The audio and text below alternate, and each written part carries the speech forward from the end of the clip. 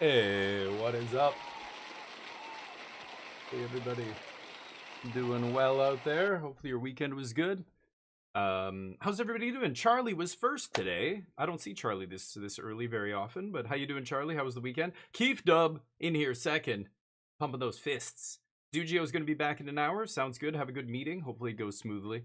Jub, what's up? Jub crushing Yakuza, Infinite Wealth, getting all the side quests. He's gonna be 88 years old before he finishes.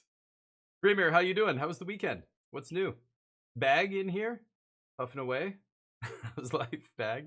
I'm gonna get into that other THC drink I have in the fridge today, I think, later on.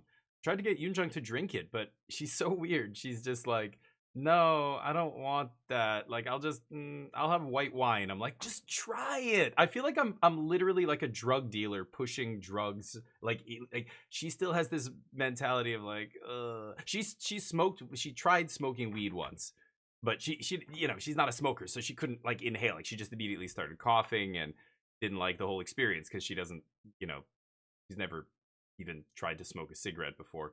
So edibles she's had, and she thought they were fine, but she was drinking at the same time. So she was like, "Yeah, I don't even know if they did anything." So I'm like, "Try this THC drink." No, she won't.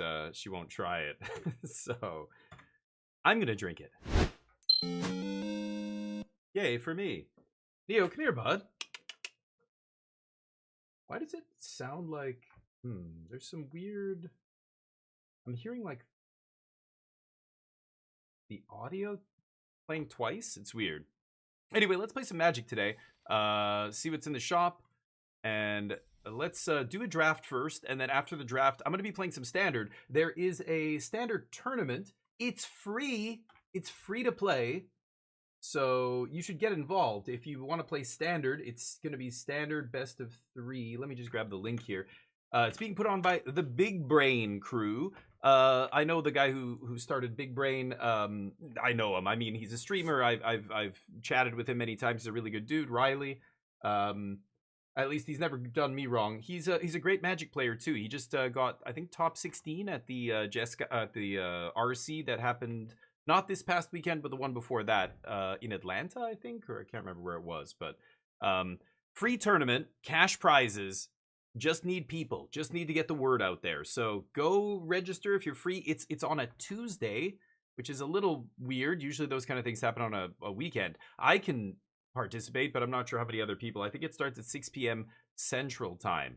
So I don't know how many people can get involved in that. But if you are looking for some more competitive Magic play, you want to check out, Standard. Like as soon as there's even $5 on the line, people are going to try and bring, powerful decks, try and win it. What is this? Purchase one more Standard and Alchemy pack to earn a golden pack. Really? I've never purchased any Alchemy or Standard packs. So suddenly it's like acting like, oh, you purchased 9. You just need to purchase one more. What? That's so ridiculous and predatory. I bought 0 packs, so I don't know why. Oh, just buy one more. You're almost there. What? You just want me to buy a pack, and then what? You're going to give me a golden pack for free that costs you nothing? Just blatantly trying to get my money, huh? Oh, sorry. I did want to look at the deals, though, in the store. Great. Don't want any of those. Talking about the spikeling there. I don't know if Casual Spike's in here, but somebody posted a deck list for this limited format on my Discord, and I was giving them some advice. I was giving them some advice on the deck and saying, they were like kind of an aggro white-red, low to the ground Kithkin mostly deck. And they were playing the 2-mana 1/3 Goblin. Hey, Neo Silencer, what's up, buddy? You just need to spend 1,000 gold or 1,300 on a pack. Oh, okay, then you get the golden pack. Yeah, that's weird that it shows like 9 packs purchased and you just need one more. That's so predatory to me. But yeah, I bought the battle pass, so I guess they want me to spend a little bit more. Maybe that's where they're getting those packs from, is this thing? This is the only thing I bought. So unless that counts. But nope, not a chance. Neo Silencer, what's up? I don't know, maybe I should spend 1,300 gold to buy one pack just to get the golden pack, is that right? Deck tech? Sure. Can you redeem the deck tech? Let's go red or green, let's recycle. pack with 30 creatures. Okay. Anyway, so I was giving them some advice, and it's just really interesting. There's people right now who use 17 lands and a lot. Well, it's really just 17 lands is the big one for limited.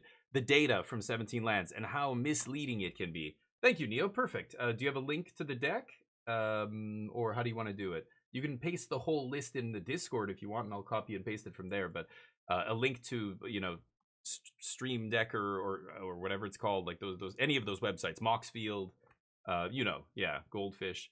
Packs you buy for 900 count. The packs I buy for 900. But I don't buy any packs. Ever. I've never bought a pack. Unless you... does it count draft? When I draft and I buy 3 packs for 1,500 gems, is that what it's counting? Again, it's kind of misleading. I don't like that they're showing that to me. It's dumb. It just feels like they just want me to spend money. So, if I did want to buy a pack, honestly, I have no idea. Where do I even buy them? Packs. I've never bought a pack before. So, a mythic pack? What the fuck is a mythic pack? Jesus Christ. They've got collector's edition on Arena now, except it's not triple the price, 4 times, 5 times the price. It's only 300 more. Is that ridiculous? Okay, sorry, I think the whole economy on Arena is absolute shit, so I don't engage with any of it. People are, what, you're a content? Yeah, I'm a content creator trying to tell people how to play this game without spending a bunch of money. If you want to spend a bunch of money, if you have a bunch of money to spend, go nuts. You can do whatever you want. Buy 500 lottery tickets if you want. It's your money. But I try and show people how you can play this game and give people advice on engaging with Arena in the cheapest way possible. Teach them how to draft, encourage them to, save their gold for a draft each week, or, try and get them to, I don't know, play formats where, like, for example, the events that convert gold into gems is a good way to get gems, and it's pretty casual. Things like that, but yeah. Oh, they guarantee a mythic okay, so I don't care about that. I get free gold all the time, and the best way to use your gold, Keith, is draft. That's how you go infinite on Arena, not by buying packs. Packs don't do anything for you. Packs don't make you money.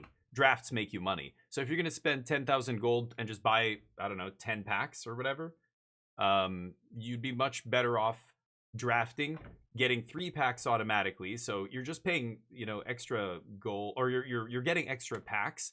But if you do well in draft, you're going to get at least as many packs, if not more, and not counting the gem prizes, right? Yeah, that's the problem, is getting people to try and invest in making themselves better at draft. It's frustrating. It's very difficult. Draft is hard. So I get it, but let me check out the deck list here that Neo posted. Hold on. So you're saying you went 22-6 in the meta challenge. Nice. 3 losses to random decks if you're a control enjoyer. Sure. Yeah, I like control decks. Okay. You were telling me, yeah, I was going to say, you were telling me that you were building a blue-white deck splashing for Jeskai Revelation at last time I talked to you. I see you've ditched that plan. I like blue-white control. 27, I assume? Yeah, 27 lands. 2 Fountain Port, 3 Demo Field. 4 multiversal still? I don't know if you need that many multiversal, do you? I was going to say, I might consider playing Sunken Citadel again. Now that the mana's a bit better as well. A bit better, not a huge better, but anyway, let's take a look at the spells here. Ooh, 3 Seam Rips, interesting. I think you have to play 4 Seam Rip in Standard right now, but if you're blue-white control. Like, if you're a Jeskai, maybe you can get away with playing 3, but even in the Jeskai lists I see, they're all playing 4. I mean, the guy who just top-8'd the regional champion, or he was, actually, I haven't even seen the results from the regional championship. Let me go look at that, too. He was 8-1 on day 1 with Jeskai control. I don't know how he ended up finishing. Oh, Tristan Wild the Rue won the whole thing. He's the only name I recognize in the top, like at the top of the leaderboard yesterday. I was like, oh, there's one guy who's really good there. Yep, he wins it. With the rhythm deck, 4 color. Interesting. I want to look at that later. But Jeskai control did come in 3rd. Just to get an idea here of what I'm saying. Yeah, 4 Seam Rip and 4 Day of Judgment. So let me think about this. So let me look at this deck. You've got 3 stock up, you've got 2 flanker, and a Rest in Peace in the main. That is way too much graveyard hate in the main, dude.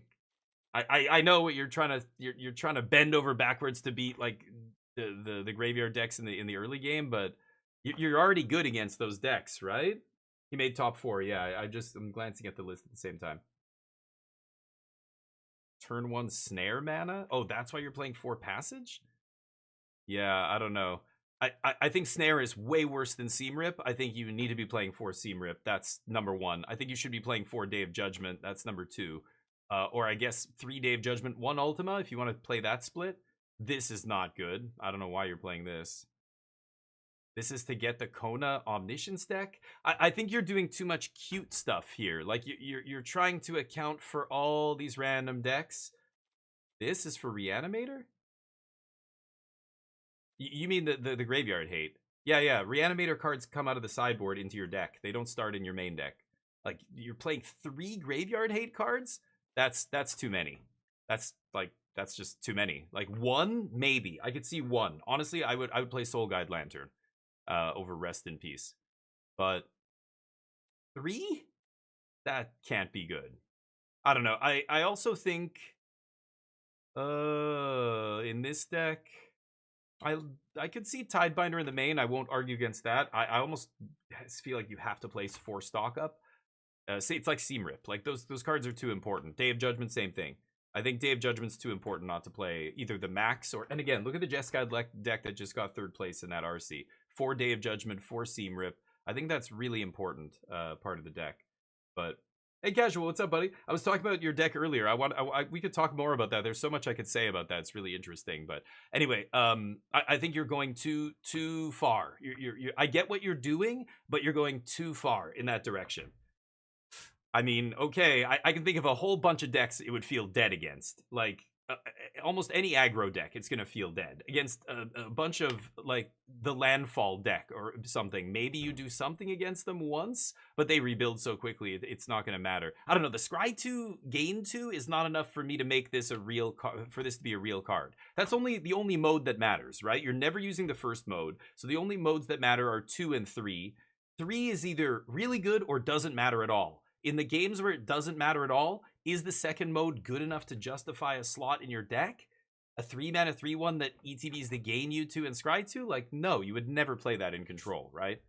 So you'd be much better off. Like, it's going to feel less dead having a real piece of interaction than this. Like, if you draw another counter spell, if you draw another card draw spell, if you draw another removal spell or a sweep or anything, in a bunch of against a bunch of different matches, all of it's going to feel better than this. So it doesn't matter how this feels by itself in your hand. Like, it never feels dead. That's not the question. The question is not, is it dead or not? The question is it more dead than another card would be? Yes. The answer is yes.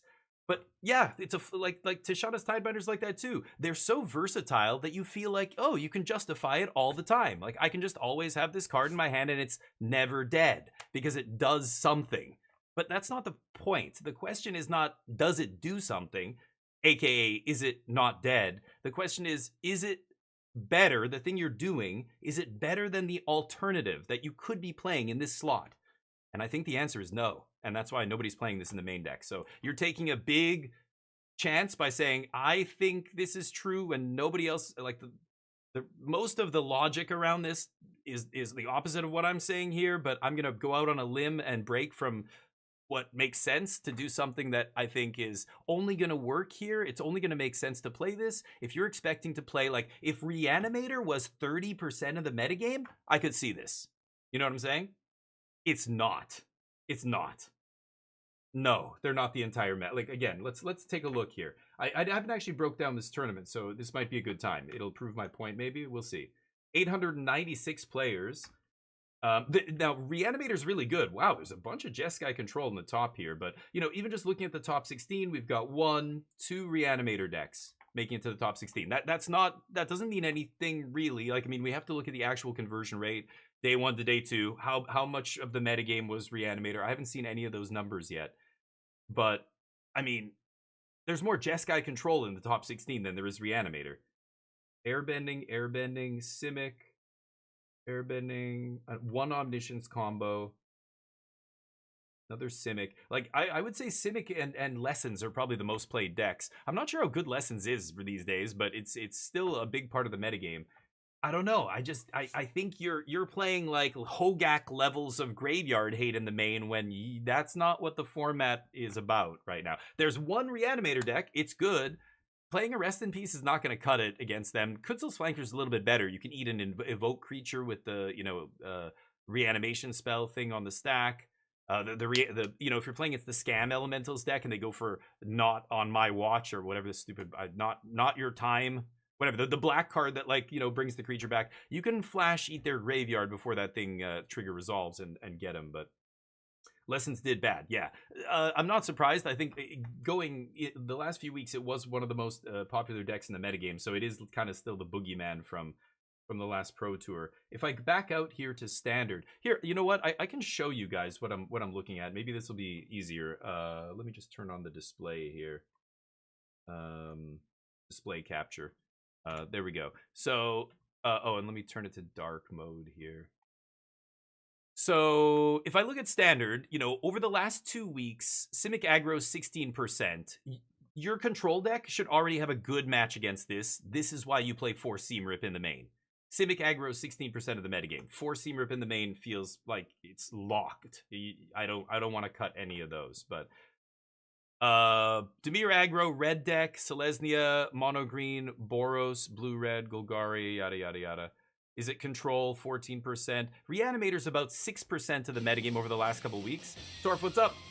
But it will, as you can see by the green arrow here, it is going up, and that's unsurprising. Lorwyn helped the Reanimator deck more than any other deck. They've got a new angle to attack with the elementals and everything. That said, it's still a very small portion of the metagame overall. Now, that could change. Like, the next tournament, suddenly it could be, 30%. But that's a big leap. Like, right now, no deck is more than about 15% of the metagame. Simic, is it control?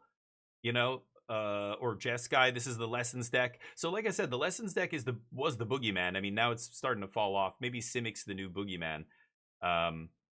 But like Reanimator, relatively speaking, is still a tiny fraction of the metagame, and I just think you're over indexing for that deck, and you're getting into the territory where it's actively making your deck worse. You should not be playing 3 anti-graveyard cards in the main deck. A card I think that's going to go up in value is a card like Torpor Orb, which overlaps against a bunch of different decks. But even now, even though it's good against several top decks, I still wouldn't put a card like Torpor Orb in my main deck. It's good against Airbending. It's good against a bunch of stuff. But the Elementals deck, the Reanimator deck, Torpor Orb does good work right now in Standard. But I still wouldn't put a card like that in your main deck. Torpor Orb has no upside, so it's more dead than like Kutzel's Flanker. But Kutzel's Flanker is just not a good enough card to justify playing. There's going to be too many times where you would rather have a counter or removal or card draw or any other spell that blue-white could play over that card. You know what I mean? Yeah, Simic's easy. Okay. Simic's easy because, well, I don't know what you were playing against them, but maybe you were playing 4 Seam Rip, and now you're like, this match is easy. I'm going to cut a Seam Rip. I don't know. That should be one of your better matchups. Simic and Reanimator. Reanimator should be an easy match for control. Blue-white control, because you've got Demo Field for their caverns. You've got... Oh. The hell? Oh. OBS says, it reconnected to the chat room. That was weird. You've got good graveyard hate. You've got good interaction. You can even blow up their cavern, which is their best card against you. And so I think the best matchups for control, blue-white, are going to be, stuff like Simic and Reanimator. But mono red, stuff like that, I mean, you're gonna get wrecked when you draw 2 of your 3 graveyard hate cards in game 1 against them. Like, you just can't be that bad against decks like that. Anyway, Seam Rip's good against the Simic, but it's also good against your bad matchups, which is like the aggro decks, right? Boros, mono red, whatever, stuff like that. It's also even good against this nonsense. It's good against mono green. You can eat their cubs and their Llanowar elves. It's good against banned airbending. It's good against basically everything. Seam Rip's just like one of the best removal spells, I think, in the control decks right now. The reason I'm not playing it in the Jeskai 4-color deck is that's a totally different style of control deck. I think if I was playing blue-white control, I would be playing 4 Seam Rip. But anyway, it's interesting to look at this. Boros Dragons? Wow, what in the hell is this? Holy shit. Look at this pile.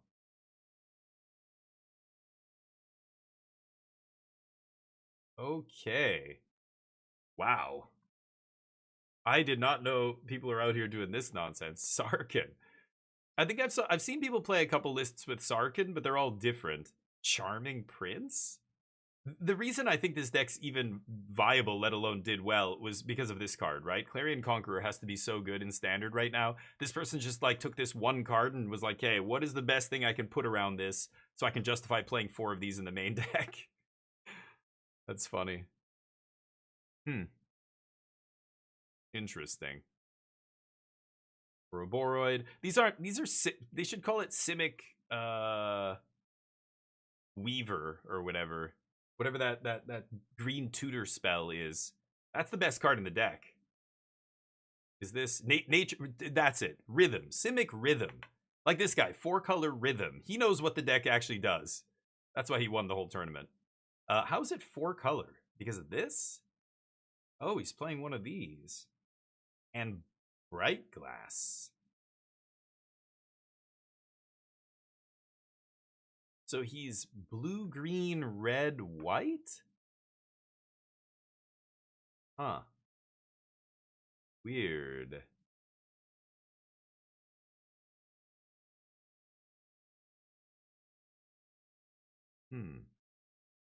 Eltstrider's Resolve? Oh my god, what is that for? Mono red?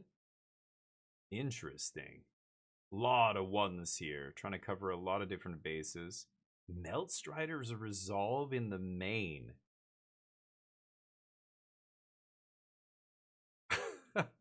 That is so weird. Huh, interesting. I want to hear the explanation on why this. Because it's a permanent for Nature's Rhythm? Creature card, no? Tutor with what? It wins the mirror. Oh, tutor with Bright Glass? This is a one of. Oh my, yeah, but you're not playing a 4 Gear Hulk deck. That is bananas. Wow. Like if you were playing 4 Gear Hulk, you would have a whole toolbox. You're playing 1 Gear Hulk. This has to be bad in a lot of matches, right? God. Can you imagine playing against Control and drawing this thing? You're just like, fuck, well, I skipped my draw step, I guess. That's gonna lose me the game. Dear God. I don't know. Wild. This person's much better. I know that I've seen this person do well many times on the highest stage. This is a very well-respected pro, Tristan Wild LaRue. So I'm sure there's reasons, but it can't just be that. There's got to be something. What's the real reason here? I'm missing something. I don't know what it is. Otherwise, that makes no sense to me. The rhythm fetches Hulk. That makes sense. So you've got a tutor target for your tutor target's tutor target. Is that what we're saying? Like, do I have to like point out how awkward that is? Like, it sounds ridiculous. I'm gonna put in a tutor target for my tutor target that gets tutored by this other thing. So my tutor target's tutor target is Meltrider's Resolve. That's crazy to me. Okay, I imagine that's going to fall off pretty quick if this deck gets tuned, but maybe it stays in the sideboard. I could see it being good in the mirror. Sure, I mean, he's playing 2 more in the sideboard. What mirror? What fucking mirror? He was worried about his teammates? Nobody's playing this 4-color pile except him. That's hilarious. Yeah, it's like Exhibit got hold of a tutor deck. So I heard you like tutors. Anyway, let's get back to the deck tech. If this was my deck, these would be gone. I wouldn't be playing this. Unagi's awesome. I could see this is the kind of card I could even see playing in the main deck. Stoic Sphinx, not so hot. I definitely would be playing another Torpor Orb, but you could definitely put some of these in the sideboard. Voice of Victory. Why do we have so many cards for the mirror? We have way too many cards for the control mirror here, I think.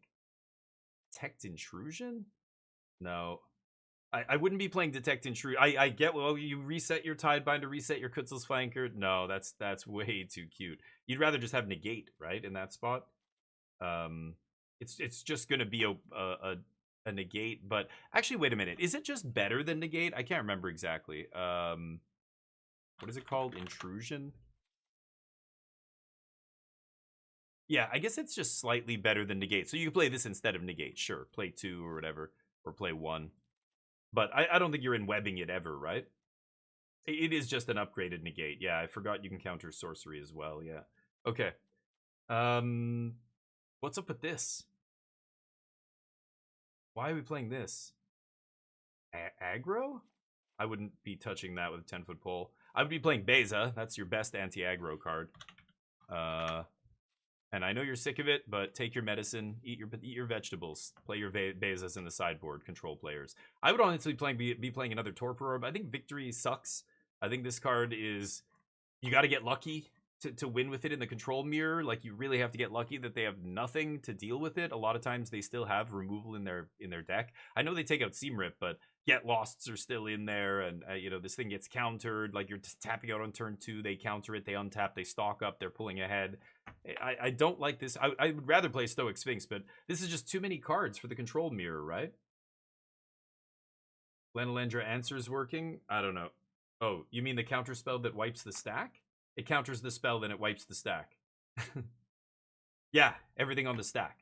Everything under it on the stack. So everything that was played before it. Yeah. A null is weird. I don't think I would play 2. It used to be great. It's way worse than it was. Because I think Lessons is on the downfall. I would actually be playing 2 Torpor Orb. I think this card is awesome right now. I wouldn't play E3 Tidebinder. Well, anyway, I would play some number of Tidebinders, but you already have 2 main. I would almost certainly be playing another Day of Judgment and another Seamrip and another Stock Up. And I would cut a Tidebinder. Oh, Beyond the Quiet. Yeah, get out of here. Honestly, I would just be playing 4 Day of Judgment, but maybe 3 steps ahead works. I think you also want a good number of hard counters. No More Lies, I feel like, is sus these days. And I don't know about these 4 Passage. I think I would be playing, what's it called? Sunken Citadel. If I was playing this many, I'd play 3 Fountain Port, 3 Demo Field, and like 2 Sunken Citadel. Maybe 1 Passage. Something like that. 1, 2. I want to go back to Sunken Citadel and go up on Fountain Ports and Demo Fields. I think both of these are so good right now.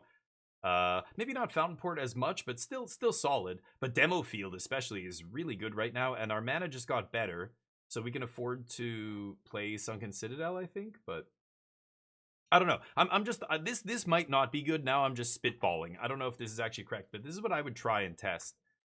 But why do you like the spaceship card, Neo? Why are we playing that crap? That seems so subpar. What's the excuse for that? I don't understand. It's so silly to play that. You turn 1, yeah, and you've got lots. 21-19? That's not even counting your these 2, right? You've got so many untapped blue and white sources. Oh, I guess you're playing 4 tap land though. But so this is 6 tap land? That's not so bad. I think that's fine. The Multiverse's Versal Passage? Against Cavero? Why?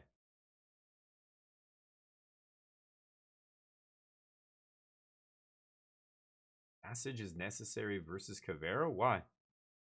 Cavero doesn't matter until turn 4, right? Or turn 3, maybe, if they're lucky and you don't kill their ramp. Anyway, I could see playing 1 Rest in Peace. Actually, you might even be better off just playing, a main deck flanker over a main deck rip. And just side in the rip. Because that plays better with all your 3 mana instants, but...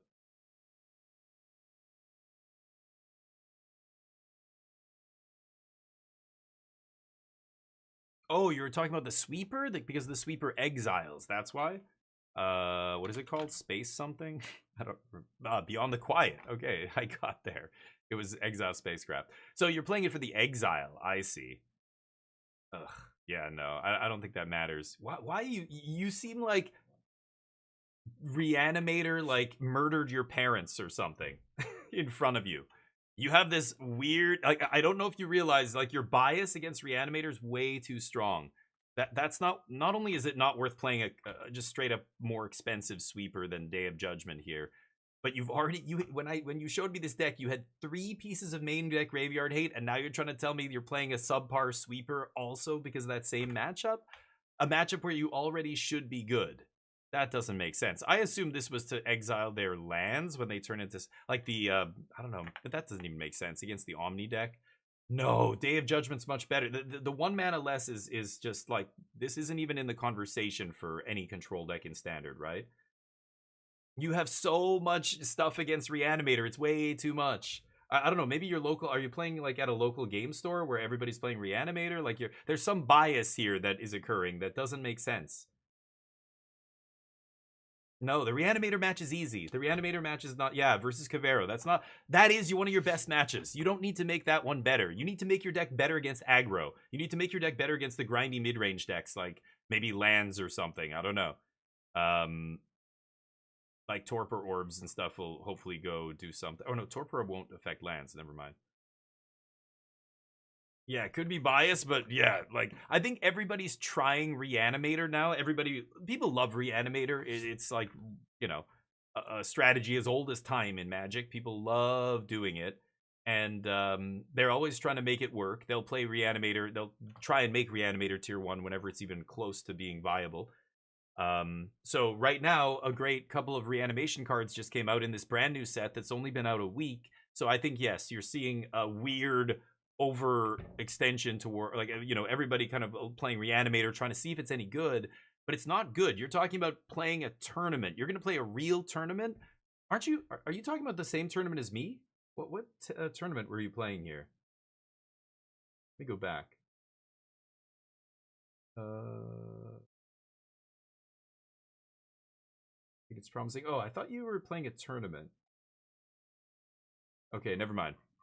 I'm going to be playing a tournament tomorrow, so I'm going to be playing some Standard later today. But I think, yeah, I think you're way too biased toward Reanimator. I know it's a good deck. We'll see if it does well, but I mean, just look at the RC that just happened. Reanimator's still less than, you know, it's like 6% of the metagame or something. Why are we playing 4 main deck cards against Reanimator? That's wild. That's way too many. So you could keep 1. Again, I think Soul Guide's probably better here because it just draws you a card in a dead matchup. I think this guy gaining you 2 and scrying 2 is worth basically nothing. But you can keep him, sure. Keep something, but definitely play 4 Seam Rip. Just because you beat Simic doesn't mean you should start taking out stuff that's really good against Simic. That's why you're 8-0 or whatever against Simic. Because your game is good against them. Don't make it weaker against your best matchup, right? I don't know. And I think Simic is the most played deck right now, so I would be biasing in that direction, you know what I mean? The unhinged lands except the best one, yeah. Yeah, get all 4, Jub. Get all 4. They, of course, keep the best land from you and everybody else, because they know. And it's an old school card, too.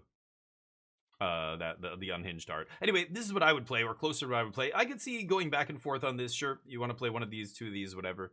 But that's less important. I certainly wouldn't be playing that 5 mana sweeper. It's just worse than your other sweepers. And I think there's way too much graveyard hate in your main deck. You know, you should be playing 1 piece at the most, and play stuff that's actually good against everything, or the stuff that you always want to draw in every match. Stock ups and 3-steps and Seam Rips, and those things are going to be good in every single match, basically. I mean, Seam Rip in the control mirror, maybe not great, but yeah, that's what I would play. Good luck. I'm going to be playing a match or a Standard tournament tomorrow, so I'm going to be checking out. I might play Reanimator. I'm looking at some different Reanimator lists to try, but are they not in the store? They were in the store recently. Somebody was talking about them.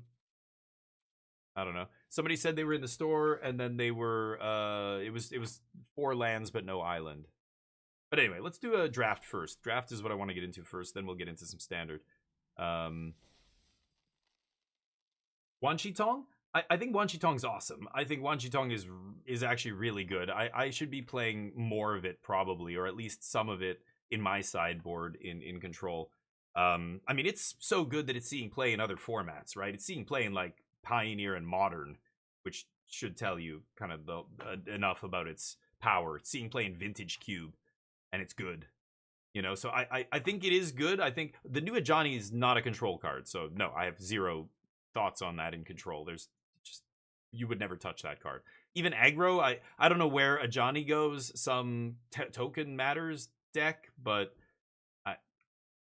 until I see a good list with Ajani, it's definitely not a control card. So I don't care about Ajani. It's not on my radar. But I think Wan Chi Tong's awesome. I think Wan Chi Tong is actually a card that is going to see a lot of play in Standard over the course of its life in Standard. It's already seeing some play, but right now we have a bunch of good flash threats, though. Unagi is better in certain metagames, so right now the Unagi of whatever it's called might be the better top-end instant speed, flash finisher for control, but it's right up there with Wan Chi Tong. Like, it just depends on what other decks are seeing play in the metagame, which one you prefer. They're both extremely powerful, so no, I'm a big believer in Wan Chi Tong. I don't play it a lot right now. I tried it in the Jeskai deck. It was good, but I just kept trying different things. It's not, I took it out again not because I don't like it, but just because I keep rotating stuff in and out, trying to feel for what I think makes a big impact. Wan Chi Tong was fine, but in that deck, you just don't. You're playing 4 Jeskai Revelation. You don't need a big finisher. Blue-White Control, I could see it. I could see Wan Chi Tong or something like that. You had the Unagi in your sideboard. That's a fantastic one. Yeah, I think it's probably better right now, specifically. It's harder for other decks to interact with, which is the big deal. You don't need the card advantage from Wan Chi Tong as much as you need the protection from the Unagi. So I like the Unagi more right now as well, but that could change. I think they're both really good. You're not gonna swap from Urza lands. Nice. Urza lands. Urza Saga lands, you mean? I don't even, yeah, I don't know what Urza lands to me are Tron lands. Those are Urza lands. You mean Urza Saga lands, right? 4 mana to draw 1, make a 3/3 is mediocre.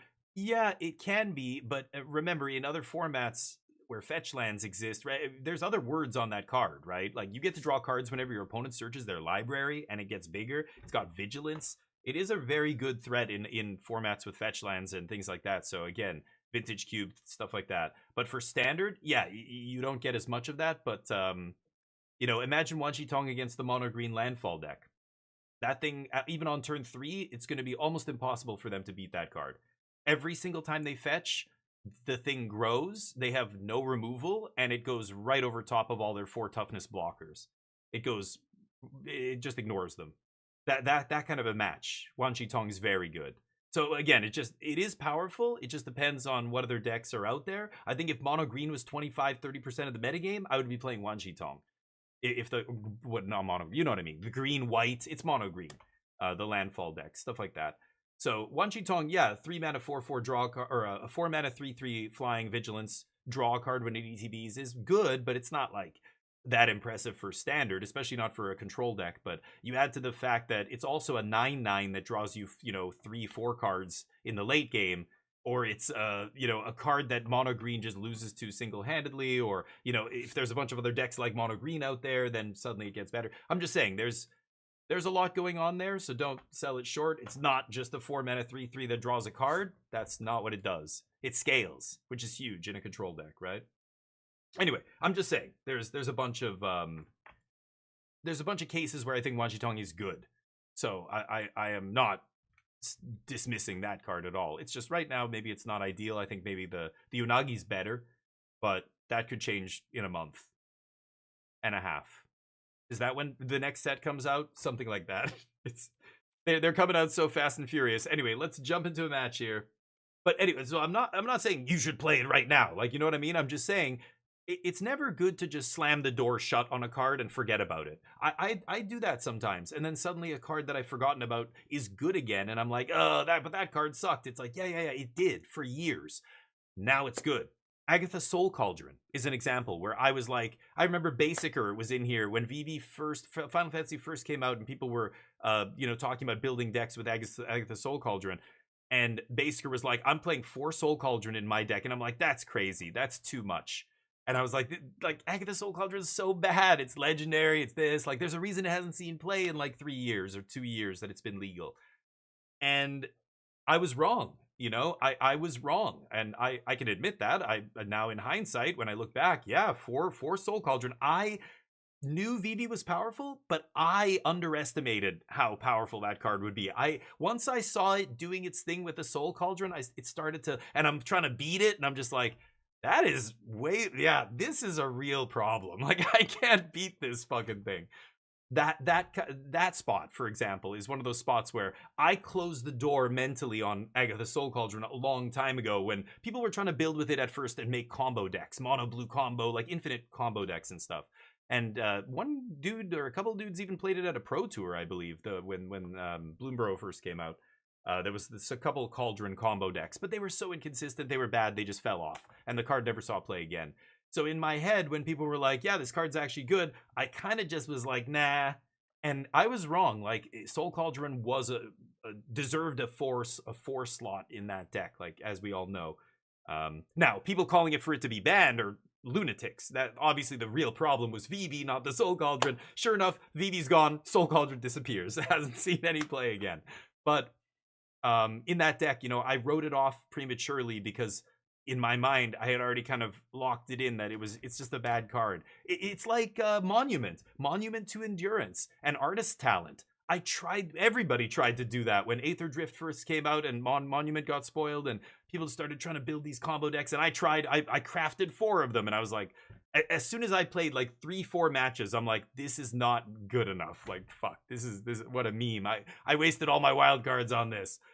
All it takes is a few months, a few more cards get added to standard. Oh, here's this Lessons Shell. Boom. It crushes the Pro Tour, becomes the most played deck in standard overnight for Artist Talent, for Monument. And if you're, you know, this is why I don't love deck building, because I don't like, every time a new set comes out, you've got to go back over 3 years of cards and evaluate all of them over again in this new context, through this new lens, now that we've got these new cards.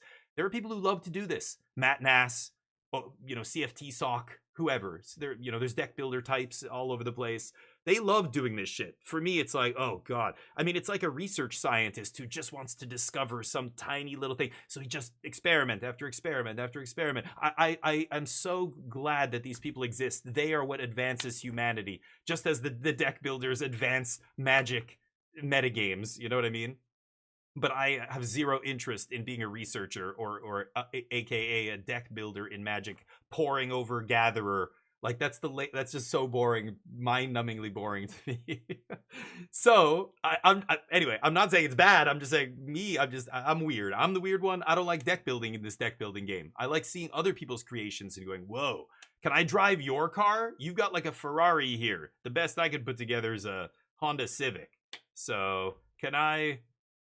Who am I kidding? I can't even put a VTEC? No, I can't even put a Civic together. Anyway, you understand the analogy probably, I hope. But so I don't know what I'm rambling about. I'm just saying, Neo, don't write off cards. I do it sometimes still too. Don't close the door on stuff. Like, Wan Shi Tong right now might not be great, but it is still, I think, an absolute. Look at Caretaker's Talent is another card that I think is a banger that right now is seeing no play in standard. But that card is like one set away from suddenly breaking out and being insane again, you know? Just depends on the context of the format and what cards are out, right? Ideas from established decks, Neo, yeah. Trying decks out, building jank decks, yeah. And you're right, Laz. You're probably, like, if you enjoy that, if that's what you enjoy, you're gonna be happy as a pig in shit just every time a new set comes out and you want to play with all these crazy mythics and stuff. I feel bad when people come into my channel and say, like, hey, what about this crazy build around card? And I'm like, it's bad. They're like, what? But it's like so fun, and I'm gonna do all the blah blah blah. I'm gonna build an elementals deck, and I mean, no, I shouldn't even, because there is an actual decent elementals deck. I'm gonna build a Kithkin deck. Here's the kid, because I love Kithkin, and it's like, yeah, no, it's not. I'm sorry. It's you're trying to build a house on a bed of sand or a swamp or something. The foundation is not strong enough here, so you can build it as high as you want. It's never gonna reach the heights of the other buildings around you that are built on solid bedrock, you know? I don't know. Turtles, who knows? Yeah, maybe. Casual. Yeah. Meek Attack Jun deck? Oh my god. Somebody actually trying to play that card? I had somebody play it against me in Limited. I was like, what? Wild. And Uzru, Cauldron, Sleep Curse, Fairy. Yeah, those decks. Right. Yeah, so yeah, the standard rotation, we can talk about that all day. You know, again, I think the spirit was good. It was done in the correct with the correct intentions, making a 3-year standard, but then they shot themselves in the foot by releasing this many sets. They're just, you know, like it was supposed to make standard cheaper, and it makes sense. You know, again, people who haven't played competitive Magic long enough, maybe they don't remember what it was like. Most people wanted a longer rotation. They were sick of their standard cards rotating quickly. When Magic tried to make it even shorter, people lost their minds to the point where Magic, the Wizards of the Coast, immediately backed off and changed it within one like year or 6-month, 8-month span or whatever. They changed it back. Trust me, people don't want a smaller card pool. The people who play on Arena don't give a shit because this you're not paying $900 for a standard deck on here. But in real life, it's yeah, people are longer rotation is better, but then you're making it worse. What's the point of making your cards last longer if you're putting 10 times more cards every year? It's like, oh my god. That's also going to devalue everybody's cards because in a huge pool of cards like that, only a tiny fraction. If it's, you know, what is 1% of 100 cards? It's one card. But what if we have 10,000 cards? Now 1% is like a fraction of, or one card is a fraction of a percent, you know? So to get to like be the best cards in the format, it's a smaller and smaller group of cards as the format gets bigger and bigger, not because the percentage is going down, but because the pool is bigger. You know what I mean? It's math. So yeah, it means less cards see play the bigger the format is, but which is kind of that's the opposite of what they wanted to do, right? It's yeah. Jank is fun though. You're right, and there's a very gratifying feeling to doing well with a deck that is off meta, right? AKA a jank deck. That dude with the dragons deck who top 8'd the RC, I mean, nobody in the top 32 feels better than that dude or girl, whoever. I use dude interchangeably, but that person who won or who got top 8 with that dragons deck that looks like wow, like unlike every other deck in the tournament and looks like a pile of crap if you ask me. They've got to be on the moon because not only did they do well, they did well with their homebrew, and I hope they are honest about why or how they got there. Maybe they ran well. But boy, I can imagine somebody like that. And people like me going, dude, don't bring that deck to the RC. Just play Simic or whatever. Play Reanimator. And they're like, nope, I'm going to play my Boros Dragons deck. It's like, okay. And then they top 8. You know, it's so tempting for them to come back in here and be like, see, I told you. It's like, I'm glad you did well, but I still think your deck is not great. I don't know what happened there, but of course it's, you know, the I told you so's. $600 deck, yeah. Well, 900. I mean, I was paying. Well, I didn't pay, but the deck I was playing, in when was his original Zendikar out? 18 years ago, something like that. The standard deck I was playing was almost $1,000. I was playing Temur Ramp with 4 Lotus Cobra, which were like $50 or $40, or I can't remember how much at that time. 4 Jace the Mind Sculptor, which were already like 60 already at that point. Inferno Titan, fetch lands. You know, I had 8 fetch lands or 10 fetch lands in my deck. That deck was 900 and something bucks at that time. So yeah, $1,000 decks. That's, I mean, even in before 2015, there were $1,000 decks, but there always have been. Yeah, it goes up and down. Sometimes the most expensive deck in standard 600. Sometimes it's 1,000, but that's nothing new. All right, let's jump into this draft already. Ooh, CRISPR sounds good. Are you a good cook? Do you cook?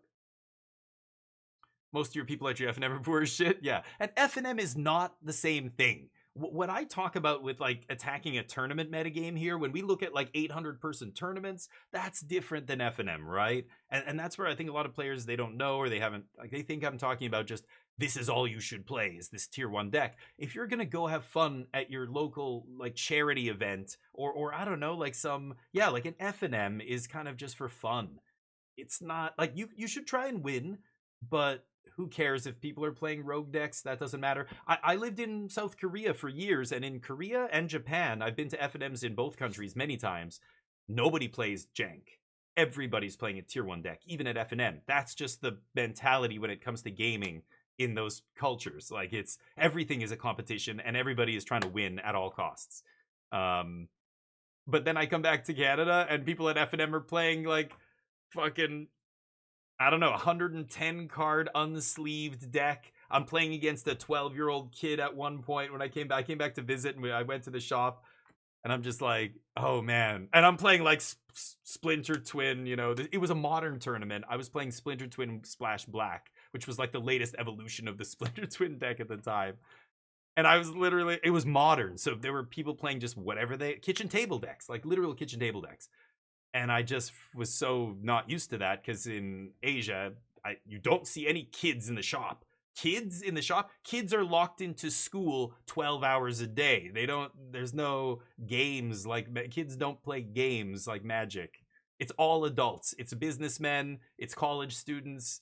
They're the youngest ones usually, is the university. English teachers, you know, random foreigners in there and stuff. But most of the time I would be playing against dudes in suits. And they had just got off work and they came to the shop for FNM and they have their deck in their briefcase and they pull out and they're talking, and it's a totally different thing. But Jace the Mind Sculptor, would it be well, yeah, with no fetches? Well, we got some fetches, I guess, but would Jace be playable in standard? That I think it would be playable, but it wouldn't be like a 4-of or anything the way it used to be. Not a pro chef, but I like to make food. Ooh, nice, Crispers. I'm jealous. I hate making food. That's why I'm bad at it, but I just find cooking to be tedious. I don't know.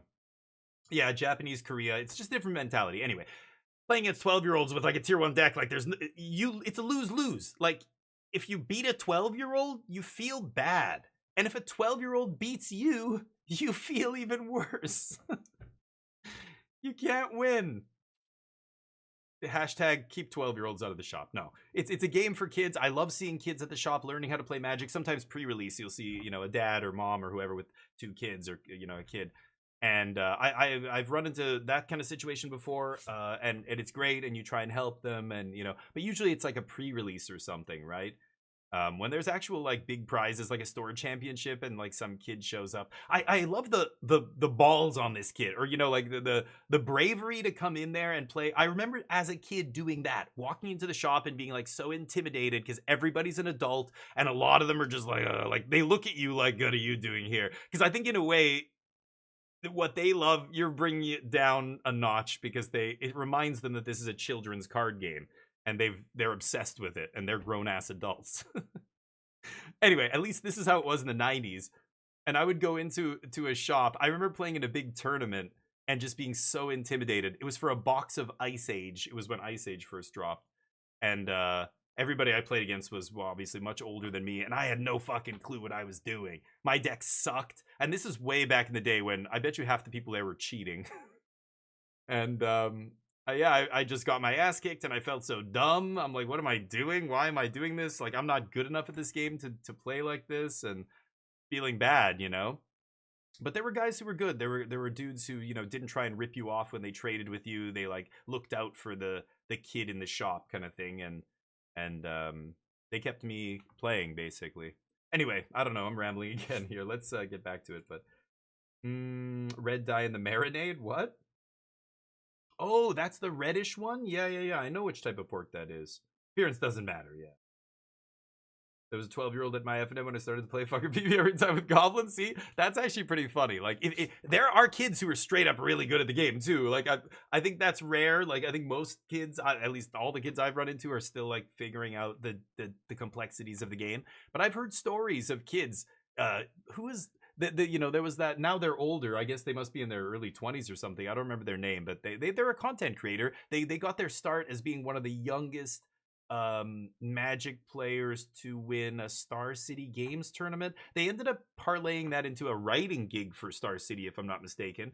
You know, you can see their profile picture on the site, and it was just this like kid. What was their name? I know, I'm sure you guys know who I'm talking about. Anyway, I've heard stories of like some kids that do really well at tournaments sometimes. I think that's cool, but for the most part, the kids I run into are, you know, they make mistakes. They don't know what they're doing. They play badly. Their decks aren't great. And you know, what do you just steamroll them? No, you try and help them and give them advice, but you know, Magic, you can't just sit down and explain to somebody how to be good at Magic in a short time. It's such a, you know, long drawn out experience. But you went hard on him after still lost. So you mean you played to win? Like you didn't give him any breaks or anything. You really played to win, and he still beat you. Nice. That's great. I mean, you gotta just laugh and be like, hey, kid's gotta, yeah, I'm playing a control deck. I'm trying to beat all these other metagame, you know, decks, and then this kid shows up with goblins. Like, yeah, that's the kind of deck that'll just kill you, right? That's funny. Anyway, let's jump into a draft here. Enough rambling. Sorry for all the jibba jabba, but you know, it's like we were talking about this draft deck on the Discord, and you know, Casual Spike, I don't know if he's still in here, but you know, when you told me that you had Spikeling in the sideboard, honestly, that's the card you should have played. Like, you should not be playing that 1/3 Goblin in that deck. I'm adamant. And again, it's so easy to mislead yourself by looking at 17 lands and going, oh, the Spikeling, Changeling, whatever, doesn't have a great win rate. It's like, yeah, but look at your deck. This is why data's bad. Like, data's very sketchy. You've got to take it with a big grain of salt all the time. Your deck definitely wanted the 2/1 first strike, not the 1/3, I think. Enchantment into your hand. Okay, dead rare. Sig is pretty insane. It's going to be hard to not take Sig here. It feels bad, though. I'm passing a really good Merfolk. This thing's a bomb. This thing is single-handedly wins you the game if it goes unanswered. There's also Sky Swimmer going around here, another excellent Merfolk card. Feed the Flames. There's no good black cards. There's the black removal spell, but Feed the Flames and the black removal spell are the only cards. I guess you could take Eclipse the Elf as a black card. I'm going to try Sig. Sig seems like a banger. I like Merfolk, and even though we're passing some good Merfolk, we'll see what happens. Could even play this in a non-Merfolk deck. There's Wanderwine Farewell. So somebody took the rare to my right. One rare pack. Yeah, I think I'm going to take Wanderwine here. These other cards are good. Like, Prodigy's pretty good. Liminal Hold's okay. But a good Merfolk card, there's no other Merfolk cards in this pack, and we know that the person to our right, well, I guess they could have taken a rare Merfolk, but they took a rare. So the odds of them taking a rare and a Merfolk are pretty slim, but... No, but look at your deck. Look at your deck. It's great in your deck. Normally, you're right, but again, this is where context is key. I'll talk about it after the draft. I'll show you what I'm talking about. I mean, Swat Away is pretty good. I should probably just keep taking blue cards for now. I'm not exactly sure where I should go. This is pick 3 Eclipsed Kithkin. It's kind of a sign. Not really, though. Elves we haven't seen anything. I've seen a couple Merfolk. There's Tributary Vaulter, but yeah.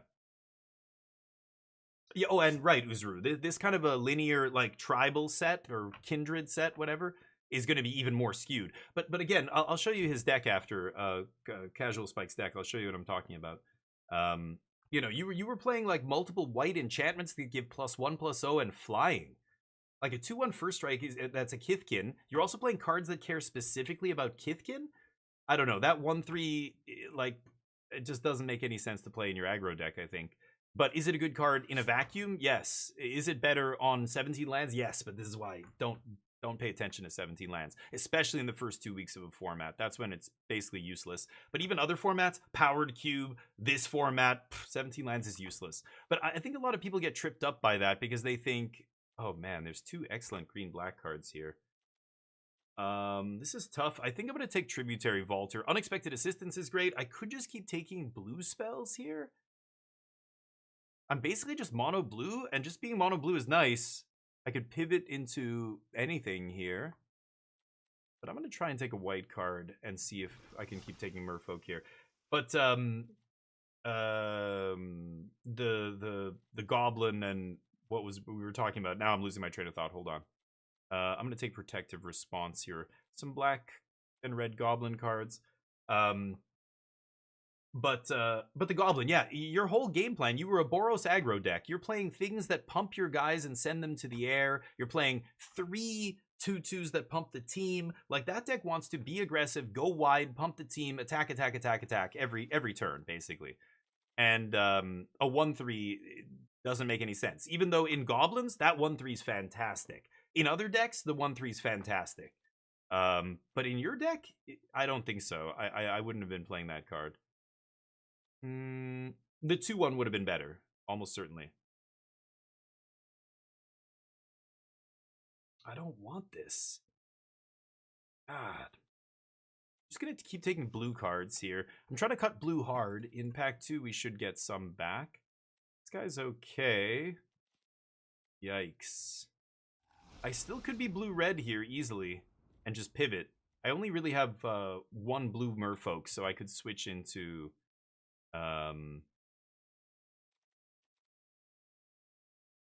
yeah, switch into blue-red, something like that. 2 can't be blocked. Spike Master. Blight Rot still here. Torch Master. I'm not a big fan of this, but I'll take Spikeling. Again, this card's fine if you're super aggressive. At this point, we're not looking super aggressive, but I don't know where we're going to end up here. If we end up low to the ground blue-white merfolk and I get a couple merfolk lords, this guy suddenly becomes really good, right? But yeah, I should try it. Well, I should be able to beat a Jub. I don't know. I don't know how much is left, but yeah. No, I disagree, Spike. You had a bunch of ways to push through damage. You had 2 of those enchantments that, don't they send your guy to the air? +1/+0, send him to the air on a first striker feels pretty good to me. That feels more in line with what your deck's doing than a 1/3. Take the blue card, but yikes. Anyway, I can't really look at it until after the draft, but... yeah, this guy's mediocre. I'm just gonna take the 2-drop. Hey, Basker, what's up? What are you registering for Standard? What am I registering? You mean for the deck tomorrow? Or the tournament tomorrow? I have no idea. I'm drafting right now, so... wow, 2 dead rares? The old double rare dead pack. Doesn't feel great. Nothing that pulls me into red. I like Brambleback, but... not over a good white 2-drop here. I think I'm going to take another 2-drop. I have a feeling that Merfolk is being drafted to my right, which is unfortunate, but there's no reason to take a red card here. I'm going to take this. Might still end up blue-white. Thought Weft. Ooh, this guy's very tempting. There are a lot of triggered abilities in this set. Especially in Merfolk. I could see this guy being good in Merfolk. I wonder if I can play this, or I might just be blue-red still here.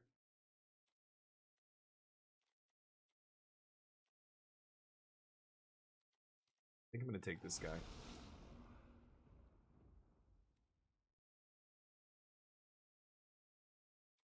Yeah, double triggers is sweet.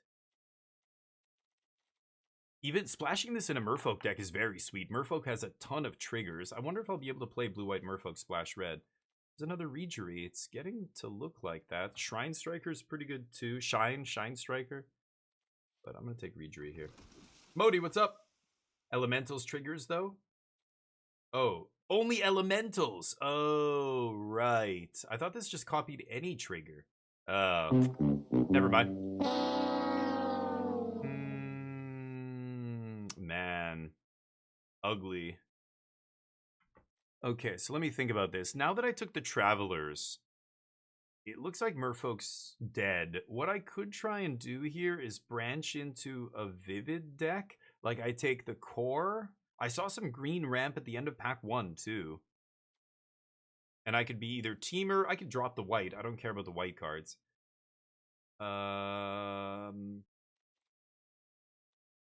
I could take a red elemental 2-drop here. I just took 2 encumbered Regeries, though.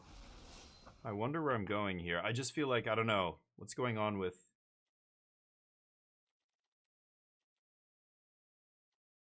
it's only... creature deals combat damage. Creature gains protection. Yeah, he doesn't care about Merfolk. Am I going to take Wilds or a Flamekin here? Flamekin's not bad, but... am I going to be blue-red elementals? God, I shouldn't have taken that second Regery. Yeah, I think I'm going to take Guildweaver here. Stompling, and then we see a Sky Swimmer. Okay.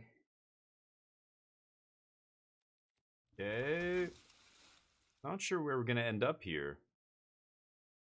I'm not a big fan of Feastling.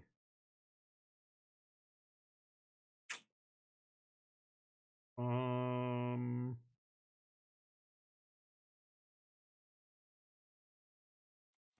I'm still taking it here. Mystic, Foul Knight, Stompling. I don't know if I'm going to be playing red. I'm waffling on white and red still here.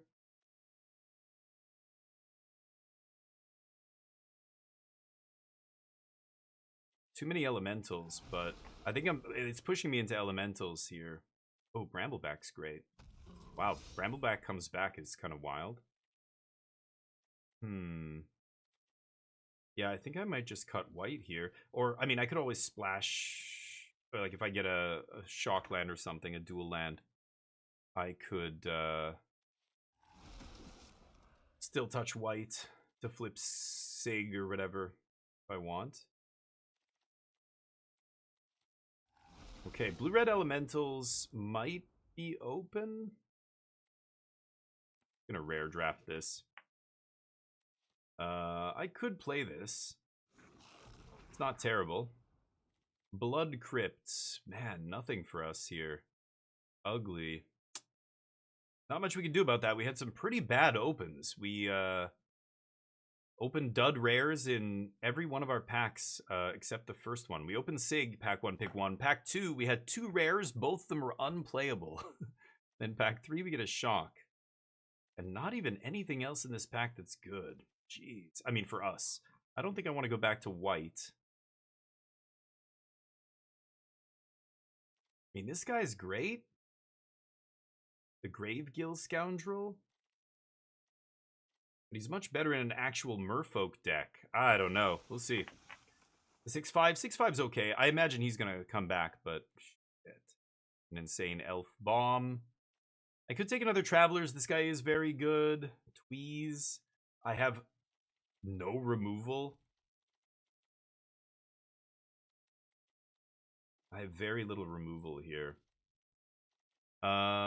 This guy's kind of too good to pass, I think, at this point. I don't even have any good ETB triggers, though. Or creature triggers at all.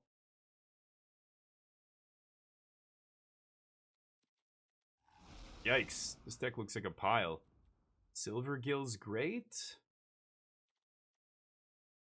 But yeah, we're not even seeing any white cards, so... I think blue-white Merfolk, it wouldn't have made the cut here. Man, every time, there's always a bunch of goblin cards. Holy shit, just literal 0? Okay, this triggers only elementals. I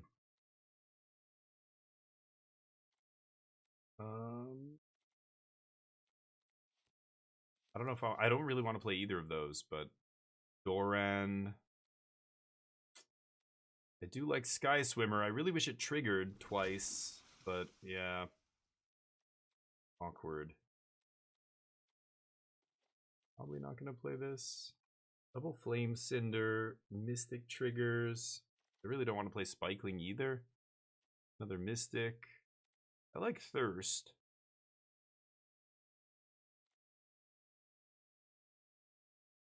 Am I going to wheel this?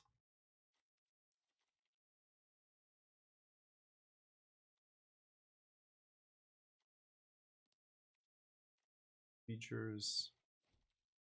I think I'll take Thirst.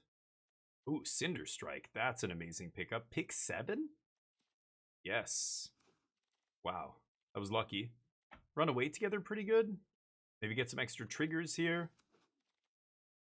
None of these are good. I could take Changeling Wayfinder. I guess it is an elemental that triggers twice. Yikes. I think it really matters. Glutton. Actually, Glutton in this deck could be good. Just because we don't have any synergy really with anything else, and we're a late game deck. But I already have a couple 1/3s. I probably don't need that guy. Actually, Gravelgill is not great in my deck. I could get rid of that and play the Goblin instead. Hold on, let me see here. So Gravelgill, not amazing. This is probably not going to be amazing. God, our deck is atrocious. I needed some of the good payoffs, like the 2-drop that ETBs and does damage. I didn't get anything like that, or the top end. I saw one Shine Striker and I passed it. So threw away my chance, maybe.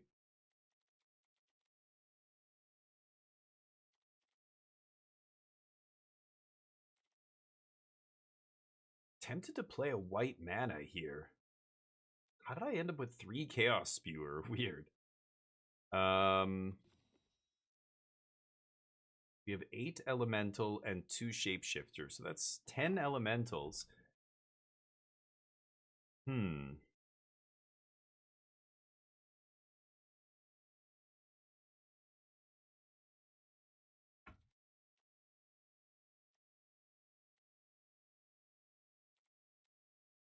This guy, I have to behold a Merfolk. I have 6 Merfolk.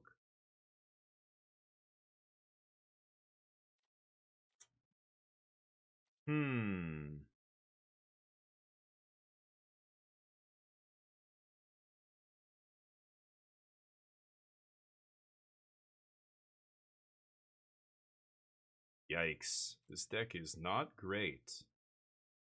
The Blight 2?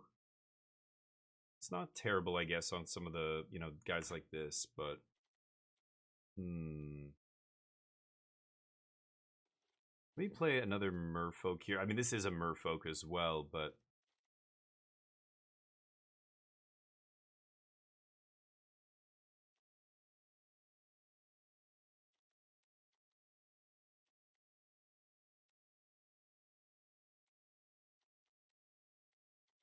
God, I don't want this guy either. I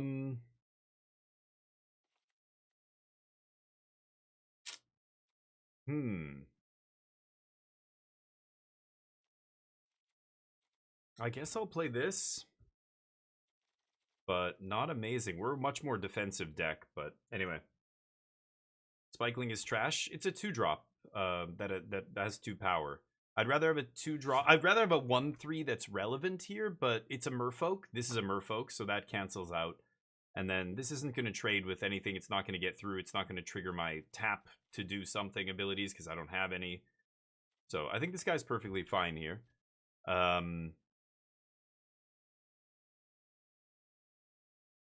That's it. That's what I'm going to play. There's not really much else to say about this. That's a really shitty draft. This deck is like a 5.5 out of 10. Something like that, but yeah. Chaos Spewer. Yeah, it's better when you have a bunch of 1/3s, but I only have 2. Silver Gill. Like, again, you're putting in a card that has no synergy, and this card, like, I don't know why you unnecessarily hate this card so much, but it's just fine. I don't think it's a bad card. It's just not good. It's just your typical average 2 mana, 2 power. The nice thing is it fills the type slot. I need Merfolk. I want elementals, or not really for this stuff to matter, but for this thing to matter, I want Merfolk. So why would I cut a Merfolk for a Goblin? You know what I mean? Like, it's weird. I don't know.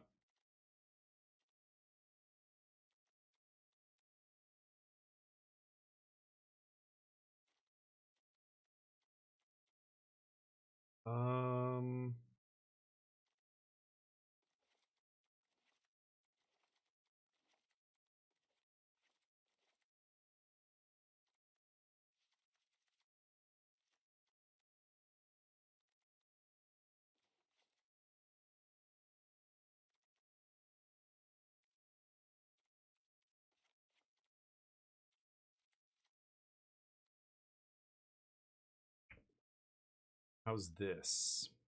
This only triggers... Oh, yeah, this only triggers elementals, so I'd be losing that. I could still splash for feed if I want. Oh, this guy would get back in.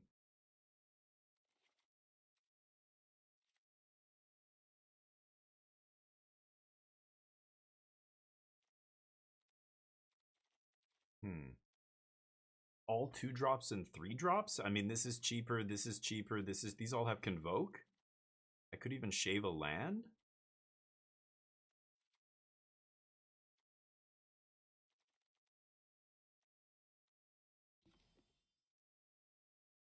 I have 11 merfolk.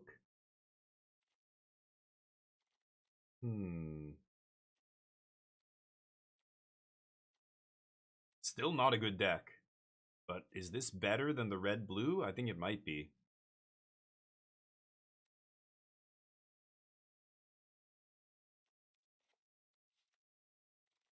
Play 16 land.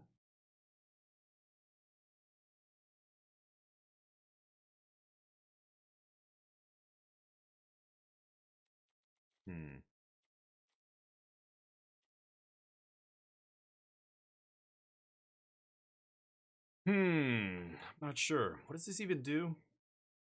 Copy sorceries. That thing's atrocious. I could see playing this, actually. This probably is better. Just way more consistent on the curve.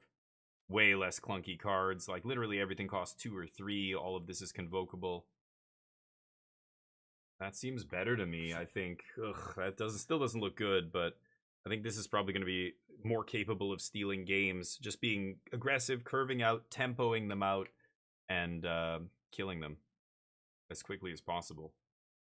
I have one piece of recursion if I want to try and, you know, survive in the late game. Some decent top end stuff, like Wonderwine gets the job done sometimes. But yeah, I could add a Plains for Sig. I think I'm actually going to run it like this, actually. I just feel like, yeah, the Elementals thing, the only reason to go into this is if you have a good payoff. We didn't really get any, so this guy gets much worse. This guy's awesome. I've seen him be insane, but I don't have any real way to make him great. For some reason, I thought he triggered off everything, but only Elementals, yeah. All right, let's give this a shot. But anyway, the deck we were talking about earlier, where is it?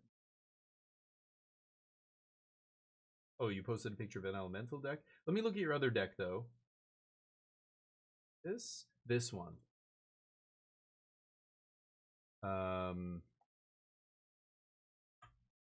This was the deck that Spike was showing me, and I was saying, like, look, you know, like, it's not, I guess the creatures are on this side, you've got the spells on the left, but you know, you're playing 2 Evershrike's Gift.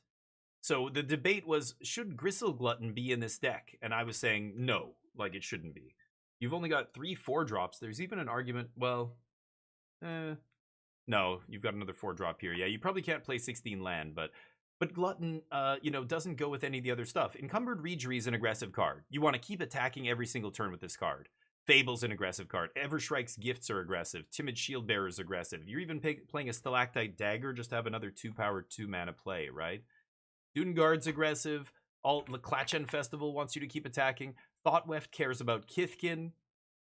So the choice here, I can't see the sideboard, but Casual Spike mentioned they had the Spikeling. This the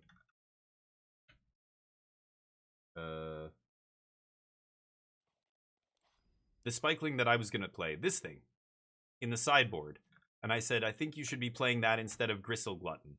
And again, when you look at the deck, Evershrike's Gift, Encumbered Reejerey, Thoughtweft Imbuer, it works with all of these cards better than Gristle Glutton does, right? When I consider the other cards in your deck, it's very obvious to me that you should be playing the Spikeling here. But I can understand in a vacuum, is Spikeling as good as Gristle Glutton? No. If you go to 17 lands, does Gristle Glutton have a higher win rate? Yes. But again, that's why you got to be careful with stuff like that, because that doesn't matter. The context is what matters. In this deck specifically, the 2/1 first strike is so much better with Evershrike's Gift. It's so much better with Reejerey to keep pushing in damage. It's so much better with Shieldbearer pumping the team and swinging. Glutton doesn't work with any of those cards. Does Glutton work well when you're flooded and you need to discard lands in the late game? Yes, but that's not... This deck shouldn't even be trying to get to the late game. If you've gotten to the late game, a Glutton is not going to suddenly make your deck win in the late game, whereas, you know, if you had just another 2-power 2-drop that attacks well, that would win you more games than Glutton would, right, in this deck. So anyway, I firmly maintain, I don't know what else you had. Maybe there's an even better 2-drop, because you're right, Changeling's not impressive. But in this deck, it's absolutely the correct card to play over Glutton. look at this deck. The first thing I saw was, why are we playing Glutton? Not only are you basically mono white here, you're gonna play a 2-drop that's red on, like, I don't, the Spikeling is easy to cast. It has synergy with your Kithkin. It has synergy with your pump spells and all that stuff. To me, it's a no-brainer. But I know what you're saying. Like, I know this is why you look at the lands, 17 lands. You look at the data. You look at what people. It gets outclassed. Yep, all of those things are true. Yes, you're right.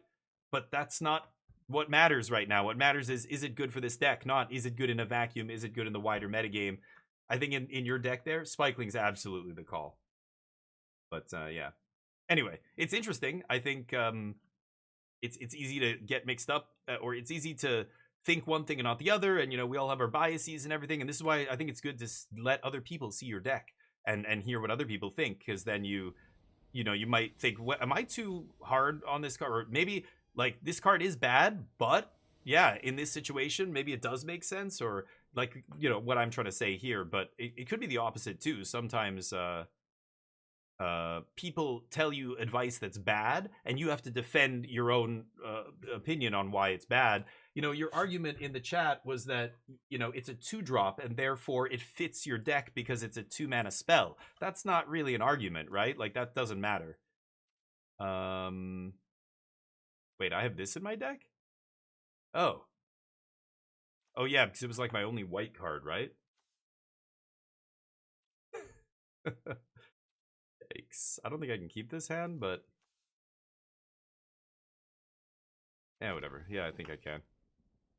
So, you know, I think, yeah, the argument for keeping it wasn't great. Like, it just it costing 2 mana is a moot point. I think doesn't matter. Every 2 mana spell is gonna be good because it's a 2 mana. Like, it's always gonna fit the curve of your deck. That's not a reason to play a 1/3 over a 2/1 in an aggressive deck, right? Yeah, I mean, the bias against Reanimator was another thing. Like, we looked at Neo's deck and it had, you know, 4 cards against Reanimator in the main deck. Like, I think it's clear you're biasing too hard against that deck there. But okay, let's play this first because I can loot again next turn when I cast a Sky Swimmer here. Let's get rid of this idiot. Okay. I'm doing well, Dugio. Thank you, buddy. No blocks. How's life? How was the meeting? I mean, you can still not play it. I mean, that's fine. It's ultimately your choice. It's your deck. It was your draft, and you did well. You said you went 6-3, so, you know, that's great.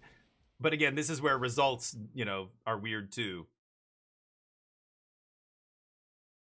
I think I can toss that, right? Finally, there we go. Okay, gain some life. That's a good one.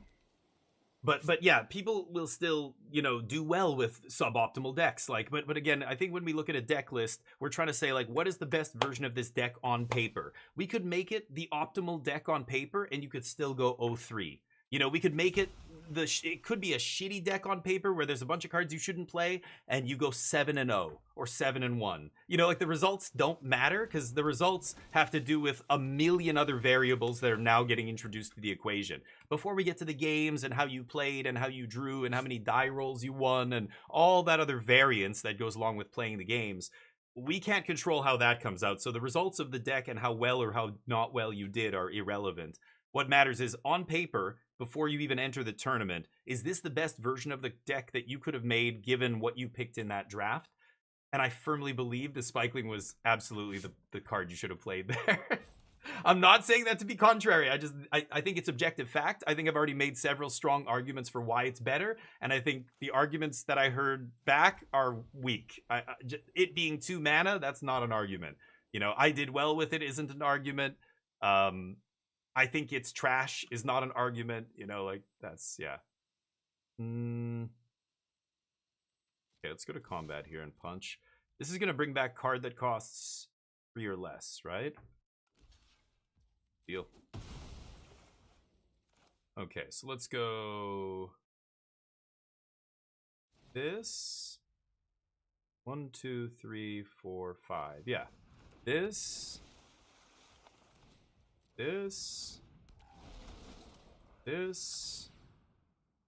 I'm good.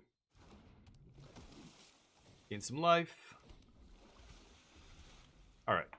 Continue punching in the air here. My opponent's playing blue-white, but I guess they're Merfolk. Reaping Willow is still a great card in the Merfolk deck. But... Huh. Let's see what they've got here. No blocks. We're back up to 21 anyway. This is tap another Merfolk? No, tap another untapped creature you control. Okay.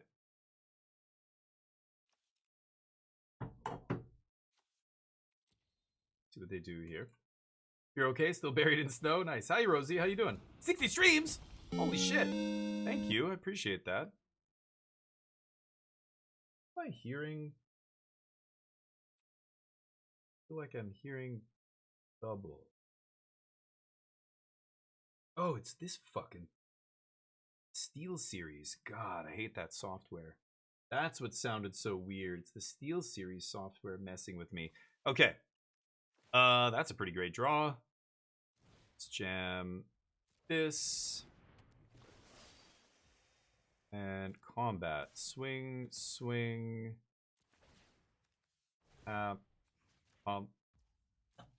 Take 5. Pass. Could bring back my Sky Swimmer here for 2. I have enough life. I don't really care about keeping the pennant around. Yeah, maybe I just take another Sky Swimmer. What are they sitting on there? 7 mana, 3 cards, no plays.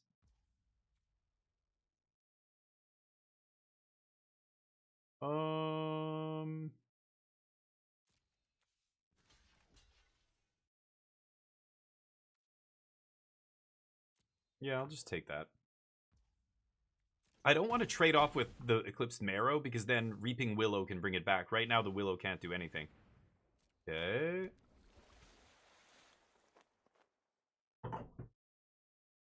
Oh, kill my Vaulter. Nope, my Swimmer. They're deciding what to kill here. There we go. That is fine. I could bring back my Swimmer here with the Dawn Blessed Pennant. I think I will. But I think we're going to be racing here. They have 1 card left. I have a draw spell. I think I can win this long game. I just have to race them here. Ooh, that's a great one for killing Sun Dappled.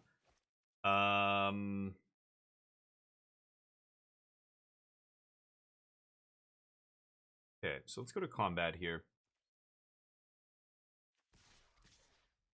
Attack. And then I can actually just tap the Vigilance guy. I think that's the best. Make him unblockable. They take 3. And then... Okay, so I want to leave up Protective Response. So I have 1, 2, 3, 4, 5. Yeah, let's just go tap, tap, tap. 1, 2, 3, 4, 5. It feels fine to me. I'm not gonna loot here. Maybe I'm wasting these rummages, but I think this is fine. Pass. Now, I tapped very carefully, so if my opponent's being astute at all, they should assume I have some kind of combat trick or removal spell in combat here, right?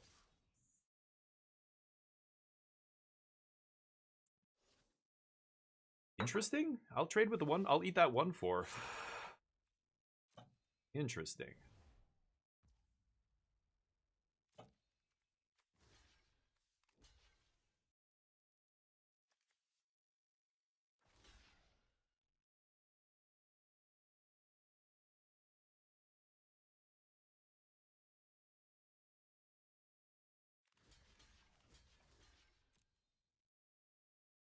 I don't care if they eat the 1/1 here. I want to stop them from, like, bouncing one of my guys. Okay, let's kill that. Oh, this has Convoke too? I totally forgot. I'm an idiot. I could have tapped out there. Sure. That doesn't matter. Trade my card for your card. I eat your other guy. Trade a 1/1 token for your Tree Folk is fantastic deal for us. And that's going to kill them very quickly now. I can't activate it this turn, but let's go combat. attack. Tap to make him unblockable. Shield bearer, and then we've got thirst up on their end step. I'm probably gonna thirst end step. Yeah, I'm gonna definitely thirst end step here, I think. Scoop it up. Alright. Hollow Prince, how you doing, buddy? I'm doing well. How was the weekend? Hopefully good. That VIP well earned. There you go, Basinger. Sorry, let me catch up. Anyway, I hope, you know, Casual Spike, I love talking about these things. I hope you don't feel like I'm trying to bully you into agreeing with me or something. It's totally fine. I feel like, you know, yeah, we can agree to disagree. I just want to make sure my evidence for my arguments is solid. I think I'm trying to make a good point, and I think it's well made. So consider it. But I love talking about these things in Magic. Sometimes, I mean, this is again stuff that you know, you read articles and stuff by pros. I used to love long form articles. They would really be interesting because that's where a pro, you know, or a really experienced Magic player can go super deep on. Will we win this match, by the way? On strategy, on, you know, how to play, like even just one card. You could write a 5,000 word article about how to play one card. There's a podcast now with Jason Yee and what's his name, Ryan Condon, something like that, where all they do is break down one play in a game, just one, every game. Well, let's go for this. I mean, turn 2 Sig into Mentor is going to be pretty good here. And they talk for like 45 minutes to an hour about one play in one game and all the decisions around that, which is hilarious. Okay, let's lead with this. Behold a Merfolk. And I'm not going to reveal Sig because I don't want them to know what's up. Let's just reveal Sky Swimmer. That's going to come down soon enough. So I think I'm going to go for turn 2 Sky Swimmer, or turn 3 Sky Swimmer. And then I can Sig put it on the flyer if they don't play a blocker here. Okay, so I can actually just... Yeah, you know what? Yeah, I think I still want to do this. Oh, no. You know what? Let's put this guy into play. And then we can Marrow and remove both counters and swing for 4 next turn. That feels better, actually. Like I played a 3-mana 4/4. Now, if they leave up all their mana, this could easily be a counter spell. 1, 2, 3, 4, 5. Huh.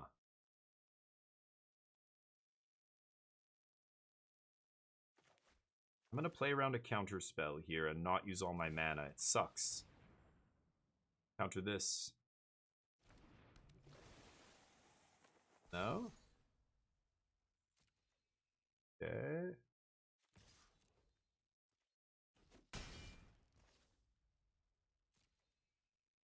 Okay. Glenalendra's fine. Didn't attack with the 1/1? Ooh, played right around your shit. Nice. I thought they might have a counter spell. Instead, they have that. Okay, I mean, I've got to go for Sky Swimmer here. Let's see if this resolves. I assume they have a counter. No counters.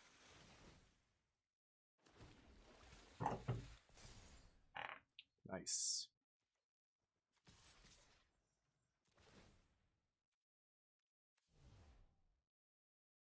Make that unblockable. They're in trouble. I would assume they had a counter. They had 4 mana up here, and they did nothing with their 4 mana on turn 4. That is not good for them. No plays on turn 5. I mean, I'm drawing land, which is not amazing here, but... thank you for the follow, by the way. Diodes. Diodes? Diodes. Oh. Diodes, you're a goddamn legend. Welcome to the squadron, buddy. Thank you for the follow. I appreciate that. Thinking. They're at 11. Let's just swing with these two, I think. Force them to interact. I could play Sig and see if I can draw a card here. But I'm kind of saving Sig. I don't know why. I feel like they have something...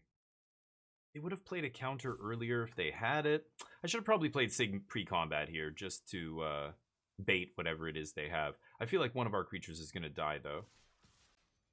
Let's swing with these. Make that guy unblockable. Can't just keep taking 5. We're going to go to 6. Okay. 5 cards in their hand. They had no plays on turn 4, no plays on turn 5. So I don't know what... Okay, well, I'll take it. I don't know what my opponents are doing out here, but I'll take them wins. Wait for Fate, how you doing? How's life? Thank you for popping in. My day is going well. I hope your day is going well also. Did you get a lot of snow where you are? I know a lot of people are snowed in. Or not snowed in, but, you know, it's very snowy where they are. If this pile goes 3-0, it would really say something about the skill of the pilot. Well, we're playing best of 1, so 7 wins is what we're going for. But 5 wins is the break even. That's when you're now positive and not negative on gems. It's a pretty small difference, though. Like, I mean, even going 4 wins, it's basically like you spent 100 gems to draft, get 3 packs, get, you know, all that stuff. But you're right, this deck is mediocre. I gave it a 5.5 out of 10 when we first started this, so I'll take the wins, but it's not because I'm good at this game. It's because our opponent's decks are the reason we're winning. I'm just playing creatures on curve, like 2 drops into 3 drops into double spell on turn 4, or convoke, you know, a 4-5 drop on turn 3 or 4. I'm just curving out and playing creatures and winning.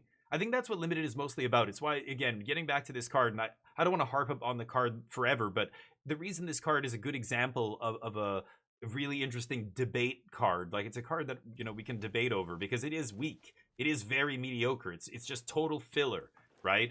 But I think in Limited, in 2026, in most sets, filler is what actually gets you across the finish line, or it either gets you across the finish line or puts in that early damage or trades off early. Like 10 turns later, you win the game, but a big part of it was because you just had a random 2-drop with 2 power to play on turn 2 to block your opponent's 3-drop to whatever it is, or to push through damage or what have you.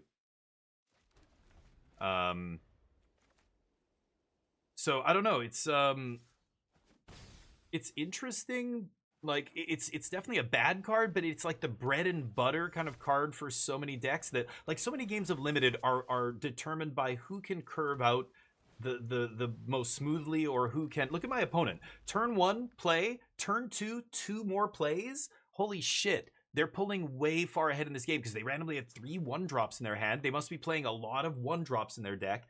So they're going to use their mana more effectively this game. They're going to obviously out-tempo me. They've got now 4 pieces of cardboard on the battlefield to my 1.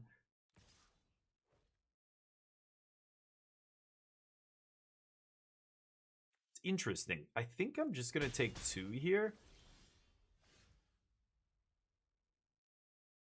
I want to play Sig and draw cards, but I think I'm just going to get a land here. Changing Wayfinder's nice because I can set up a nice little maybe double block here.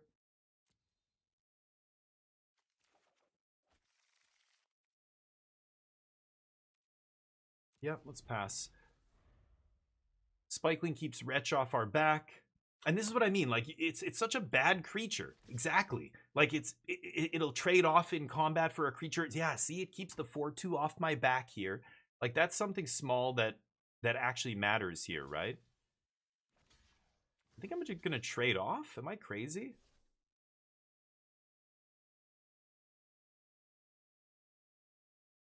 Thinking.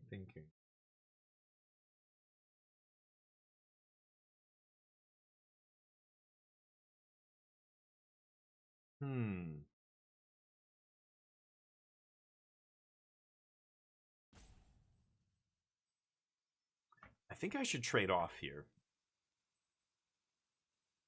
And then I Protective Response the Wretched Wretch. They could put the counter on Wretch. Yeah, okay, that works too. I can't kill it now. It's pretty good. They're running out of gas, so I'm trying to... Oh, there's the other color. Okay. It's an awkward turn. But I'm going to play this. I could leave up Protective Response here, but their creatures are so bad. I don't care. This keeps the Bile Boggart off our back. Ooh, nice.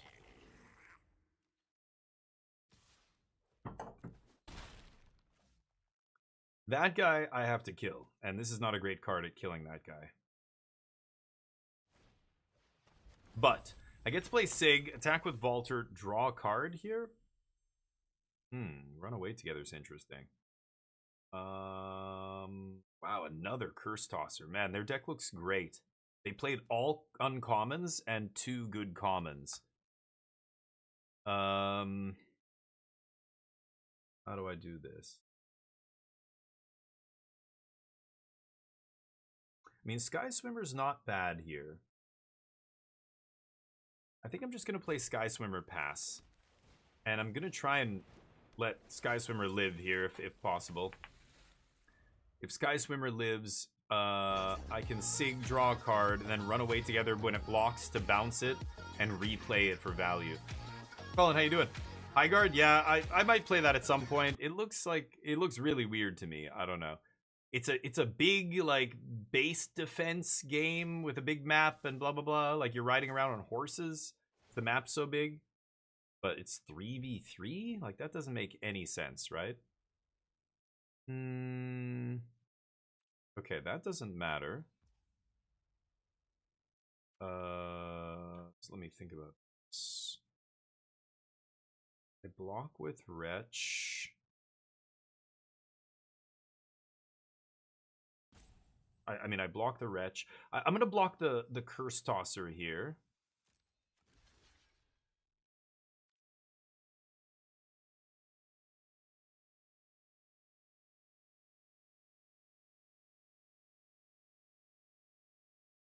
Should I trade off the Vaulter for the Wretched Wretch? I don't think so. I don't think so. And let's kill this. Doesn't really matter.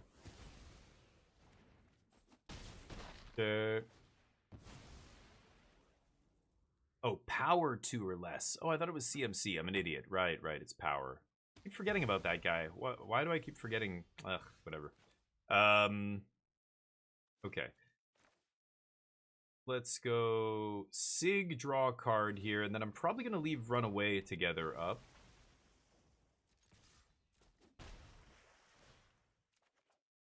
Nice.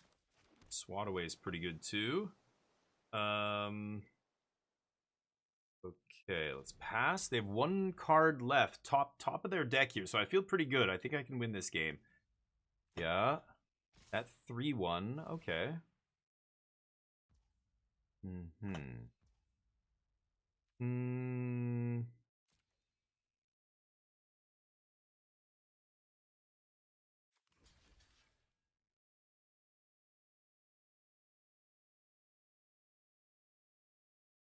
So I'm bouncing that one, and then taking 2.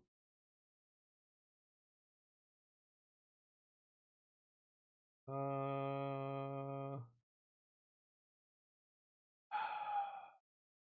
gonna think about this, actually. Hold on, you know what? I'm gonna let Sig get a counter on him. Okay. And then we go bounce, bounce. Okay, I take nothing. They can put a counter on this. I guess I maybe could have kept Sig around. I don't know. Maybe I shouldn't have blocked with Sig and just take it there. I should have taken 1, actually. I just didn't want them to put another counter on this guy, but... oh, that's so awkward. I want to play this guy first. Yeah, let's go 1, 2, 3. We'll leave away Swat up here. Or we'll leave up Swat away. And I can Swat the Wretch. And then untap, play Swimmer. No blocks.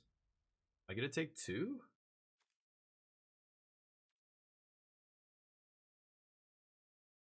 Yeah.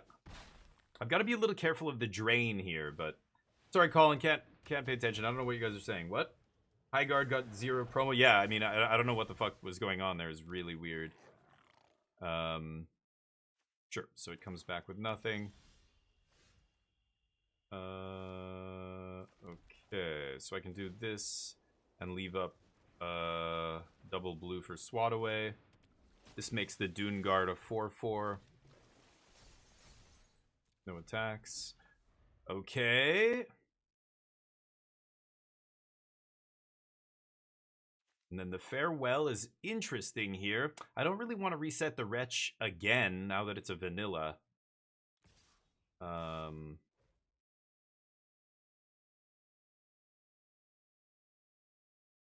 Interesting.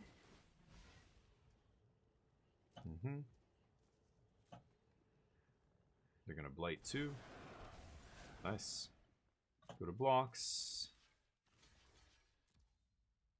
I think I'm gonna save the Swat Away. I had it up there just in case they had some combat trick or whatever, but yeah, I think we're good here. Okay, that's not terrible. God, I still don't want to Swat Away the Blighted Blackthorn here. Or a Wanderwine Farewell. Like, I don't want to blink any of this stuff. Okay, let's just play this. And pass. We've got the pump up here. I'm going to start attacking at some point. I need a little bit bigger of a board. Hold! Yeah, exactly. Hey, Fallout, how you doing, buddy? Looking forward to playing it. New IP ideas. New could be good. Yeah, it could be good. It could be terrible, too. We'll see which one, but... 4,800 reviews. They're overwhelmingly negative right now. Wait for Fate. Ooh, I wonder, but you know, I don't know. You got to take that with a big grain of salt. Like, what does that even mean? On a day one of a game, usually it's server issues, right? Like, if you look at almost every big launch on day one, people are bitching, nothing but bitching about the server issues and stuff. But that eventually gets ironed out. And look at Helldivers was a good example of a game that was a great game, but the first week was so rocky because it was so popular and so many people were trying it. I'm not saying this game's super popular or whatever, but that could be the issue. Like, those kind of reviews don't really mean anything unless you filter out all the ones that are complaining about the server.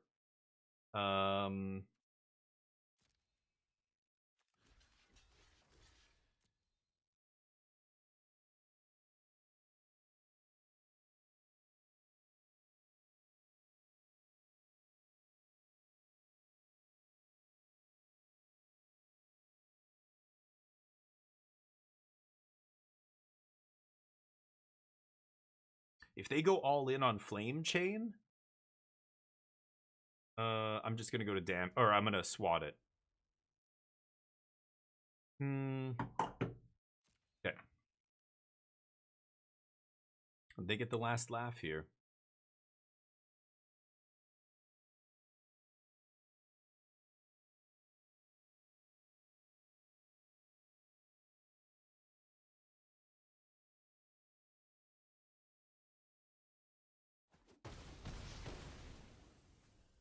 Okay. Sure.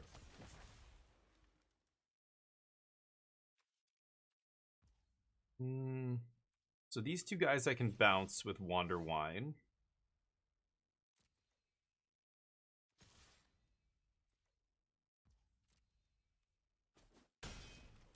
I don't control a merfolk, sadly. Yeah, that's really unfortunate. Bad synergy is bad.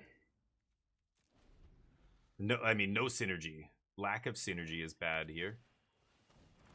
I just need to buy time here to find something good. It's pretty good.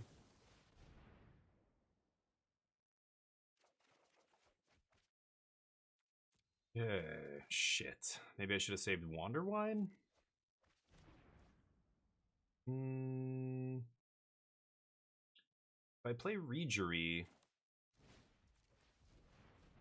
I can still leave up Swat Away. I think I'm going to do this.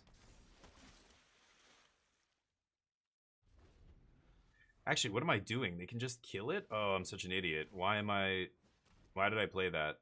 I'm such an idiot. I'm playing really badly right now. I just totally forgot this guy's ability is to, yeah. Right. That.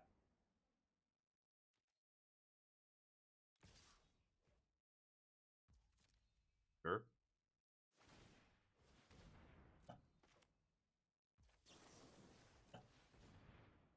Okay. Swat him.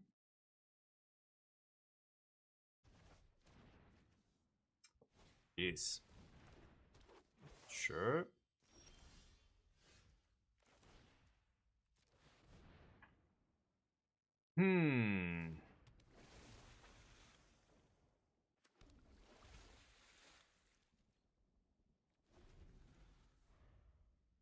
I think I played this game really badly. The Dawn plus Blessed Pennant here? No, land's not gonna do it. That lethal? Not yet. Okay.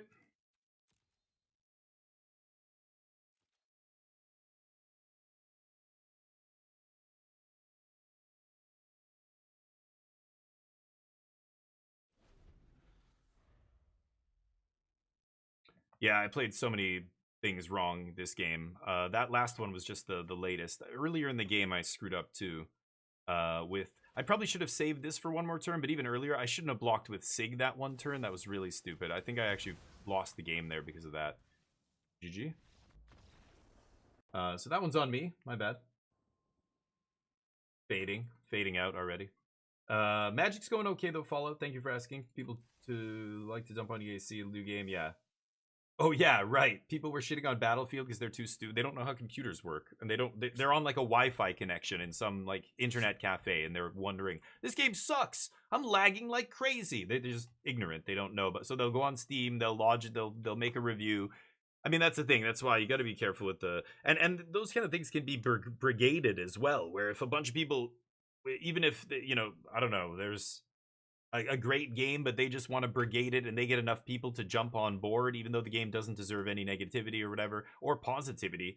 They can just pump it up either way just based on numbers, so it kind of skews things. But I think early in the game's life cycle, yeah, that kind of thing you really have to take with a grain of salt, the reviews and all that stuff. They're really not even worth looking at until a game is like 5 years old. When there's people who have like thousands of hours, like a lot of people have a lot of hours in a game, that's when the true rating comes out, right? Ideally, but even then, all it takes is one update. Everybody loves this game. The game's great. And then the game goes to negative immediately because they didn't like what was in the latest DLC, or the game's developer put microtransactions in the game, or whatever it is, and people are just using their Steam reviews as a protest, basically, right? I get it. It makes sense, and it does draw attention to the issue, but at the same time, it also means like those kind of things are mostly, not a real indicator. It's like sales. Like the sales of a game. This is weird, but I have like no merfolk in my hand. The sales of a game are so hard to actually determine, or play concurrent player count. Like, do we even know what that is? No, we know what it is on Steam, but we don't know how many players are simultaneously playing this game on PlayStation and Xbox. Like sales in the UK, they track by physical sales, but physical sales, like in a digital age, even that isn't giving us a true picture of a game's success. How many copies did it sell? We only know what the developer tells us, because there's no other way to track it, really. Nice. Vaulter's not bad, but not great. Let's do this, get a blue.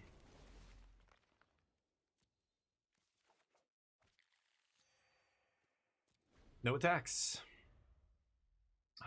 No, it's a bunch of respawn ex respawn devs who used to work on Apex Legends and stuff, went and made a different studio, made High Guard. But it is really weird. It's such a weird tale. There's been no marketing. They said it was going to release. They had the last spot on the list of trailers they play at the Game Awards, which is like a coveted spot. Normally people pay like $1 million or more to have a spot there or something. Keeley just gave it to them, apparently. I don't know, he knows somebody or what. So I think people thought it was going to be a bigger... They're like, whoa, this is the game they end with? Like, okay, like, it looks interesting, but... And it's coming out next month? Okay, like, remember, this were in a couple months? Like, this was in December, early December, the Game Awards? I can't even remember. When did the Game Awards happen? Is it November? Either way, it's coming out at the end of January. People are like, I've never heard of this game before. Like, there was no buzz about it or anything. Kind of interesting. Maybe I should have double blocked there. Let me think about this.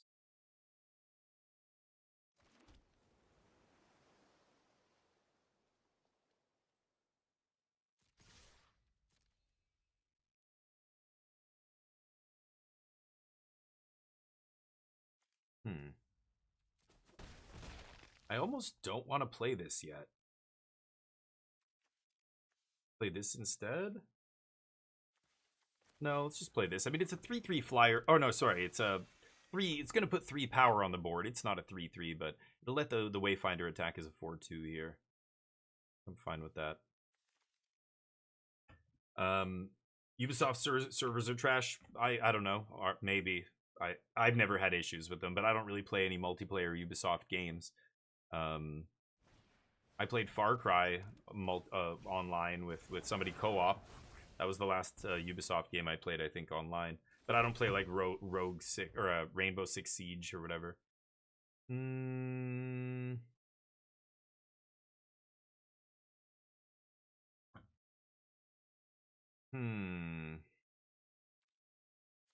Should I toss a card here? I want to get this into play.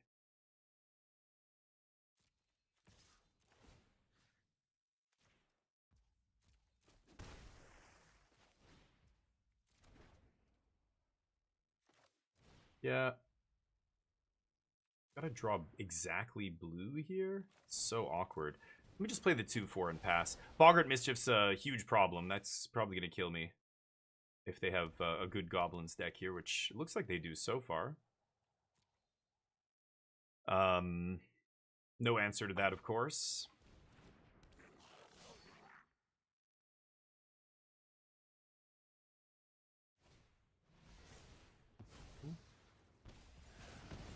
Pretty good.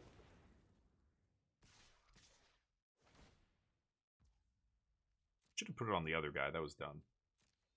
Now, I'm actually just going to go like this, I think. Yeah. Okay.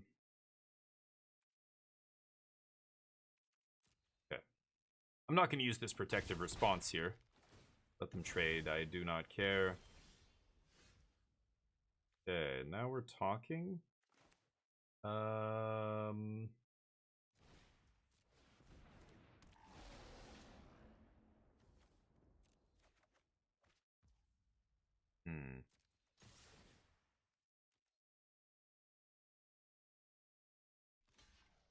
Interesting.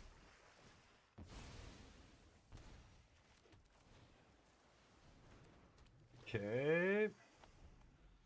Dawn-Blessed Pennant, keeping me in it. Gravegill and Tributary are going to start combining for some good damage here. Opponent needs to play more Goblins. They missed their land drop last turn. Yeah, no land drop again this turn. I'm drawing too many lands. But it doesn't matter, because these two are effectively unblockable. Yeah. Okay. Pass. They'll attack into my protective response here. Yep, drain me for 1.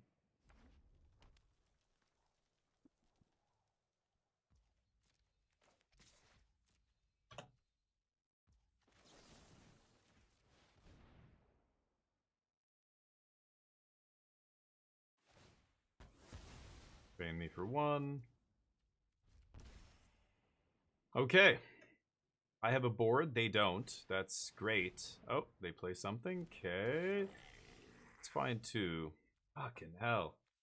I could bring back like Silvergill.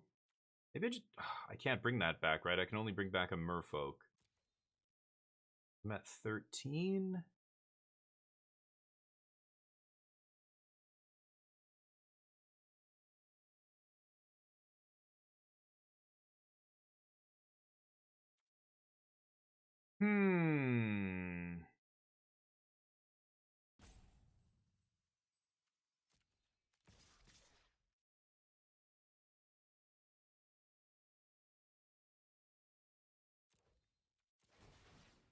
This is only getting me 1 extra damage, but I'm doing it. I think I am going to get back Silvergill here.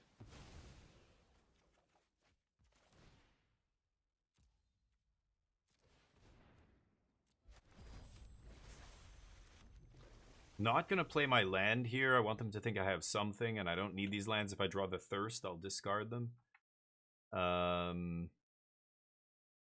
Yeah, Silvergill just holds off this 4-2 nicely and allows me to keep pushing damage. Next turn, I get to swing with a lot of stuff. So this is going to be tough for them. They need to find a goblin that makes a bunch of goblins here. Or kill a guy, yeah. Drawing removal, discarding a useless card. First Tosser doesn't block. Yeah, not ideal. Not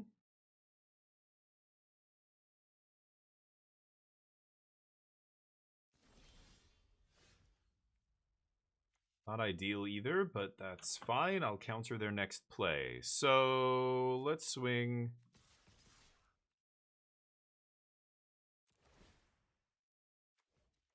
Make that guy unblockable.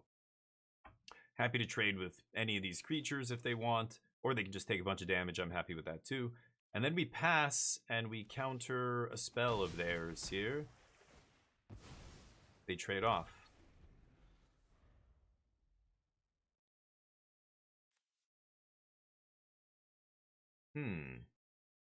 Highguard? No, it's not. Yeah, not Ubisoft. December 7th. Thank you, Fallout. Yeah. So anyway, a really interesting story with this Highguard game. I mean, and as the date was approaching, like I posted an article in my Discord for everybody to read, and I was like, yeah, what's up with this game? It's coming out like next week, and that was or a couple weeks from now. You know, that was a couple weeks ago. And we haven't heard anything. Like their social media accounts didn't post anything. No game trailer, no hype, no promotional campaign, nothing. Just yeah. Okay, this is nice pre-combat because we get to shrink or pump it right away.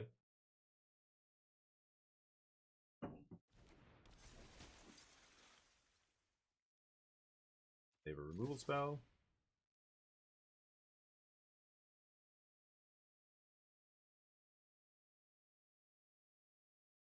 Keep looking at their hand. I know they have an instant of some sort. Do I fight over this? I don't think that matters. Yeah, that's fine. Like, making this guy unblockable is not really relevant when my opponent's not playing any spells, any creatures. They don't have anything to block with anyway, right? Wondering what they have in their hand. No, that card's definitely getting countered. Nice. And that's what we save our counter spell for. A bomb that can win them the game.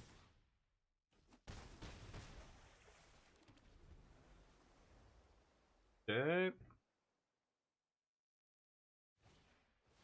Oh, what a draw. Fuck. They needed something like that. Wow, and I'm drawing all lands here. Okay.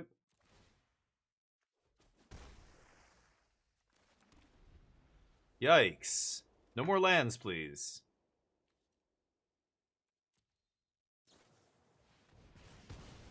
Removal spell off the top's pretty good. Oh, wow. Okay. Last card in hand was a Squelcher. Sure. Crazy. Okay, well, good top decks from my opponent, and I drew all lands.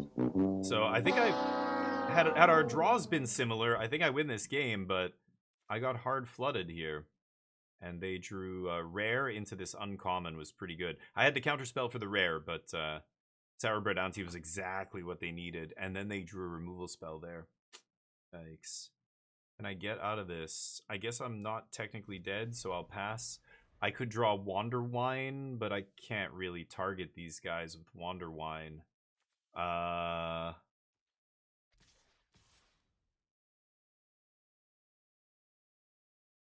Marrow Sky Swimmer might be my best draw. I'm not even sure. Yeah, I'm getting drained here every time a goblin dies. Yep. This is untapped creatures? No, other... Why is this guy's ward disappeared? Arena's a buggy mess. And...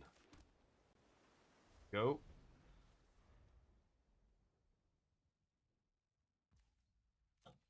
I lose. You just have to attack with everything, buddy. Oh. Okay. No blocks. Yeah. I pay the life.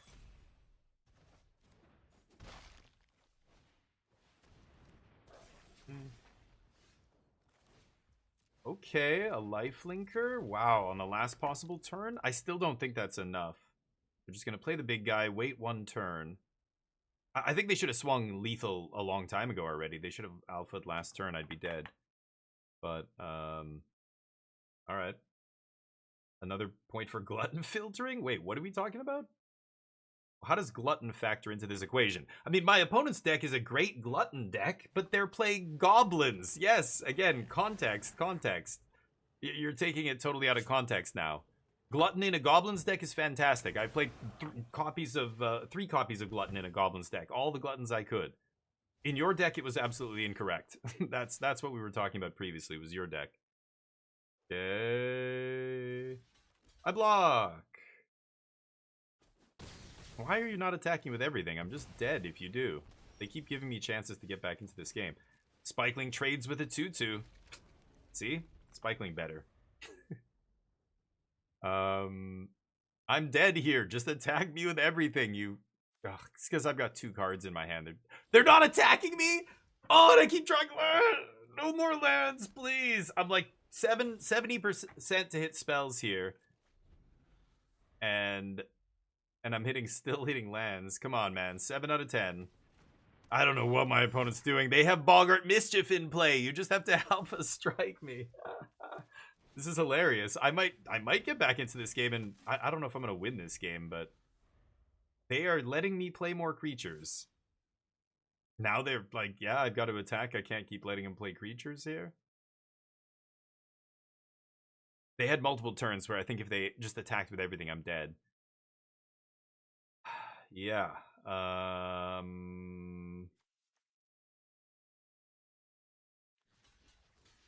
Okay. They don't have a combat trick? Okay. I figured now they're attacking, they must have something. No? The ward. I can't play this card. Go. Okay, the math is still, I'm dead on board. And are they going to go for it this turn?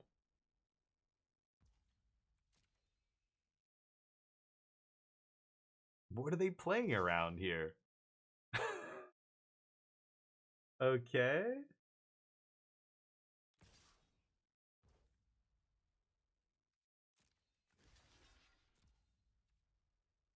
Okay.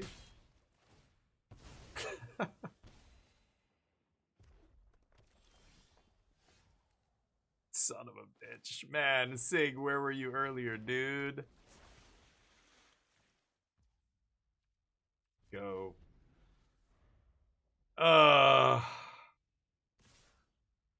Yeah, we just drew too many lands in a row there at one point, and that was it. Yes, the math.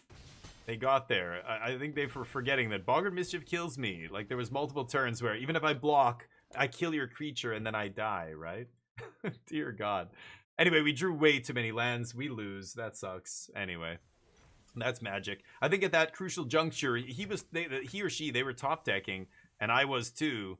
And I had the bigger board, and I think I had better late game cards than my opponent, but I couldn't find any of them. So we're 2-2. See if we can get a couple more wins here.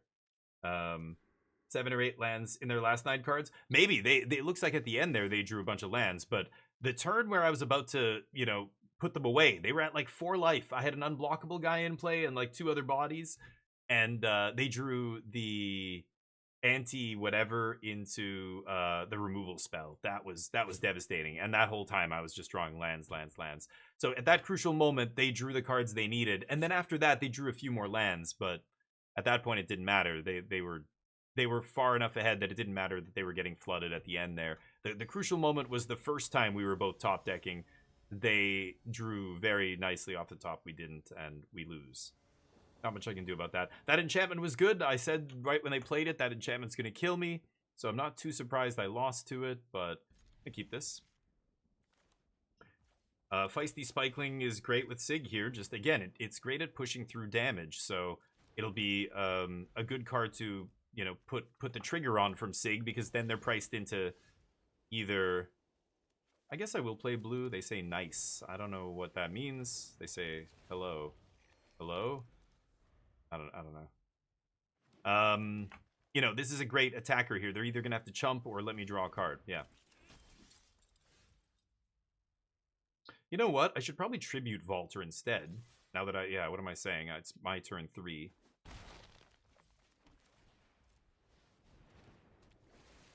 And Spikeling with Vaulter is great too here. 4/1 first strike's going to be basically unblockable at this stage of the game.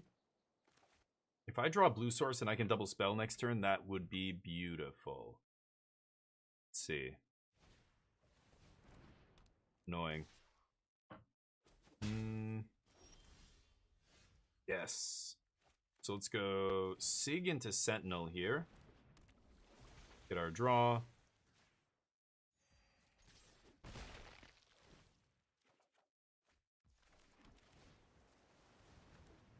Make it look like we just top decked either that or the land. Tilt our opponent here. Should I flip Sig? Tempting. See what they do here. I could also just not flip Sig and leave up the pump. Or leave up the Wanderwine Farewell, I mean. Yeah, Wanderwine bounced their 2 dudes. Is pretty good. Even though one of their guys did draw them cards. No, I should wait, right? Let me think about this. So, I flip Sig. I give Feisty Spikeling protection. I swing for 4 unblockable.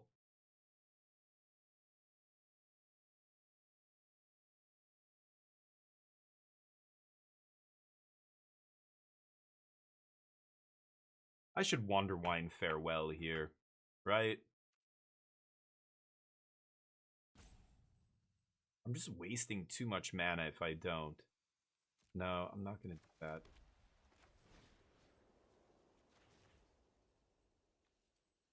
Five, 6, 7. You get pumped. Yeah, gain some life. Okay. I want to end this quick. And then Shield Bearer should be able to pump a lot of damage in here with this many bodies on the board. And this is the nice thing about when they spiral your guy. You know, you can still use it to Convoke in the Merfolk deck. You still get value off tapping it. The blue enchantment is much more powerful. That locks down your guy, and then you can't, you know, can't Convoke with it, can't trigger its ability, etc., etc. Okay, now I will pay.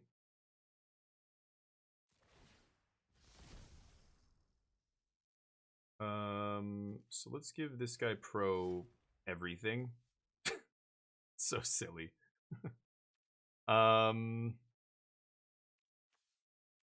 This only gets back a creature, right? Target card of the chosen type? Oh my lord.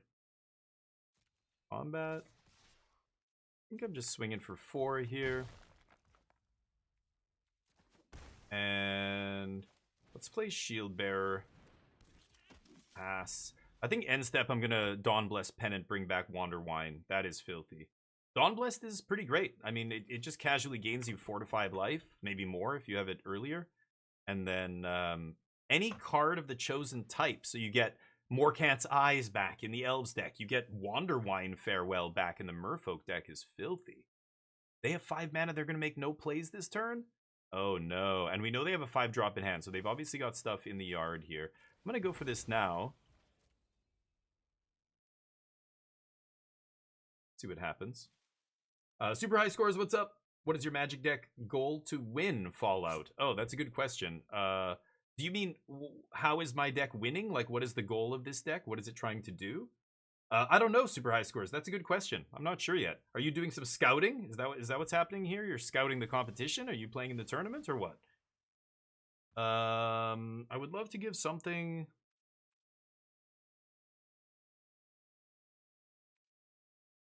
Six, 7... Nah.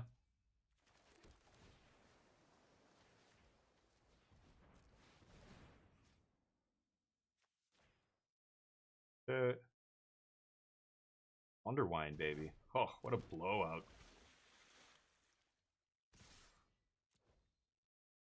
Okay, let's see if you can stop all that. Merfolk. They just played one spell. They double spelled on the last turn there, but it was too late. Wanderwine, bring back Wanderwine was filthy. Sig was pretty nasty on turn 2, and Feisty Spikeling ended up doing like, I don't know, 8 damage to them or something. It's very good with Sig, very good with Tributary Vaulter.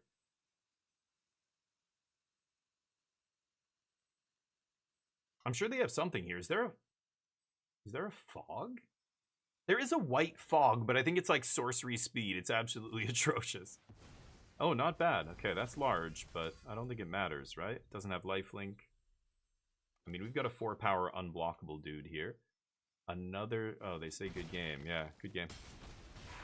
All right, we got him. 3 and 2.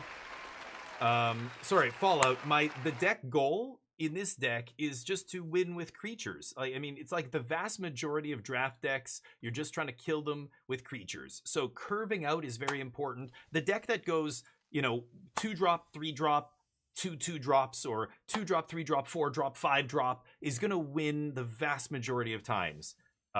This has been proven over and over by looking at the statistics of on 17 lands and stuff like that, and looking at regardless of sets. So across all the sets, you're talking a massive sample size.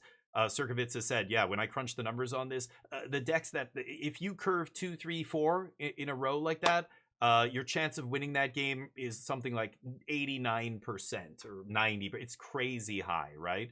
So just having any random, that's why you'll hear content creators and people who, you know, are trying to give you advice in terms of drafting and making you a better drafter. They'll say, play a lot of 2-drops. Like, you don't have enough 2-drops in this deck. In this format, it's not an aggressive format. So 2-drops are less important than they would be in a more aggressive format, like some of the ones we've had, you know, over the last year. But that's not to say that you can just have a bunch of 4s and 5s in your deck and have only 2/2-drops. Like, you're gonna lose to Kithkin, you're gonna lose to Merfolk, you're gonna lose to Goblins, and even Elves. Like, every deck can play good proactive plays on turn 2, on turn 3. Like, even if they're a grindy deck. So really, the name of the game in Limited is creature interaction and winning the creature battles. If there's a stall, a board stall, having a way to either punch through damage via evasion, or having a way to trade off a bunch of creatures, bring them all back, or have a way to pump your team, or have, you know, those kind of things all get better. Card advantage is really important in this format because the games go longer. But this deck, my deck, is just, if what your question is, how are you winning? I'm just playing a bunch of creatures and beating them up. I have no rares in this deck, as you can see. It's not a very powerful deck. So the only way I'm winning is by playing a lot of cheap spells and killing them. I'm even playing 16 land. In our last loss, we got pretty badly flooded. I have 2 5-drops and a 4-drop and a 7-drop. But as you can see, I've had no trouble casting any of my cards because these all have Convoke. They might as well cost 3, or, you know, these cost, this thing I would say costs 4. These things cost 2 or 3. This thing actually is 2 most games. So that's my curve. I don't have a lot of power in this deck. Oh, I have 1 rare, I should say. I forgot about Sig. Sig is very powerful. I have 1 good rare, but he's not, you know, 7-mana bomb like the elf, you know, kindred sorcery, or the elemental sorcery. Any of those big, powerful, swingy late game cards. My deck can't beat those decks. I have to try and punch face, kill them as quick as I can, use this to maybe get something back that we lost earlier, and finish them. Mediocre deck, but it's enough because it's just proactive, right? Morning Tide's Light. Oh, that's the 5-mana, yeah, bounce everything or whatever, right? Golgari or Boroid, nice. Yeah, I'm looking for a tier 1 deck. I might play Jeskai Control. I might, that's what everybody is expecting me to play. I might play something else. I might play like, well, I was thinking about the Elementals deck, the Scam deck, but I don't really want to spend like half my mythics on that deck, so I might not play it. I'm not sure what I'm gonna play, to be honest, but yeah. I know Neo Silencer's playing blue-white. I might even play blue-white, but oof.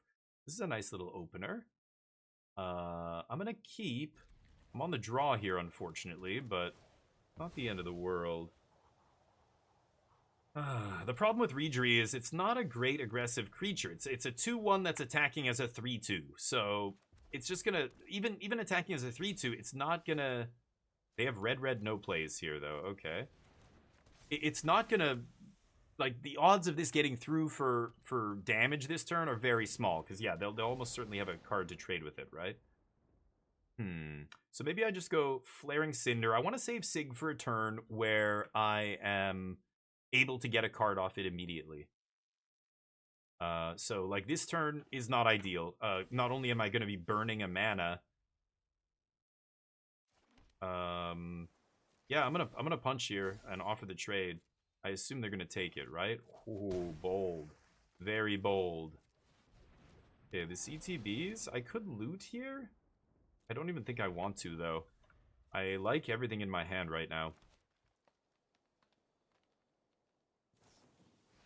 Wow, great. You're 4 mana for my 3 mana? That's a great deal for us. And we're not trading evenly on attacks here. I hit them for 3, they hit me for 3. Now I'm going to hit them for 4. So I really hope they attack here. They shouldn't, but maybe they think they're the aggro now. Great. Yeah, that's great for us. Hopefully I draw a 2-drop here. That would be fantastic. But I am going to go for Sig here, get this card now that I can. Oh, I don't know why it tapped my white mana there. Stupid auto-tapper. Oh, that's not bad. Wild Unraveling, counter something, put the counters back on Reejerey. It's just going to eat through its counters again later. I might counter something. If they have something awesome here. Yeah, no blocks. Definitely consider it. I'm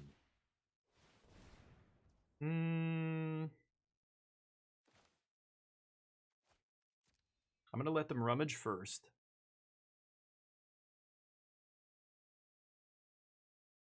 Yeah, I think I'm actually going to unravel this. Very powerful. And then I can go... If I flip Sig, I can't Sky Swimmer. Yeah, I'm going to unravel this. Blight 2.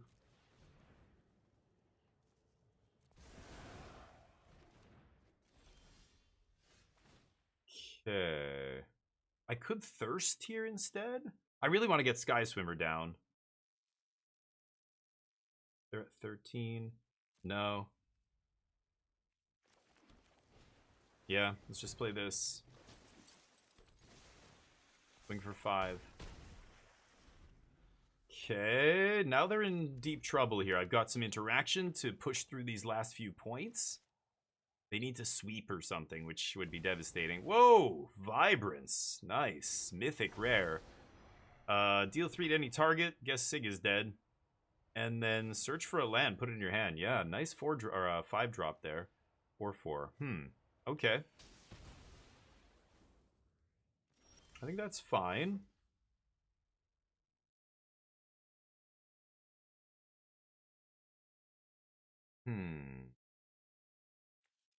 Protective Response makes Reejerey a 4/3.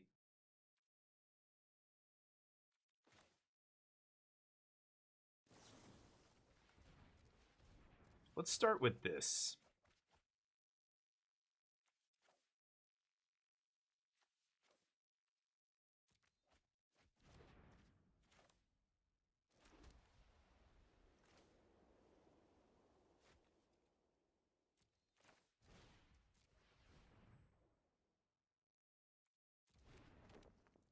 Okay.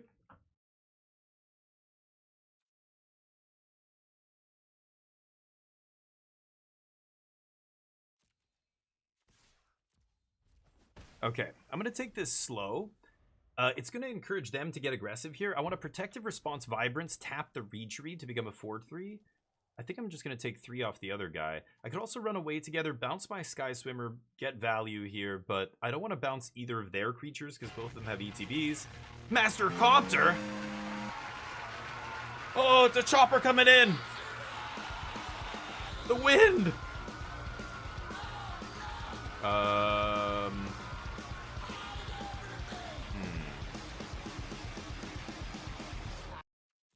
I could run away together here. Tempting. Ugh, but if I do, I can't convoke the other thing. Okay, this is fine. Thank you for the raid! How you doing, everybody? Master Copter. Legendary. Master Copter, you're awesome. Let's give him some love. Give him a shout out here. There we go. Oh, except people are following, so it's showing up behind there. Go give them some love. Give them a follow. It's Master Copter. Thank you, dude. I appreciate it. Yes. Sorry, now I'm dragging this out and my opponent's all choked. Welcome, everybody. Thank you for joining. We're playing some Magic the Gathering today. I play a lot of Magic the Gathering every day on the channel. We play other games, too, so at some point in the stream, we're going to switch. Let people... Ooh, that's large. Okay. let people decide what we play next, etc.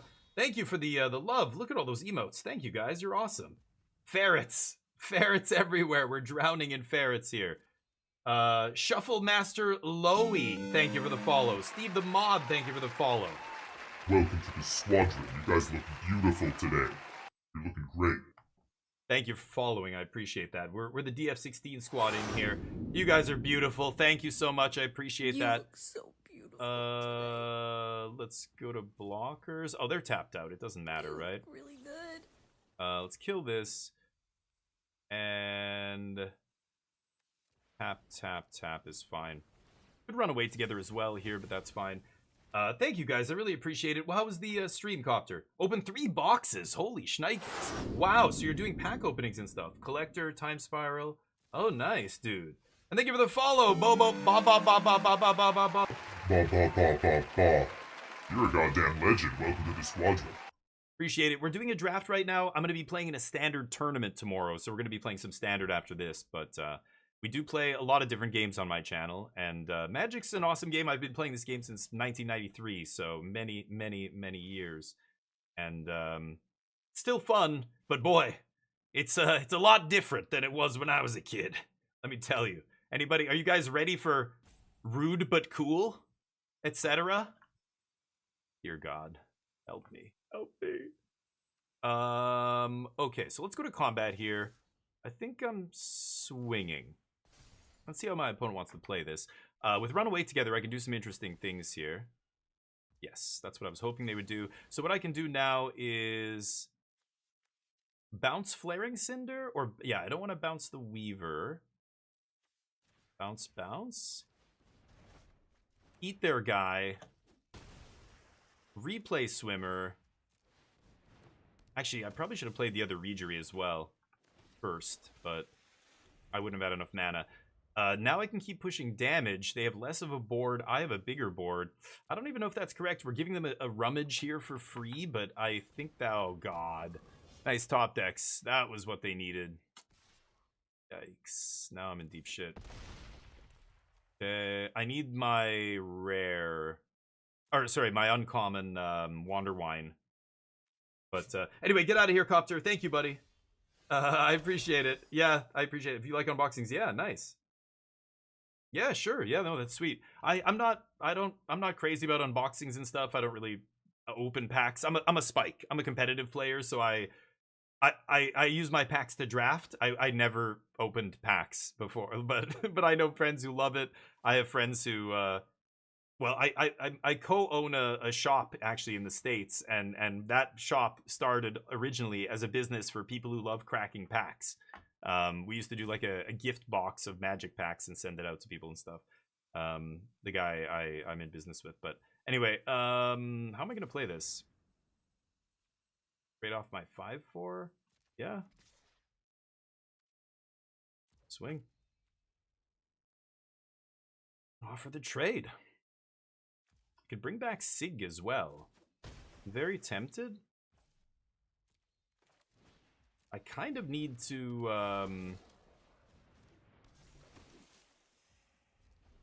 I need to find that Wander Wine. If I can go Wander Wine and then bring back Wander Wine, bounce, I might be able to get out of this. I don't want to bounce the Pummeler, but I'll bouncing the Vine.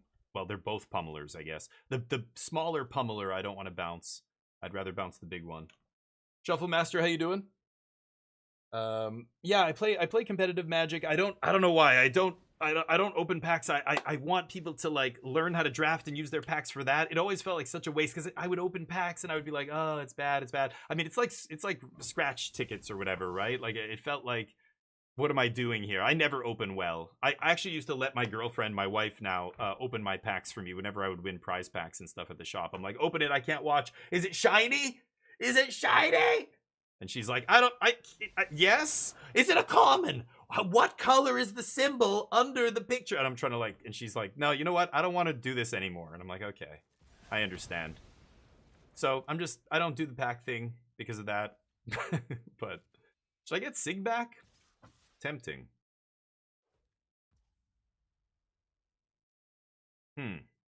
One unknown card. I'm dead now, I think.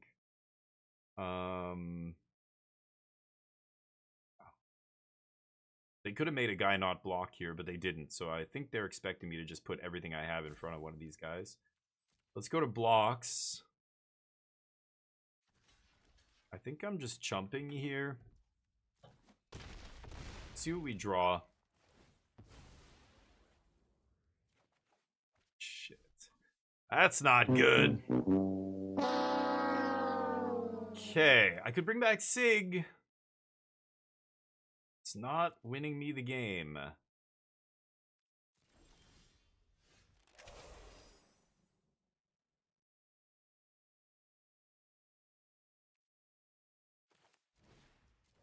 Yeah, I can't win now, I'm pretty sure. That sucks. Well, we end up going 3-3? Is that right? I don't know what our record is here, unfortunately.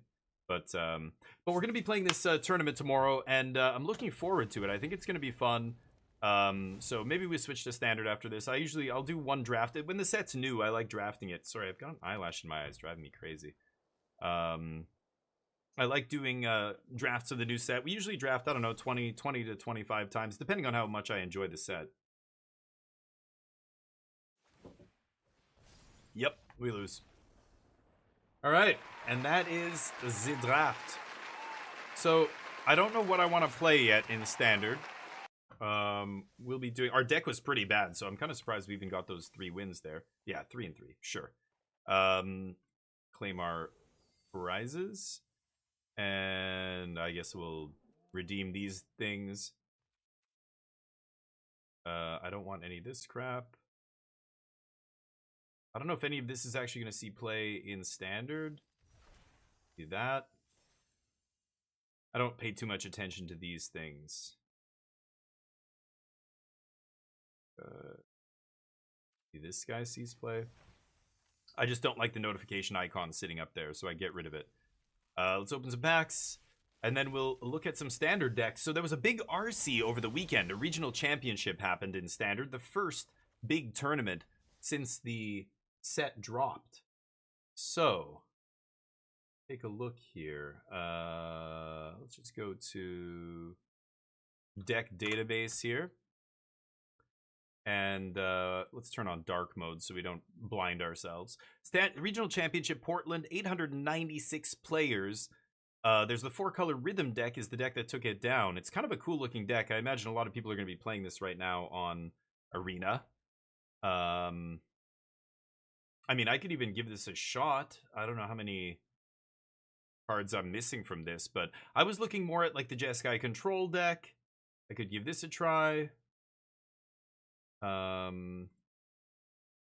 let's import that.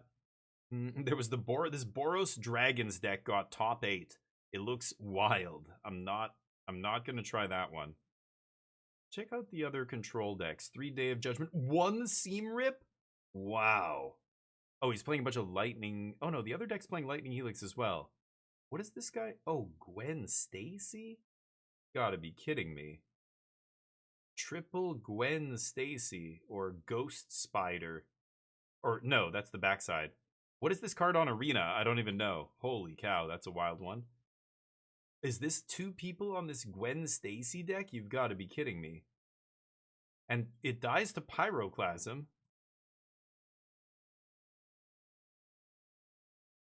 Or Legend of Kuruk. Holy cow. That's a wild Jeskai list. Oh, it's got... Oh, yeah, it's a much more, like, mid-rangey deck. But, yeah, weird lists. I think this one looks the best to me. It ended up having the best record. So I wouldn't mind giving it a shot here. I'm playing Jeskai Black, but I haven't been super happy with it lately. Let's try this. So this is Jeskai Control. Put the Unagi here. Sure. Let's get our control sleeves. No. Excellent. I have basically the whole deck. Yeah, I like the 3 Revelations, Spell Snares. Chitong. Authority Voice. This seems fine. I would even consider playing a second Torpor Orb, but this looks good just the way it is, actually, and I'm not missing anything here. Do it. So let's give this a try. See how this plays on the ladder. Tomorrow's tournament, I think it starts at 6 p.m. Central Time. So I'll be, I don't know what time that's going to be in, is that 4? It's 4 p.m. my time. So yeah, Western time. Blue eye control. Yeah, right. Basically. Okay, I scoop. Yeah, which I think is good. This is what I was thinking about trying. I mentioned it on stream actually last week. And then somebody ends up top 4ing the tournament. Wow. Well, I don't think I can keep this. 27 lands. I'm on the play. I can't keep this. What the fuck is going on right now? I've got triples. Triples in my opener. Okay. Interesting. I'm gonna go get some coffee. I'll be right back.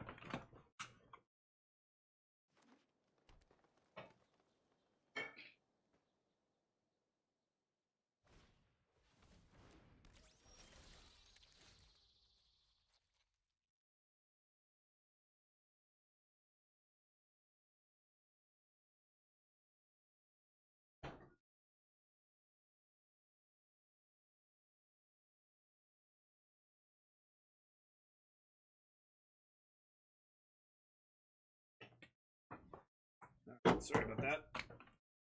What do we got? Gene Pollinator. I think I'm fine with that. We'll counter the 2-drop here. The Badger Mole Cub. Nice. Surveil. This must be the land deck, right? Yeah, Fabled Passage.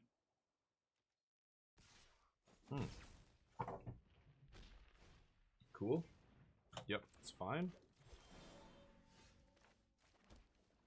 Not amazing, but I will seam rip the Llanowar Elves here. Alright. Jetski? Puss? Oh, Jeskai. Real men play blue-white. This is basically blue-white. Also, thank you for the toxic masculinity XP. Always appreciated. Real men.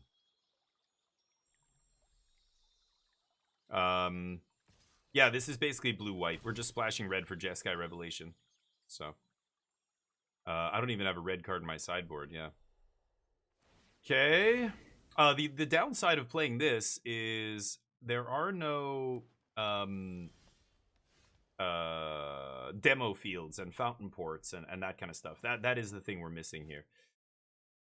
Oof, mana looking real rough here, real rough. Fortunately, my opponent not doing anything right now. This is great. Yeah, super high scores like, what the fuck? Yeah. But I do appreciate playing, you know, heavier 2 colors. Oftentimes, that's what a three color control deck is. It's not actually 3 colors. It's like my Jeskai Black deck. Like, I call it Jeskai Black because to call it 4 color control is misleading. It's not 4 colors. It's 3, and the 4th color's barely present. Like this. Like, it's a 2 color deck, and the 3rd color's barely present.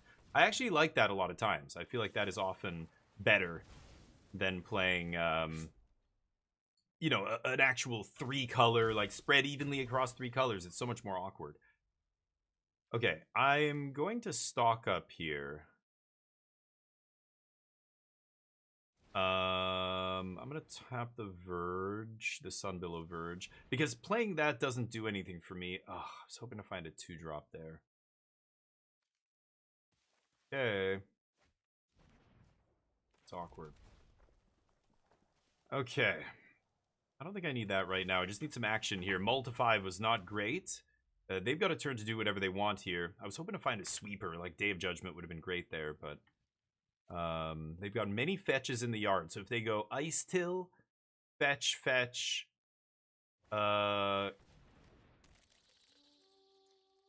yeah, that's bad. Okay.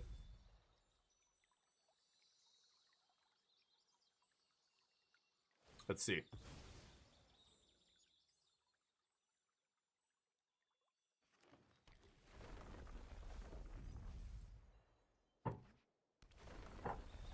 Okay, yep. So they have 3 mana here. They could evoke Might Form, but then they can't, or not evoke, they can whatever it's called, warp it. Now we have warp and evoke in the same standard format, and it's annoying as hell. Yeah, this is why I was hoping to draw Day of Judgment off that stock up. Beggars can't be choosers. Yep. Fight doesn't do anything. Big one. No Day of Judgments, huh?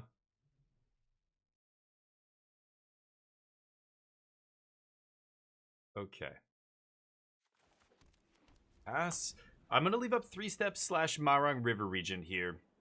And what I'm really looking for, I can 3 steps draw 2, or I can Marang River region draw 3. I'm looking for that Jeskai Revelation. Now that I have 7 mana here, I just want to slam Revelation and claw back into this game.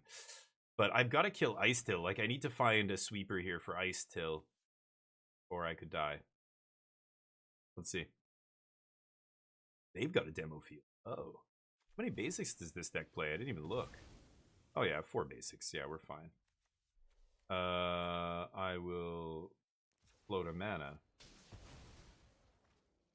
Yep. Sure.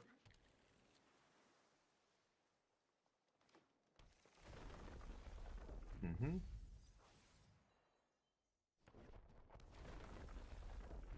Mm-hmm. Trying to punish my lands, huh? Not gonna work. I'll float another mana if you like. Oh, they're gonna get rid of both my red sources? That's their plan. Okay, okay. That actually makes sense. I mean, I have a bunch more, but now I have to find another one? Sure.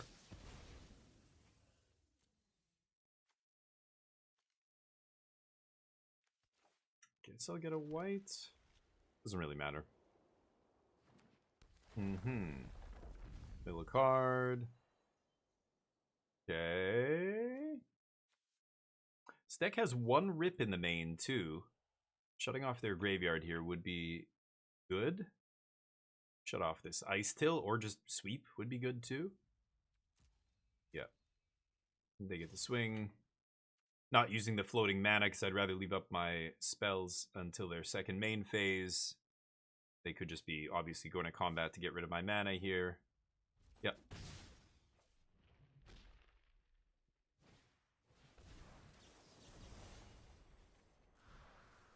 There we go. And we can toss the land. Okay. Seam Rip's not great.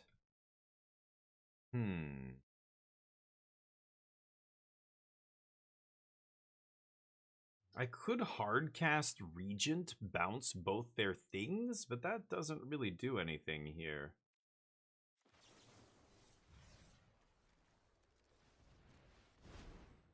I think I'm just gonna do this. They can keep blowing up my red sources.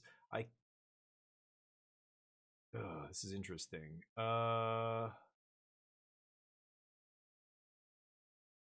Day of Judgment get lost?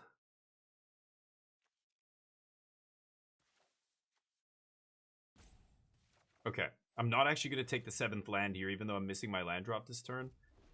Pass. Let them cycle a bunch of crap or whatever they're going to do here. It doesn't matter. Mighty Form. Okay. They need that royal treatment that's in their graveyard to make sure this guy can actually kill me here. They're going to go for it, though, I assume.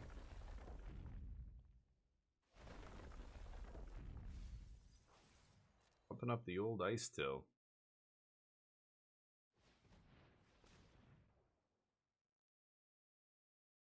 I thought they would have pumped up the Pollinator. That would be better, but for mana.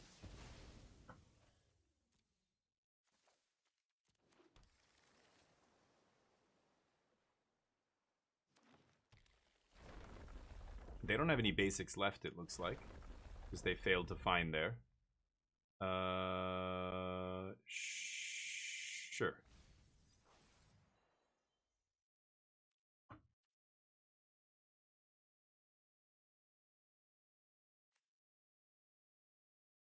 Wow.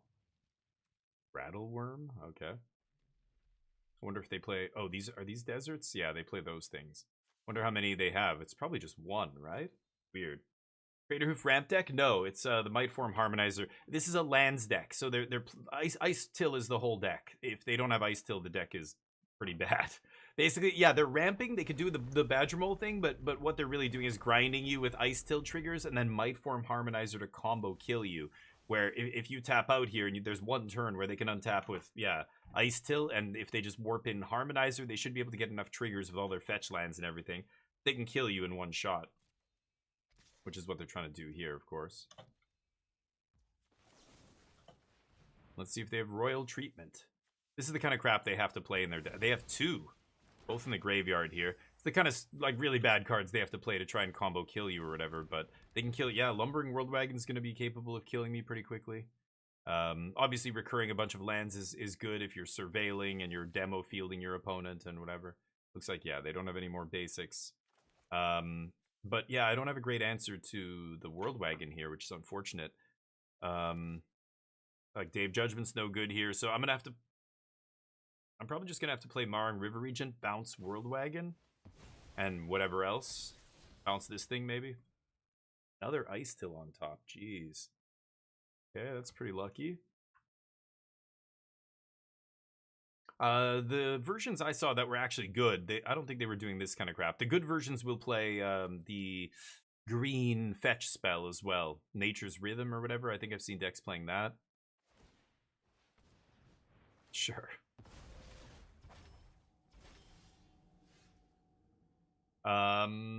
Stock up.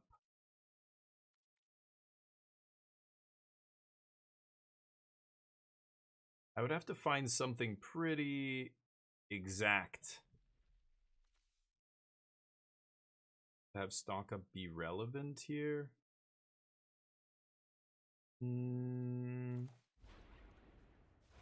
This is horrible, but I'm gonna do this. Okay. Need to buy some time here, and that just resets everything they have, basically. They can Ice Till me. It's Craterhoof, yeah. So I think they do play one copy of Craterhoof, but I don't even think they need it, or I'm not sure if this version even does. I think Mightform Harmonizer is the win condition. Because you end up getting 3 or 4 land triggers in one turn, and this will double any creature to the point where, you know, like, double times 4 is easily 20 damage with a lot of the creatures they have, so...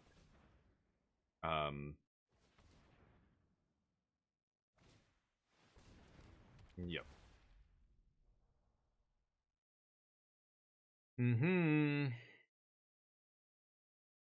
So I need to kill the Ice Till here. I need to find some another Get Lost or something. Aang's Iceberg, something like that. Tidebinder won't do it. I can't play Jeskai Revelation.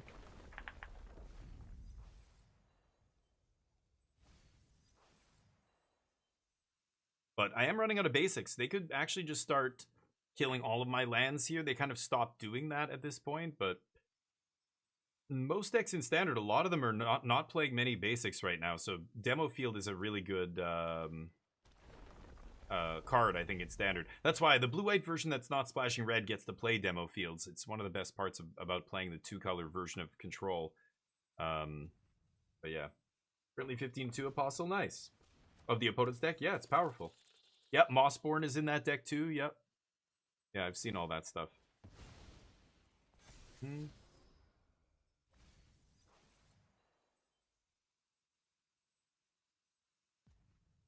Okay.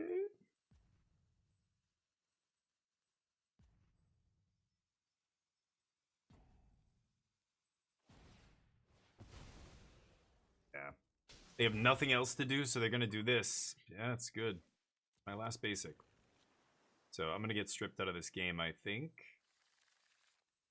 Stop. Oh, Get Lost is huge. Okay, so let's crunch. And then we've got... Oh, I only have 2 white sources. Oh, I'm dead. Wow, that's crazy. I'm dead.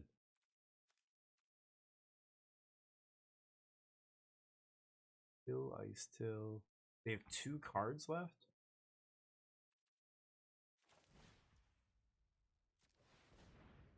Yeah, because if I was thinking I'm just going to sweep this away and then get lost the... Oh, Rest in Peace is interesting here. I have Get Lost.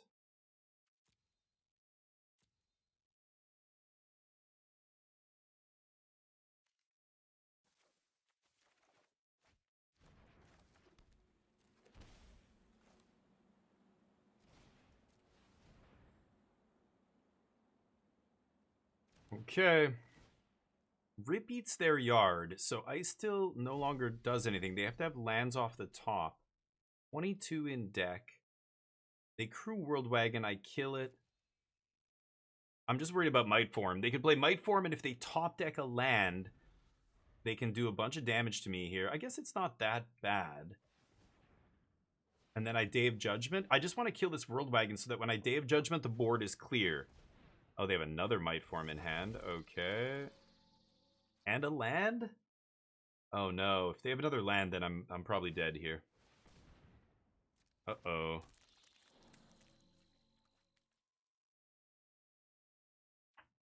Unless they go all in on the World Wagon, that would be wild. They should be, if they have a land here, they should be doubling. Yeah, but I know they don't have basics. Yeah, that's a lot of damage. Milling a card's irrelevant here. Last card is... Oh, you gotta be kidding me. The last 2 cards? So they either had 2 lands in hand and top decked a second Harmonizer, or they had land Harmonizer, which wasn't enough, and they top decked one of the last lands in their deck. Wow, that is lucky. Okay, let's see here. I think we were very close to coming back and winning that game. Hidebinder to shut off the... What's it called?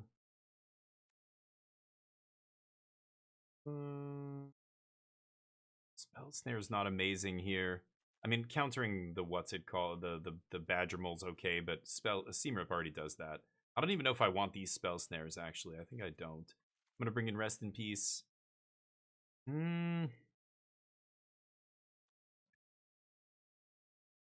The problem with Torpor Orb is it's the creatures entering are not what's triggering the abilities. It's lands entering. So that's what's nice about lands. It dodges a lot of the hate that people have.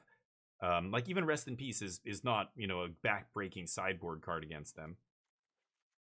I could see Unagi going.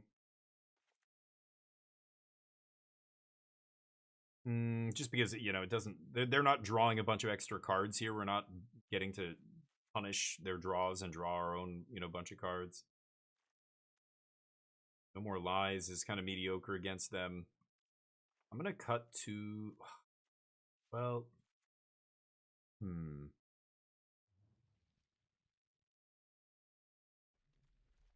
know what? I'm gonna bring in Wan Shi Tong here. I'm debating bringing in 2, actually. But I'm gonna keep it like this. Let's try that. Good evening, Crow's Nest. How's life? Hopefully you're doing well. The weekend was good. I know I said hi to you on the weekend as well, but hopefully the rest of it was nice. And remember, that game, we were very close to stabilizing there, and that was on a mull to 5. If I had 7 cards, that might have been our game in game 1. But I think deck still performed fine, considering we were on 5 cards there.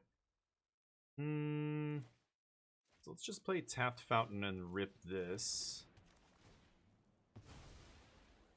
Let's see what happens here. Gotta save Get Lost for things like the World Wagon, because the other stuff dies the Day of Judgment. World Wagon's the only card that gets around the Day of Judgment, which is awkward. We're not playing Ultima in this deck, which obviously is much better at sweeping all that stuff away. So, we'll see. Milling lands, sure.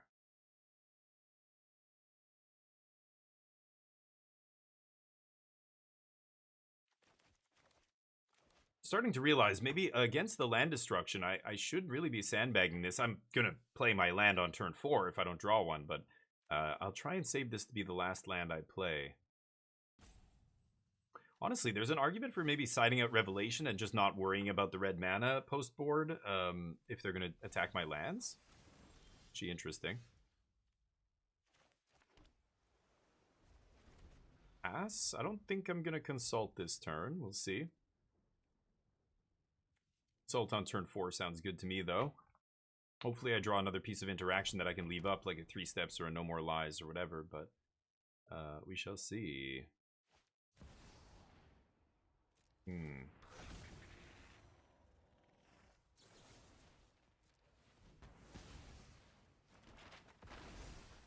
Yep.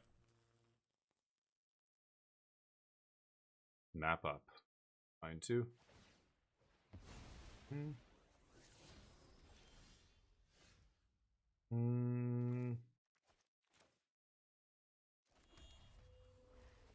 Gives them a target for their demo field, but I don't think I care.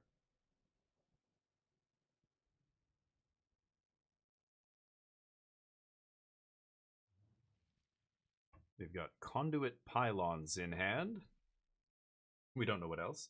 Been playing with the VTuber tech. Interesting. Nice. Yeah, the VTuber thing is interesting. I see so many VTubers out there now. It's like every time I go to raid somebody, half the people, like more than half, like some games, it's like all the people that are streaming are VTubers except me, and I'm like, whoa. Makes sense though. I know a lot of people. It's not about, like, it doesn't matter how you look, and maybe there are people, I'm not saying why you're doing this, but I think, you know, a lot of people who do VTube, they're just not, you know, they don't want to put their own likeness out there, and I totally understand that. I was putting my likeness out there as a job for over 10 years as an actor and voice actor and everything, so I'm used to it. But, okay. Let's see what we've got.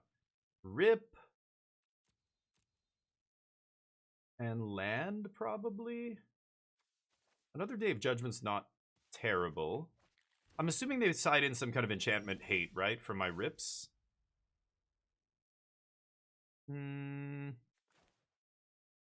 Surveil. Yeah, I am going to keep that. And rip it, pass, see what happens.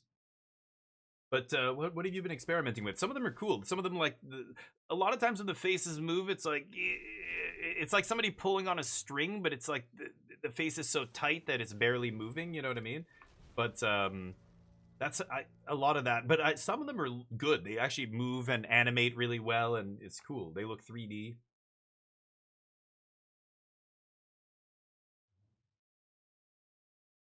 To test them? Right. What do you... Are you playing with some experimental model or something?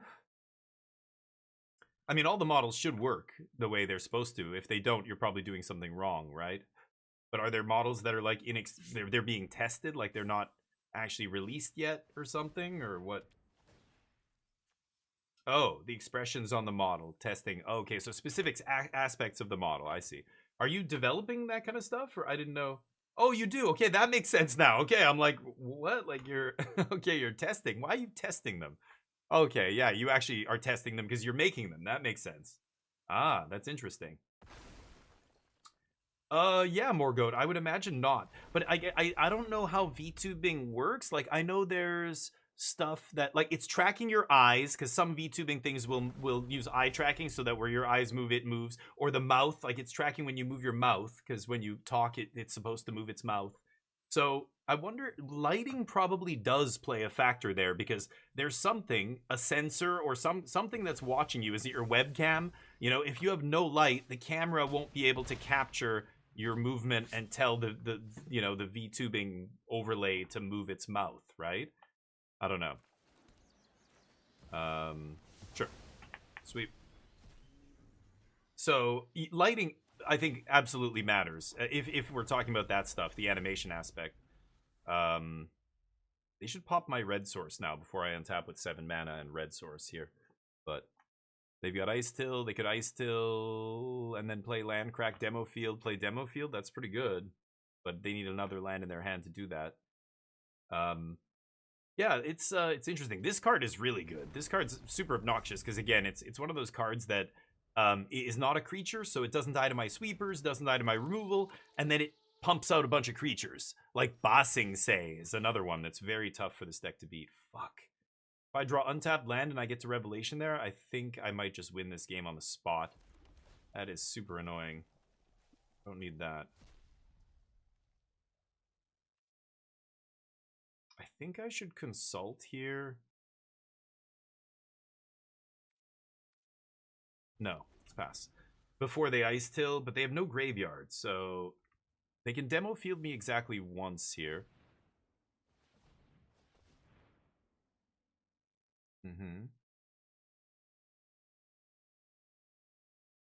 Might form?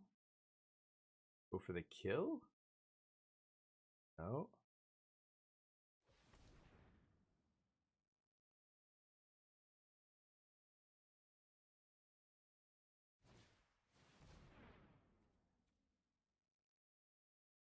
Okay. Well, that's a problem. I could have killed Ice Till in response here, but I'm pretty sure the only reason they're going for this is because they have a combat trick or a royal treatment to protect this guy.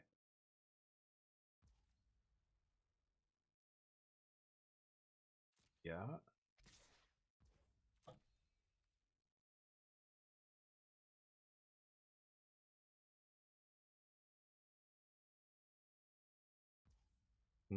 So now, do I take 6? If I go for Consult here, and they have a way to play another land. Demo field. I'm gonna take 6. 6 and 4, or 10 and 4, it's irrelevant. Blow up Rip? I don't think that matters. I'm gonna do this in response, though. I might find No More Lies to counter this. No More Lies. Okay. So I have Jeskai Revelation this turn. I'm going to do 4 damage to Ice Till. I'm going to kill Vivian Reed right now with Get Lost, I think. And then untap, Jeskai Revelation, kill Ice Till, bounce Earthbender Ascension? No. What do I bounce? Bounce a land, I guess? That's not even good, but I'm going to kill...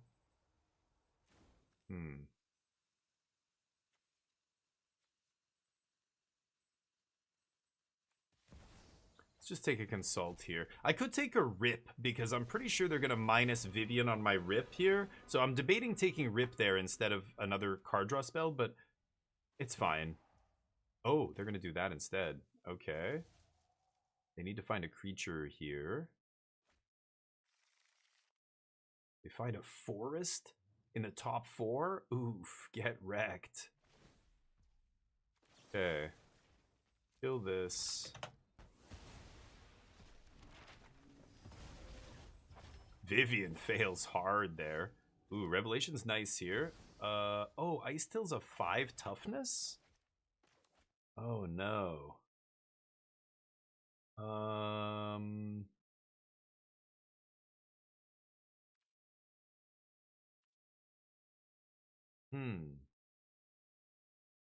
I mean, if I don't Jeskai Revelation here, am I crazy? They have a forest in hand. What are they going to do? I should just get lost Ice Till here and Consult. In fact, I'm going to Consult first.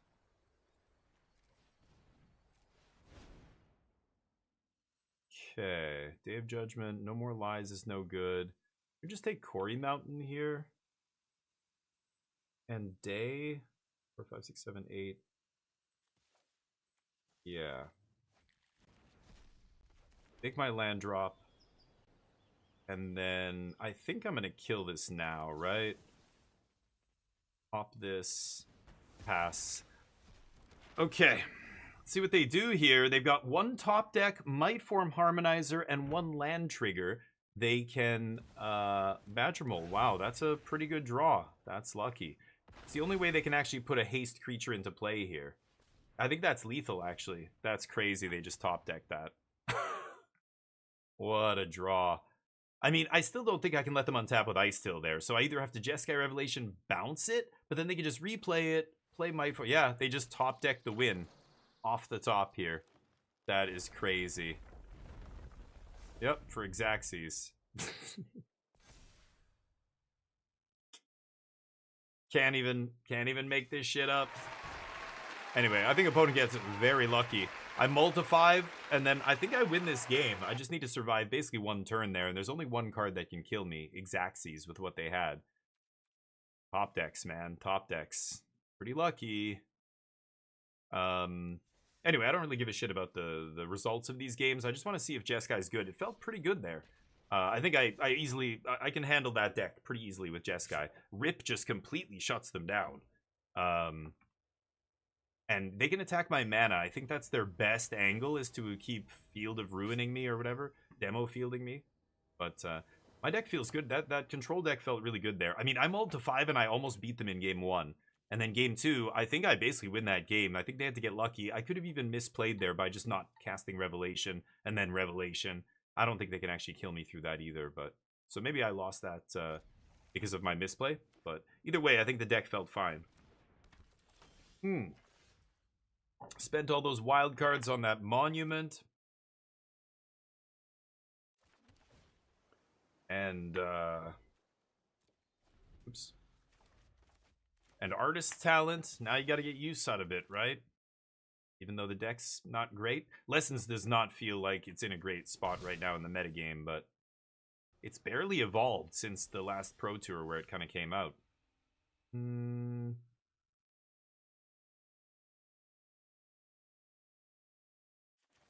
Alright. I don't know if I should leave up a land here and represent a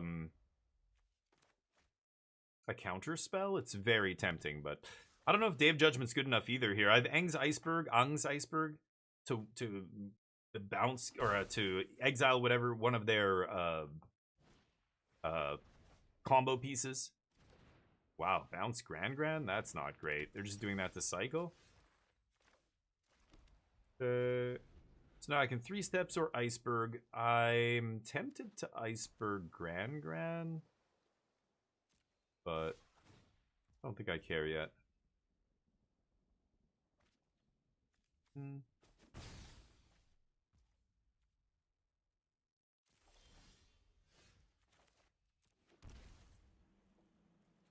Well, I didn't need to draw the 3rd Day of Judgment. It's kind of annoying. They don't do anything on turn 4. I like that. Okay. So they can draw some cards here if they find that Anticipate. I would counter that, I think. So I think they're just going to wait for me to consult here, and then they'll draw 3 cards, which, that's fine. Still going to consult. We can both have cards. I don't care. Rip pretty good here. Found the one of. No More Lies getting dead quickly, but Unagi's quite good against them. So I'll take Unagi here. Revelation. I like land. Let's do this.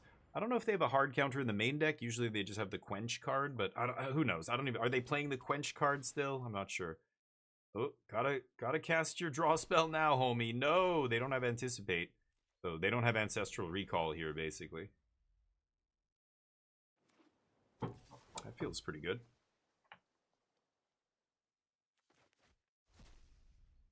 So land on top gets us to 6, and then I've got Unagi up. I might just Day of Judgment here, we'll see. They play one more thing. Oof. I think I'm just gonna do that. And play this safe. Yep. Oh, get wrecked. What a blowout. Yeah. Scoop? Not yet.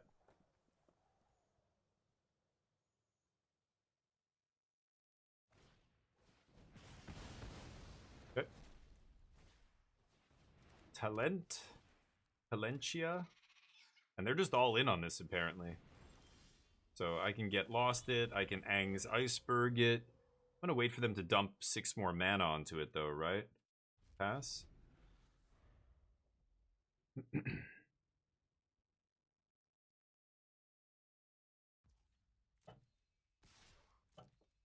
Should have gone for it pre-combat, because if we're gonna fight, you're gonna do it on... Yeah, they're just gonna do that now. Okay. Let's O-ring that. I don't know, maybe I should Get Lost, because O-ring deals with the monument, where Get Lost doesn't. Maybe I should actually use Get Lost there, I'm not sure. This is gonna get countered by Quench. Let's go to combat, or go to our turn. Pass. Now I think I'm gonna flash in Unagi here. Anticipate, not very good. This is not drawing them a card, so Unagi wouldn't do anything here anyway, even if it was in play. Plus, it's not their turn. They've only drawn 1 this turn anyway, even with that. I think Unagi's good for ambushing this guy.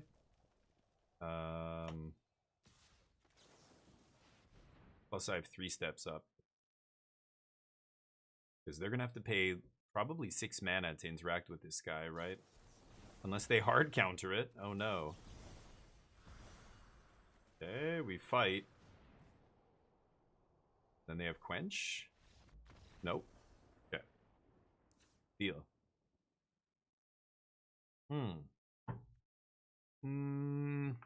Hidebinder's good here. Are they... They are the full Lessons deck, right? Like, yeah, they just didn't have the combo pieces. Spell Snare. It gets Artist's Talent. It gets the... Like this random thing. This thing is a big problem. So nabbing that, it makes it a pretty good card here. I will bring in Spell Snare.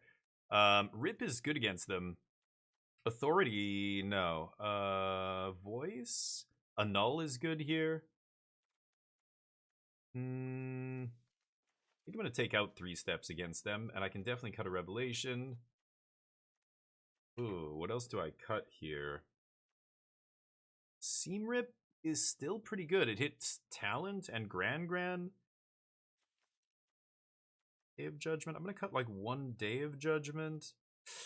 Marang River Regent. I don't know. Do I need that? Or maybe even No More Lies on the draw is not amazing. Plus everything they play is so cheap. Like Spell Snare is almost better. I'm gonna try like this. I'm gonna cut a couple No More Lies. Wolf, what's up? How you doing? 3 days of Judgment of 7 cards in hand. That sounds like a rough week. 3 days of... Oh, Day of Judgment. Yeah, of 7 cards in hand. Yeah, that's too much. Too much Day of Judgment there. But, like, if they had, for example, if they had Artist Talent Monument that game, and I had 3 Day of Judgments, I would have been in deep shit. I'd probably lose that game, actually. However... See if I can Spell Snare their Artist Talent here. That would be hilarious. No? Darn. Thus, leave up the bluff of No More Lies here.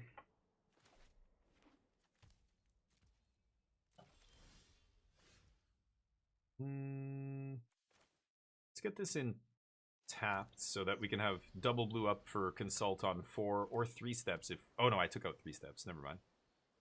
This deck only playing 1 copy of 3 steps is interesting. I've been coming down on that card too in Jeskai. I was down at 2 copies, then I went back up to 3, and I'm like, none of this feels good. Same with No More Lies. Like, I'm not a big fan of it right now in Standard. This deck kind of has to play 4 because it's a blue-white deck primarily. Like, they're not playing Lightning Helix, right? But Lightning Helix almost feels better, like the Jeskai deck that actually plays Helix. Alright, I am going to go for this. Let's see if they mess with it. I mean... If they do, that's fine. If they don't, that's fine. I would like it for it to resolve, but so I could see them countering it here. See?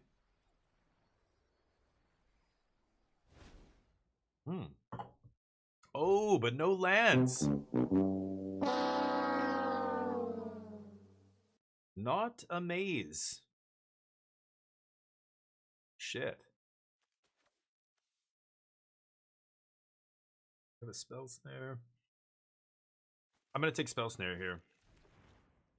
So otherwise I'm going to be discarding. No! That was the worst draw in the entire universe. What's going on with you? What are you talking about? Deck, what are you even doing? Fine. Oh, they know that. Now they know I'm in trouble. They're like, oh, shit. Stock up before the... Oh, they didn't even do anything, though. Nice. I think I'm just taking these 2... And I'm discarding this turn, which feels real bad. Seam Rip does nothing. We pass.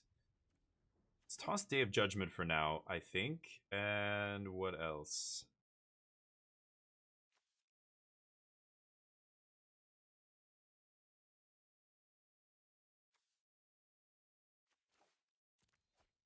Okay. I think that's fine.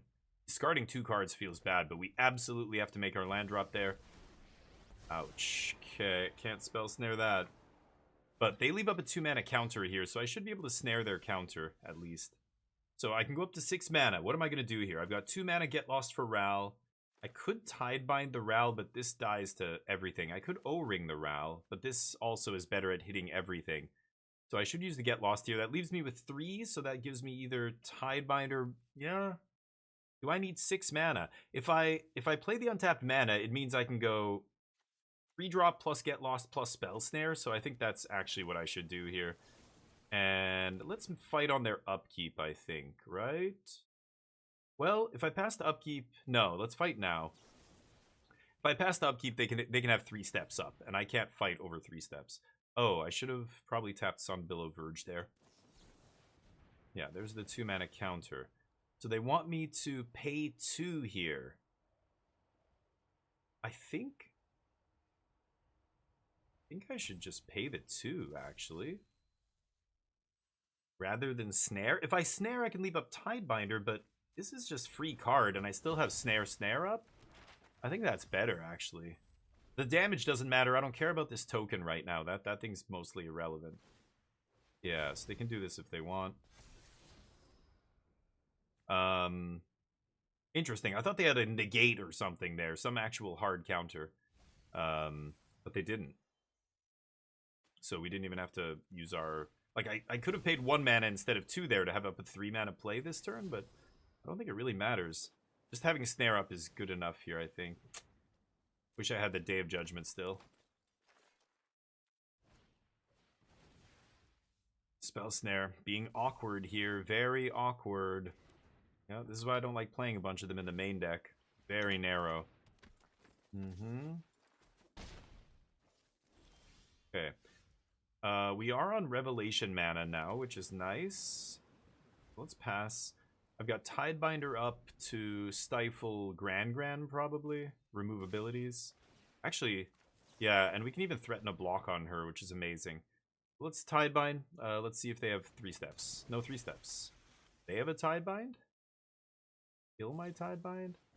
Ooh, that I can finally snare.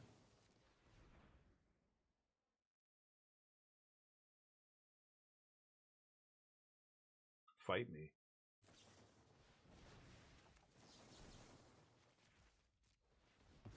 Had the double snare. Ooh, look at that stack.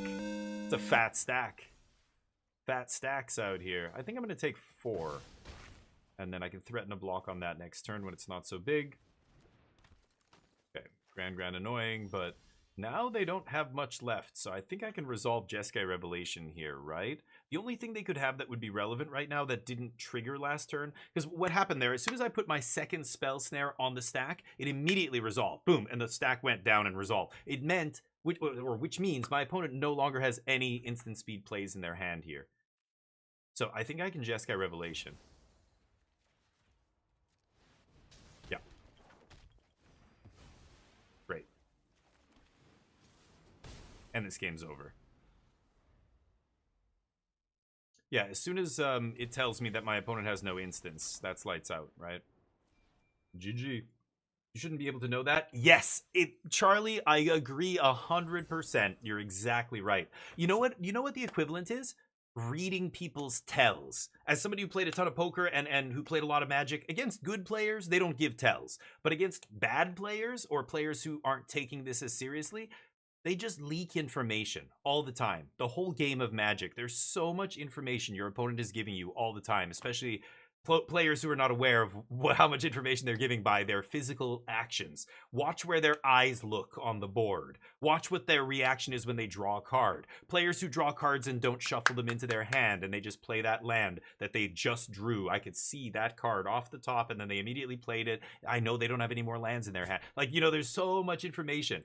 But that tell is so annoying on Arena, and it's why it's hard to take Arena seriously, because that kind of shit is, yeah, you're right, Charlie. I shouldn't know that my opponent has no instant speed interaction. In a real game of Magic, I wouldn't have that read on them unless unless there's some, I don't know, some other crazy level of information that I got that tells me that they, I mean, when my second spell snare resolves, I think actually I'm like 95% sure they don't have any more interaction. But the fact that Arena makes me 100% sure is unfair, and I agree it's dumb. And you know, the only when Mythic Championship was happening on Arena, they had full control on the entire game. Many pros, right? They had full control, and then it became an issue of time. So even because they had full control on, because there's so much clicking, it ends up they have to play really fast, faster than they should. Like the whole experience was just really bad on high level competitive on Arena, right? But double spell snare was cool there. Thank you, high scores. Appreciate that. Would you feel that playing that tournament on Tuesday with full control is bad sportsmanship? No, not at all. No, I think anybody who says that's bad sportsmanship doesn't know what they're talking about. They don't. What? Why? Tell me why. Like, you know, you're saying, like, if I play in a tournament on Magic Arena and I play with full control, it's bad sportsmanship because I'm wasting their time? Is it a time thing? Like, that's not a real argument, right? What do you mean? I have this whole time, this whole clock worth of time I have to play this match. I'm allowed to use all my time. I have all these timeouts and everything because I am able to, you know. So I mean, if you're losing the game to time, then it's a problem for you and you have to reevaluate. But no, nobody should be giving somebody else shit if they want to play full control. I think in a tournament that you're playing for prizes, in fact, the reality is all of us should be playing full control. So anybody who says they shouldn't be is like, no, dude, I'm just being lazy. That's why I don't play with full control. That's why I lose a lot in Magic online on Arena because I'm lazy. That's really the reality. I don't read the cards enough. I don't, you know, you've seen me lose so many times to RTFC, stuff like that. I'm not taking this that seriously. When I was playing in the RC, I was dead sober. I was dead serious. I was focused 100% on the games. I was trying my best. This is just, I can't take it as seriously. So misclicks happen, you know, not reading my mistakes happen. I think you should be playing with full control if you're serious with this game. Okay, let's just iceberg this, I guess. I need lands here, but playing against black-red slasher? Fascinating. Some people hate it. Yeah, ladder is different because I think ladder, you're trying... Whoa. Oh, nice. Destroy non-land permanent. Ooh, that was spicy. Oh, no, that's really bad. I needed a land for my... Actually, Mai is not the worst. Let's stock up here. I'm kind of surprised they didn't blow up the Aang's iceberg, actually. I need the land, and there's Day of Judgment. I already have one in my hand. Take another Rip. Rip looks pretty good against them. It doesn't hit Slasher. Oh, this is interesting. Maybe I take No More Lies? I'm gonna untap. No, I should take Rip. I should take Rip. And just rip this right now. It's doing me another 2 damage. It's doing a lot of damage to me. It's kind of annoying, but... that was a nice stock up. Really nice. Need to keep making land drops here, but... play what you can legally build, yeah. But, I mean, now we're, like... Deck building and everything is a separate discussion. I think what Charlie's asking about there is specifically, you know, taking up a lot of time in a match. I think on the ladder, people are playing fast. I need a land drop here. I want to leave up No More Lies still, so I'm just going to actually play this for 2. It feels bad, but Impulse works. Impulse in a pinch is fine with me. And I am going to take a land here. I don't think Rip is going to be good against them, so shuffling my sideboard card down underneath feels good. I think I'm going to keep that 2, actually. I don't want to consult again for 2 here, so I'm just going to pull this consult, leave up all my mana, pass consult on their end step. Okay, that's an easy counter. Yeah, sandbagging the land. Unholy Annex is a problem here. I need to find Get Lost. Burst Lightning my face? Good God. So let's see here. Ooh, I could flip in Kyoshi. And that draws me 2 on their end step? Ooh, that's very tempting. But with this Day of Judgment, like, I really just want to make land drops. I have Jeskai Revelation. You know what? I'm going to go for this. If I find Get Lost plus Untapped Land, I'm just going to pop that Annex. That's what I'm talking about. Okay. That's easier. Because if they draw an Untapped Land and they make a Demon here, that's going to be an issue. I'll take 2 anyway, so... Razorkin Needlehead. Okay, well, now it's Day of Judgment time. Get a nice clean 2 for 1 here. Take a hit. I'm very close to casting Revelation and gaining a lot of life. So... Pass. I'm at 7. I can end step Consult. Look for that 7th land. I'm going to do that before I take 2 more damage. Is this the 3rd Mai they found? Dear God. Lucky. I can't play Mistrise untapped. You gotta be kidding me! No!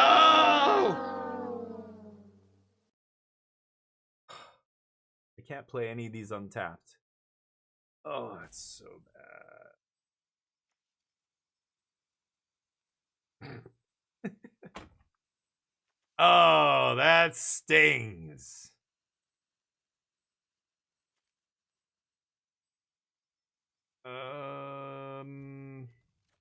Okay.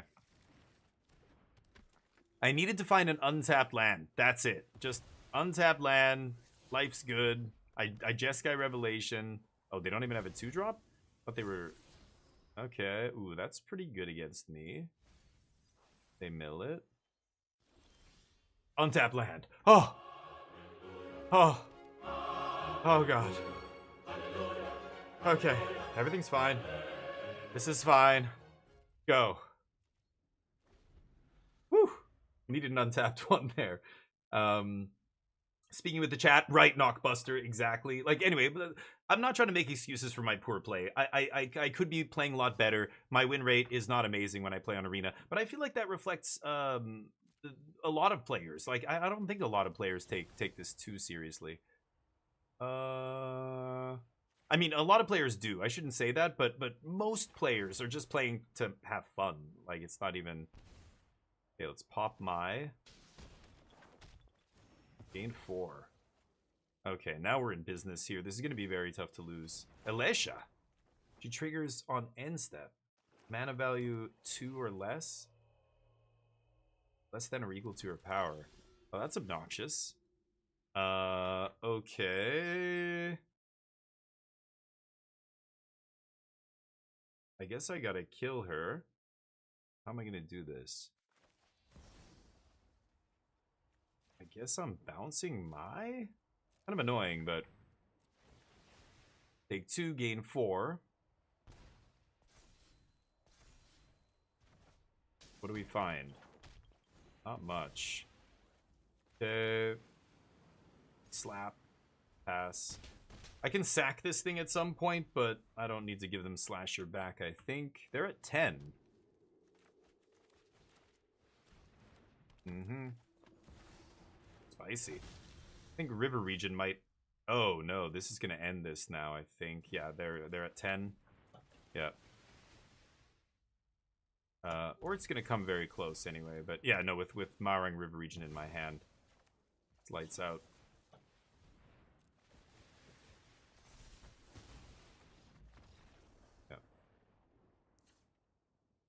Okay, what do we have here? Bloodletter with the other 3-drop. People still trying to make that good. I don't know. I think it's atrocious, but... Cards come in tapped. I think Beza's going to be good here. Spell Snare is pretty good. 3, they have 2. A lot of 2s. I think I'm going to bring in Spell Snare here. A Null? I only saw the Annex, but Annex is amazing. I think Tidebinder's interesting. It shuts off the death trigger on, or the damage trigger on the Slasher, right?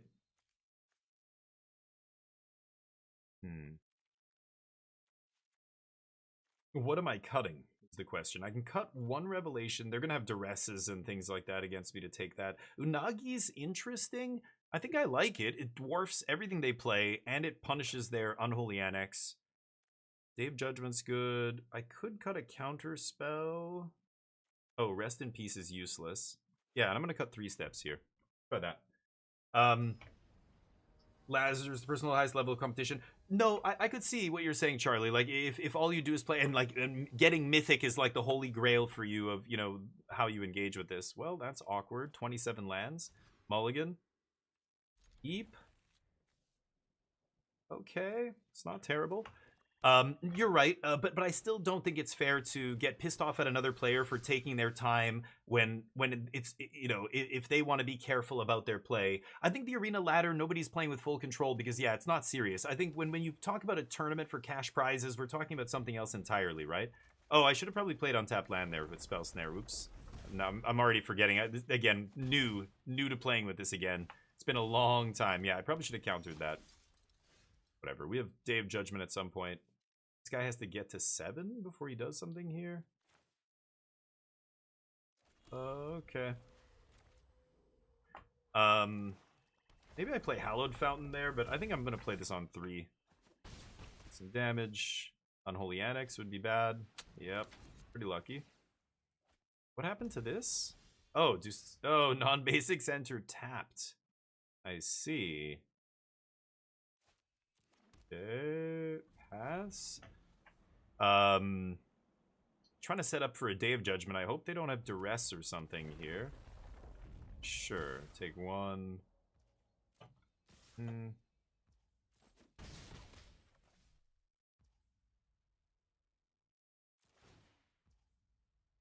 Could consult, but I don't think I will. Let's see.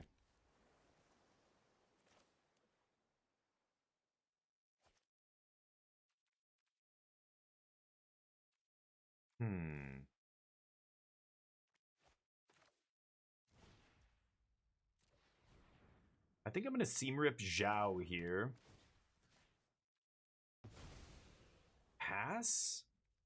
Stop on their second main and O-ring the Annex. Actually, oh, but if they play a land, they can just activate it. What am I doing? I'll still O-ring it, actually, and then Day of Judgment. That's still not terrible. I don't really care. I just want to get it off the battlefield either way. Day of Judgment, I could have Day of Judgmented there, got a 2-for-1. But then... I can't deal with that Annex, so... You know what? I'm just gonna eat this Annex now. Before they make a demon off it.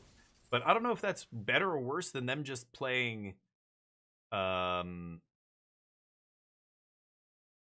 me think about this. Because, like, what if they just spend their turn making a demon, I lose 2 life, but then I get to untap, and, you know, I get to Iceberg this on end step. I guess I wouldn't lose the 2 life, right? Okay, that's good. Day of Judgment still being a 2-for-1 here. Take 1. I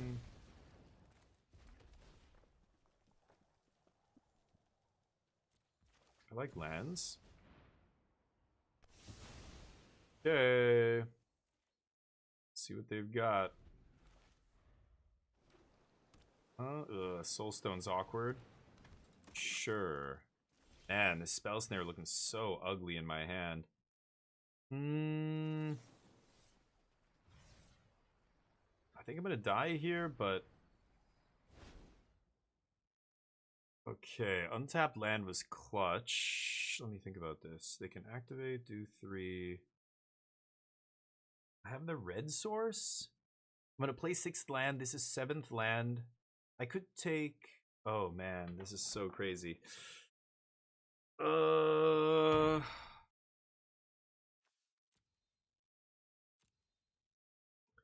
I could take Seam Rip, Jeskai Revelation. I can rip the Zhao, and then their best play is probably Soulstone, and then I'm just hoping to draw an untapped land for this.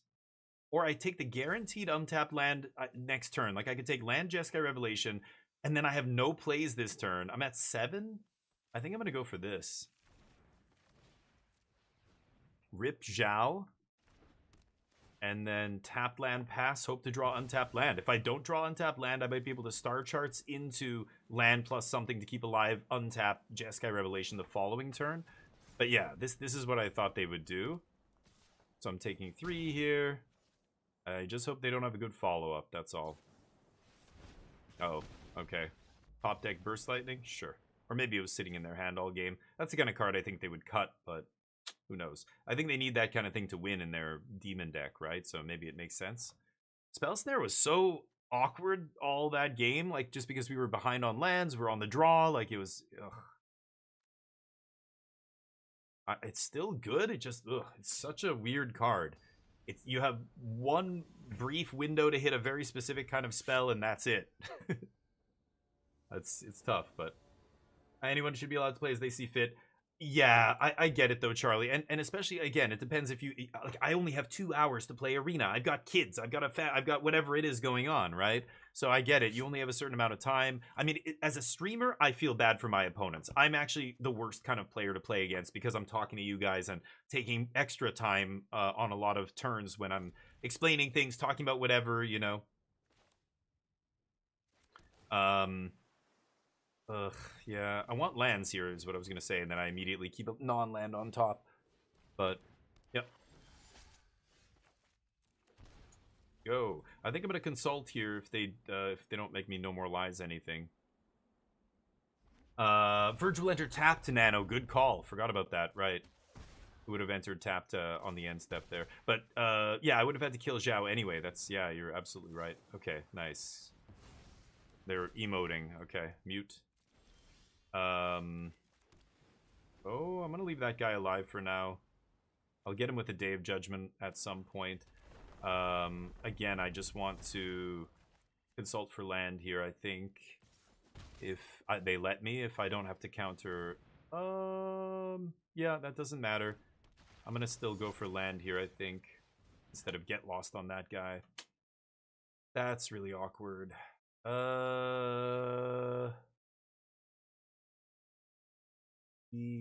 I think I just have to take another consult here. I could take Beza. Beza is tempting.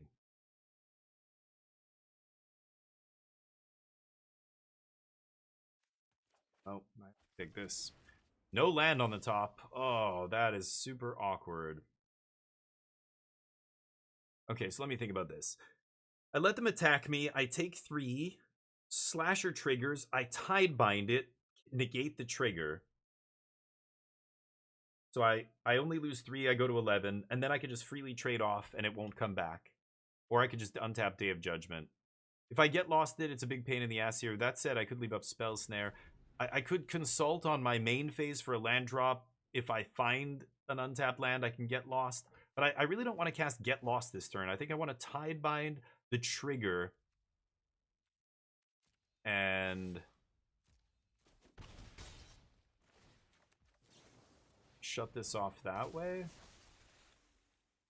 Okay, now they can kill my Tidebinder if they want. That doesn't really matter. If they don't, it threatens to block here. If I Day of Judgment with the Tidebinder in play still, the Slasher won't come back. So, hoping to draw land here to Day of Judgment. Maybe they play another, like, bad card, like the Demon. Play the 4-mana Demon.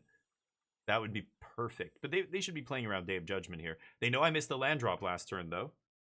Oh, they're debating whether or not to overextend. Do it. Oh, shit. No land. Oh, God. Well, at this point, I really have to just make a land drop here at all costs. Okay. I guess I'll take this. And now I have Get Lost up, so that's something. Pass. No plays on turn 4 for them is pretty ugly here for them, so that's nice. Next turn I'm threatening Day of Judgment, so hopefully they just play Demon or something here. No, if they played Demon, they would have played it already.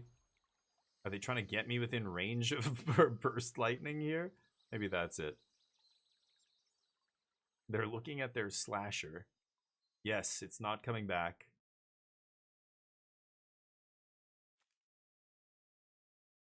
They've got one more ping.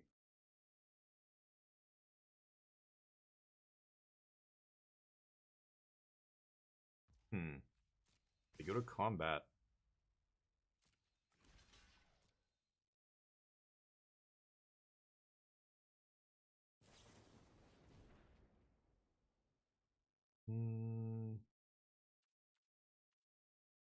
Okay, so that means Yeah, no, that's still fine. That's a Day of Judgment that could have gone to my face. I think that's fine. I'm going to leave a Get Lost for their second main phase here.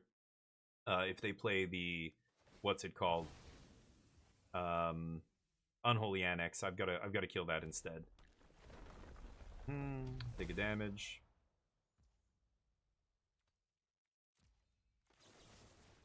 Okay, I will pop this then.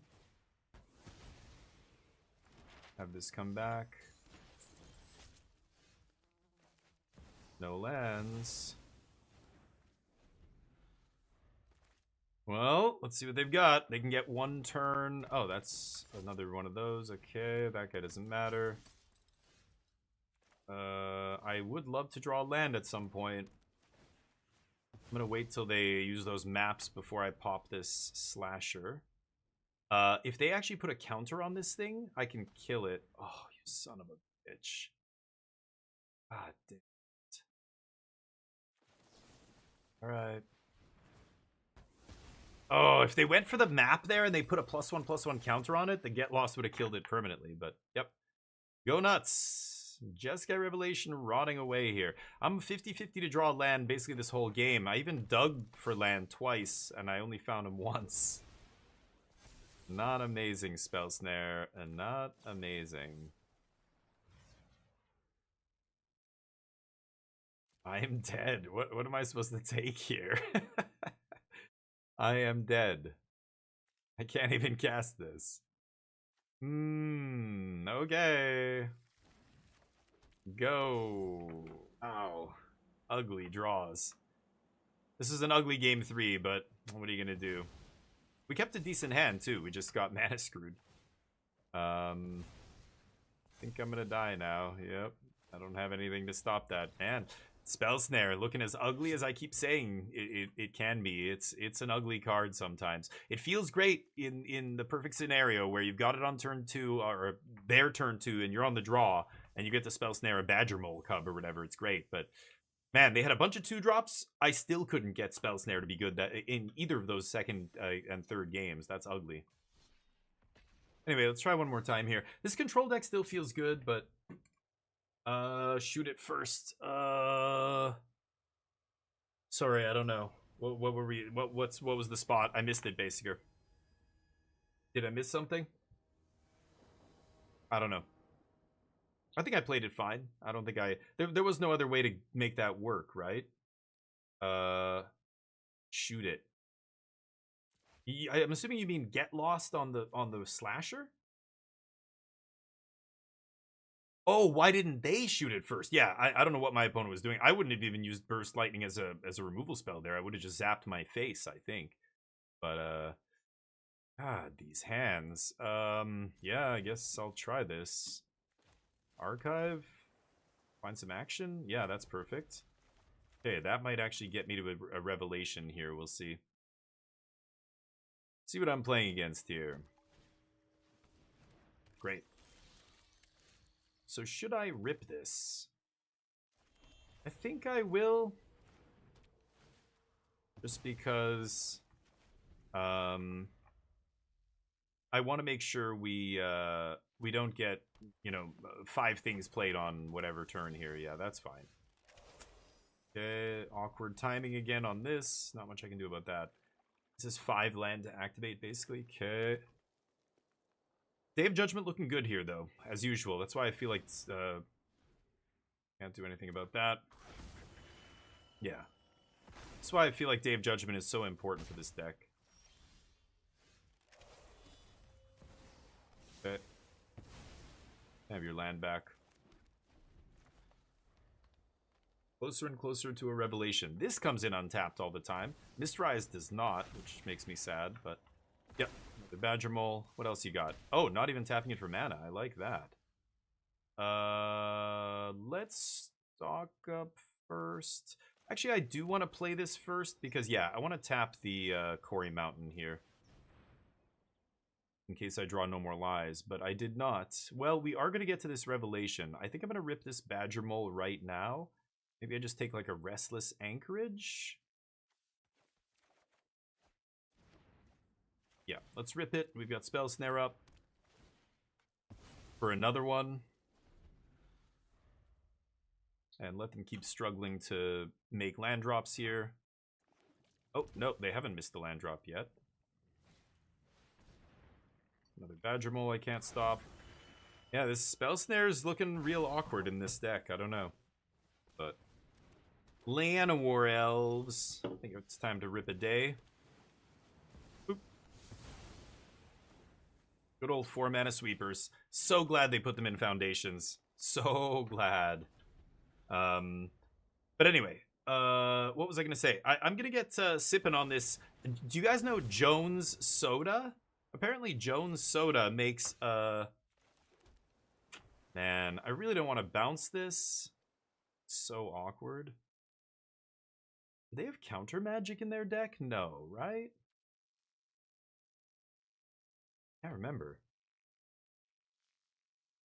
Jones Soda was big in Michigan. They make a THC infused Jones Soda. It's called Mary Jones. I picked one up. It's supposed to be pretty good. It's 10 milligrams of THC. So I don't know what that equates to in terms of alcohol, like, feel.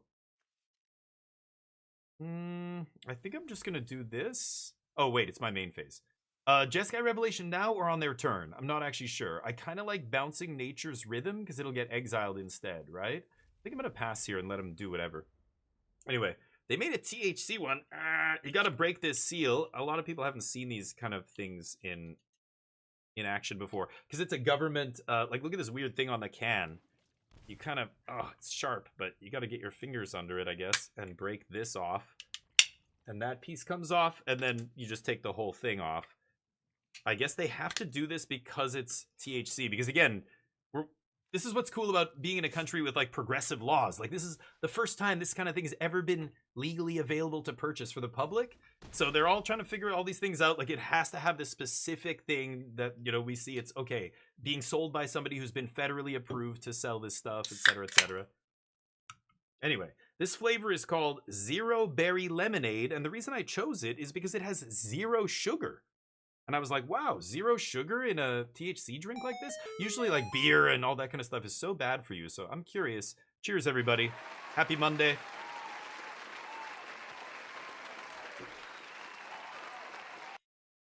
Ooh, weird. Okay, so my opponent does nothing. Am I gonna bounce Riddler here? It's kind of bananas, but I think I will. And again, I don't know what they play. Do they have a main deck counterspell? They might. Maybe I should have done this on my turn. They apparently play a main deck counterspell. Holy fuck balls. Good to know.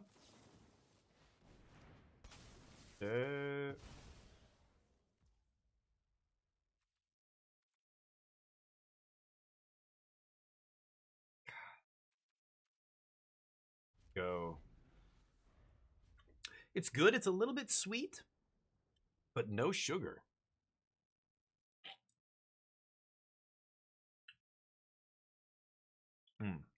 Carbonated, but not like biting my tongue carbonated. A little like chalky tasting. Almost tastes chalky in a way. It's weird. Oops. Anyway, I guess I should have done it on my turn. I'm not playing. I don't know what the latest Simic decks are playing. I haven't really looked.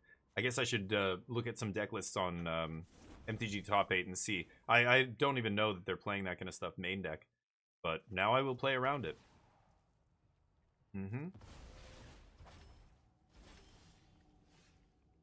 Not bad. Go. That's a great draw there. Oh, I could have activated Quarry Mountain Monastery earlier, right? I think there was a turn where I had mana untapped on their end step and I didn't do it. Not the turn I rebelated, but yeah. Fallout themed pack of it at Costco the other day. A Fallout themed pack at Costco. Oh, really? A Fallout themed what pack? Magic? The Gathering? Oh, maybe I should have snared that. I'll snare this one.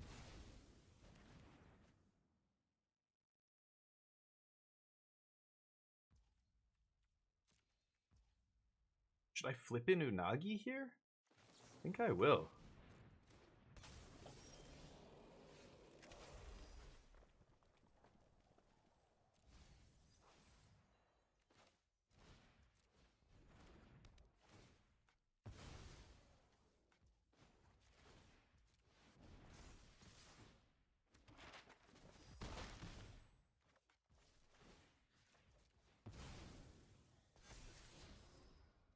don't need rip.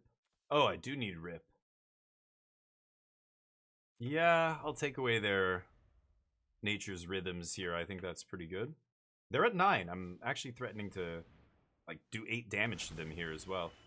They rip Badger Mole, or they nature's rhythm Badger Mole, yeah. 4 mana. Boroid. Okay. Guess I'm ripping it.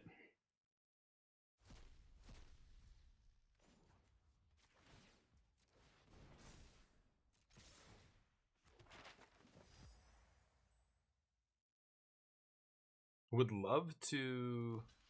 Oh yeah, they're gonna double block? No.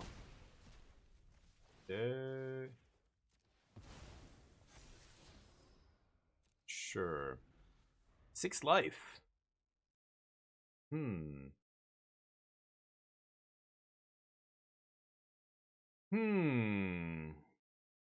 They could riddle, and then I get to draw 2.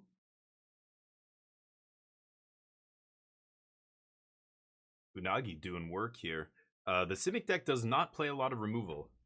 But, oh, the pack of Jones Soda. Oh, they did, like, some Fallout edition. Now I know what you're talking about. I think I've seen it. Yeah, I haven't seen it in real life, but I've seen, like, the ad campaign for it. Interesting. But you didn't try it or anything? Would I prefer to be a truck driver or an IT engineer? Both jobs that are getting eaten up by AI? I don't know which one's worse. That's a lot of beef on the board. I die. A truck driver or an IT engineer. I mean, IT engineer is a much better job than a truck driver, full stop. However, both of those jobs are going to be obsolete in like 5 years or less. I don't even know. Many white-collar jobs are going to be gone. Truck driving might be a little bit longer because it looks like auto-driving cars are still pretty far away. They can't seem to get it right. But Volvo and, you know, many big companies already have semi-trucks that are autonomous, that are, automatically, piloted, etc. But they're still in, like, the trial phase and stuff. They haven't, like, rolled this out across, any countries or anything yet. They're just trying it in certain areas and all this. But that's eventually going to happen. So both of those jobs, but truck driver is a rough job. Like, it's not a great job. So IT engineer is just a much easier job. You're working in a climate-controlled office most times. You could be working from home, which is amazing. I mean, compare that to driving through shit weather, traffic, like all hours of the day and night, you name it. Like, those two jobs aren't even close. But at some point, both of them are going to disappear very, very soon. But of course, you got it. Yes, you got the Fallout soda. Believe in AI? I mean, I think it's inevitable. I listen to the experts in the field, every single AI expert, every person who knows anything about AI. And I'm not talking about ChatGPT and LLMs. I mean actual AI, like companies working on developing something that will eventually be AGI. They're saying, yeah, like those white collar jobs are 30% or something of white collar jobs are going to disappear in the next few years. That's huge. That's IT engineers and clerical workers and programmers and all that stuff. We already know those models, those AI models are so much better at things like coding and stuff. They can just do so much work so much faster than humans can. So yeah, it's weird. Sorry, I barely sideboarded here. I haven't even done anything. Tidebinder, Torpor's pretty decent. Spell Snare's kind of weird, but I don't even know if I want it here, to be honest. Got one Revelation. Okay, I'm just going to run it back. I don't even know what I'm supposed to bring in there. Drink was tasty. Yeah, it's interesting. It's almost like, tastes like an energy drink in a way. Have you ever had energy drinks that are like a little bit chalky? A little touch of like chalkiness? Oh my God.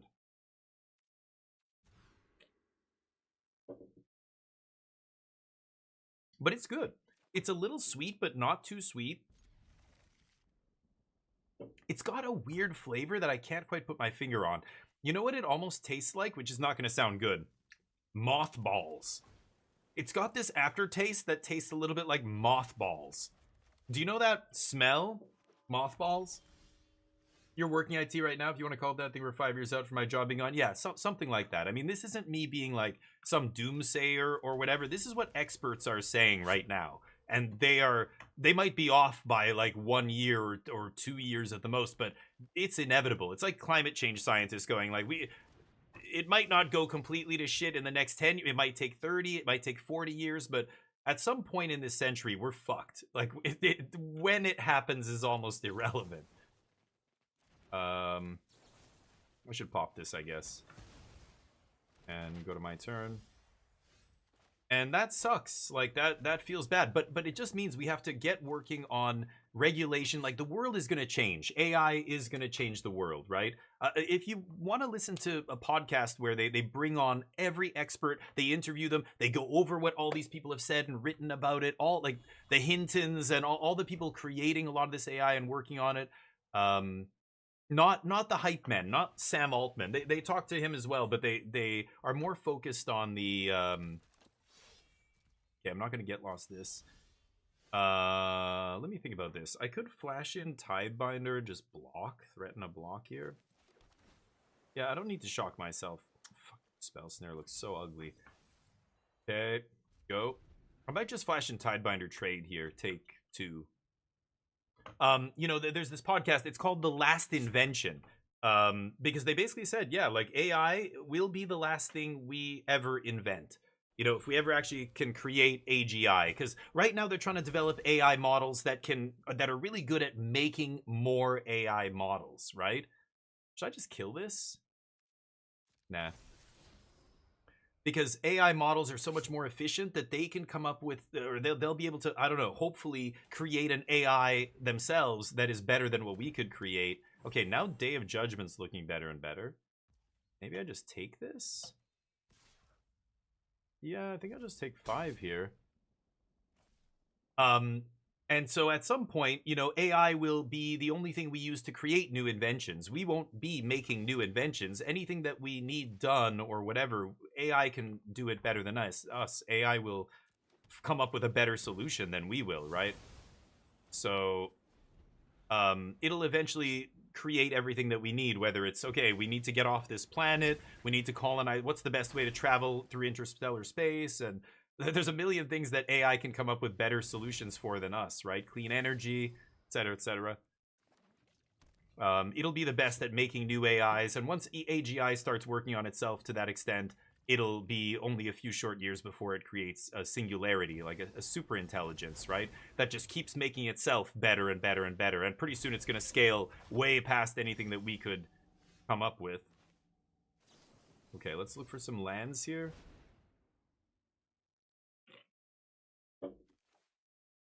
Day of Judgment.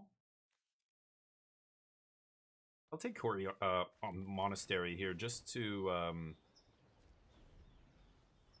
maybe have a way to find some card advantage if this game goes long. What do they got here? If it's Quantum Riddler, that's annoying, but I'm going to Judge Bin it all away. If they have Ouroboros, I'm going to pop it before it gets to combat here. Yeah, it's not a tasty drink, but yeah. What will we do for a living then? Well, when humans, when a lot of us lose our jobs, it's not a bad thing. The problem is a lot of people think losing their job is a bad thing, or their industry is disappearing, that's a bad thing, because they desperately need their job to survive. They are living check to check. People out there are, you know, the 99% of us are barely getting by, and you're a wage slave at that point. You need your job, otherwise, you know, you can't live. That's exactly where the kind of people who want to control all of society want you to be. Desperate. You know, you can't lose your health care. The United States is a perfect example of the worst of all of this, but hey, Austin, what's up, buddy? How you doing? It's a wrap. Austin, everybody. Go give him some love. How you doing, guys? Yorkshire, what's up? Go give him some love. Give him a follow. It's Austin B 1024. Give him love. I'm not joking. Go follow his channel right now, or you're banned. I will ban you. Just kidding. I won't ban you. That's not true. Probably not. Probably won't do it. Anyway, hopefully you guys are good. Thank you for the follow. Mainly Kristen. Mainly Kristen, you're a goddamn legend. Welcome to the squadron. I appreciate that. That's very kind. Yorkshire, what's up? What does Pot of Greed do? Oh, Pot of Greed. An artifact. Oh, it has a tap ability. It taps. Oh, I think it has a lot of words on it, if I'm not mistaken. Hold on, I'm thinking about this first. Do I get lost the stupid badger mole here? I don't think I care, right? Okay, let's just draw our cards this turn. Stock up Dees. Thank you guys for the raid, Austin. How you doing, man? You gotta run. Get out of here. Take care. I'll see you on Wednesday. We'll be slaying some pirates. Okay, Day of Judgment's pretty clutch here. I think I'm gonna take untapped land. Oof, Unagi's good too. I know they're gonna go Riddler. I can tide bind it. I should take the land here. I'm gonna take land.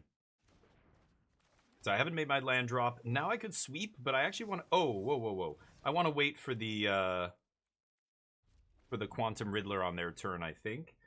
I don't remember. Yorkshire, Pot of Greed. It was an artifact that... It was 3 mana, I feel like. And it tapped. I don't know if it had an activation cost. And then what did it do? Draw you cards, lose life, something like that. But yeah. MTG question. A hollow Charizard or a hollow Pikachu?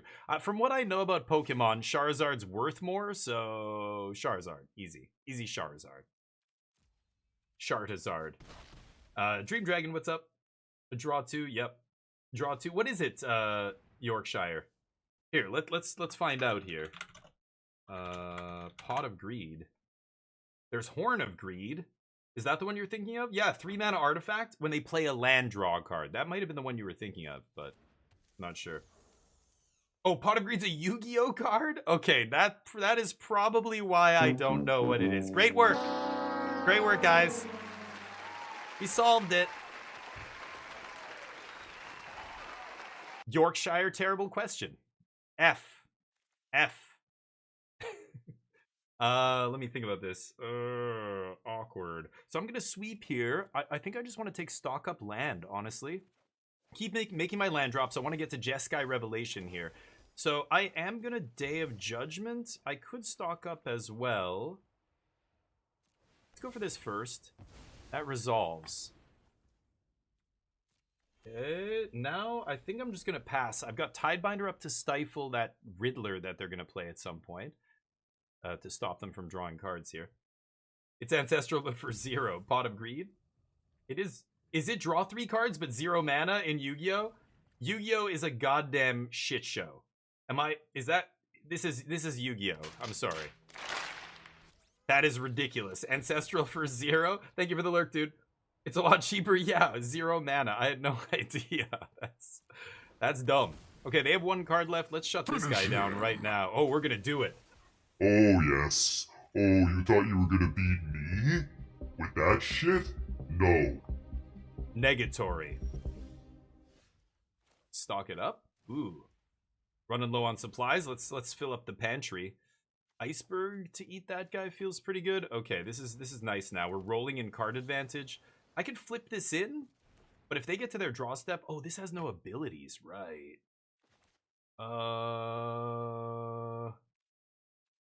Okay, I'm just gonna pass here. It's tempting to ice this thing now.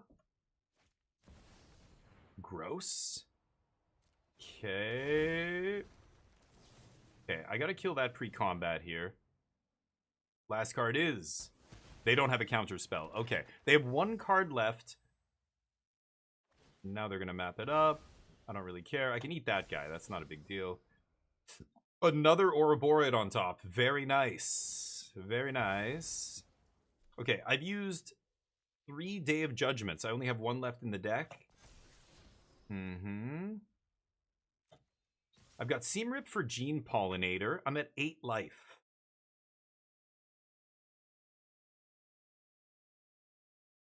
I chump, I take 3, I consult, and then I just kill their shit. They have this on top. Eat that. I shouldn't take 3 here, right? I don't know. I could Aang's Iceberg this.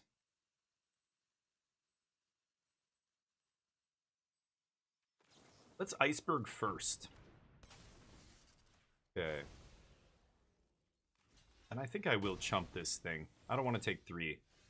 Okay, so let's go... Consult?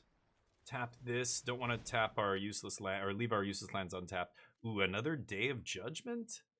I think I want the card draw. I want to keep the cards flowing, so I'm definitely taking the card draw spell here. No More Lies is basically dead. Day of Judgment is tempting. I've got Seam Rip is what I'm going to play now to kill this. They play that thing, I kill that. I have Consult already in hand to keep finding action. Tidebinder. I think I should take Day of Judgment here, actually. Stock up Day of Judgment looks good to me. Okay, so Seam Rip, Sorcery Speed. We jam that right now. Eat the Pollinator. We pass. I could stock up here, but I want to leave up the Get Lost for the Ouroboros on end step. I guess I have Day of Judgment. Yeah, this thing grows, but they have nothing here, so I think I'm actually just going to draw cards, use all my mana. Okay, 2 more cards. There's Revelation. I guess I could take Torpor Orb, sure. My turn. Oh, I don't need this. So let's go Revelation here. I guess I could do it on their upkeep. Is that crazy? No, I want to make my land drop here, right? So let's bounce Botanical Sanctum, 4 damage. Let's see if that resolves. Yeah, this game's over. There's land drop for the turn. I don't need to play this untapped. And I'd rather leave up Get Lost than play Torpor Orb here. So let's pass and see what happens. I think we got this one. Sorry, not paying attention to you guys in chat for a second here while we try and clean this up. End step, untap. Okay, now we're in commanding lead here. I don't think they're going to be able to stop me. This triggers Prowess, so let's get that out pre-combat. And I can leave up a second Revelation here, and I think that's going to be lights out. No need to go all in on the Prowess triggers and try and do a bunch of damage this turn, because we're not going to be able to kill them. Llanowar Elves resolves. That does not matter. Cheers, everybody. Sipping on a little Mary Jones 0 Berry Lemonade with 10 milligrams in it. It's a nice one. It sucks. In Canada, we can't get anything edible or drink-wise more than 10 milligrams, unfortunately. Oh, they top-decked the counterspell. Pretty lucky. Okay. Stock it up. This game's over.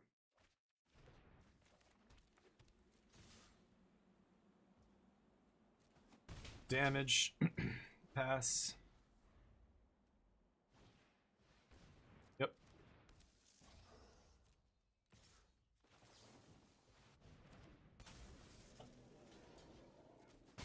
That.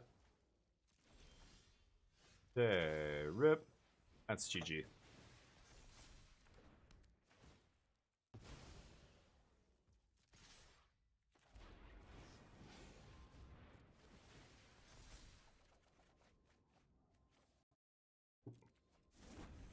Okay.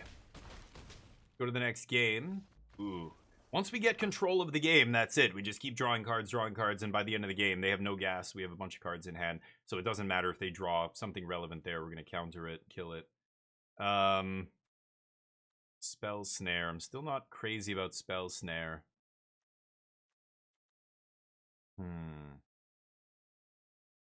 Beza? I'd rather be just Day of Judgmenting here. Rest in Peace shouldn't be in my deck. I mean, all they have is the Nature's whatever here. Nature's Rhythm? I don't think I want Graveyard Hate for that. I could see Beza being good. It buys a lot of time, because Ouroboros makes all their stuff big, but it doesn't make their stuff... get trample. So they can't push through damage. You know what? I don't even think Torpor Orb is worth it playing here. Wan Shi Tong. I mean, Revelation's really good against them. There's Voice is not great. I'm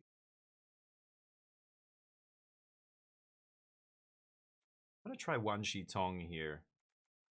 Especially if they bring in, like, the negate counter spell. Maybe I should just be switching my win cons to this. Let's try that. Actually curious. You love it when I eat guys? Oh yeah, that's all I do. Love munching guys. I can take 5 cans in a row. Yeah, I'm wondering, but what colors do you think aliens would play, or with Alan would play in Magic? Alan? Sorry, Fallout. Who are you? How do you know which? I know several Allens. I don't know which one you're talking about, but if you tell me, do you know who I am in real life? Because Alan's a friend of mine in real life. I think if the one you're talking about. Oh, from Alan Wake. Oh, okay. I thought. What colors would he play? Blue, black, or something. Guaranteed.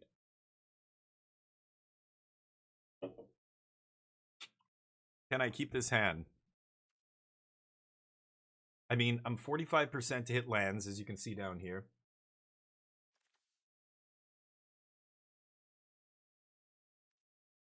I think I might have to mulligan this hand. 5 to hit land. Yeah. Jub, what's up? Keep. We will be playing, this is a better 6 than my 7, so that's good. We will be playing Alan Wake later today, actually. Maybe we're going to switch to it soon here. I wanted to just play some standard, because I will be playing a tournament tomorrow. It's going to be fun, so hopefully you join us for that. But Takimasu, what's up? It's the Big Brain Tournament. If you guys are interested, it's a free tournament. Let me see here. I posted the link. Where is it? Here. Oh. I posted the link in our Discord.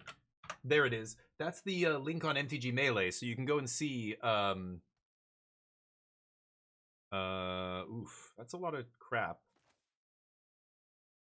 Okay. Oh boy.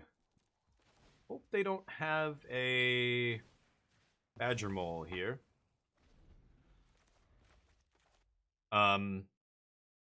Yeah, the Big Brain Tourney. It's free to enter and cash prizes. We just need people. We just need more people to play. It's kind of a weird time and date, though. I think this is the first time I've seen them do it on a Tuesday. So it's like Tuesday at 6 p.m. Central Time, North American Central Time. So it's 4 p.m. for me on the West Coast. Okay, so I would like to leave up Get Lost here. So I'm actually going to go Seam Rip and then pass, leave up Get Lost. And I think, I don't know, I'm going to save this Day of Judgment for maybe eating that Riddler later. Or now. Just cast it now, probably. Yep. Got a day away the Sarkhan, or Surak. Sadly, I have to shock myself here, but gotta do what you gotta do. Stock Up was a great one. Let us refill a little bit. My opponent's running out of action here. Quantum Riddler is their way to refill. But they need 5 mana to play it. I only need 3 to play a Stock Up here. Hopefully they don't have a counter spell for the Stock Up, but they've got to put threats on the board. They can't not be proactive here. Nice. They tap out. Okay. Another Sarkhan. Sure. Let's see what we find. I have a Consult in hand. I want this land, I think. Wan Shi Tong is very interesting. Searching their library with Nature's Rhythm makes this bigger. It's very nice. I've got Get Lost for Sarkhan. Or Surak, whatever he's called. This is interesting. How do I do this? I could shock myself, kill Surak here. They get to draw a card. I think I should take another Get Lost, actually. It sucks, but... yeah, you get to draw. Kind of annoying, but I think I'd rather do this and not take damage here. He would write better flavored text? Yeah.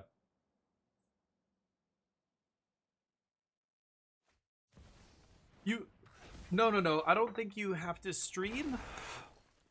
Oops. I don't know if they're doing coverage.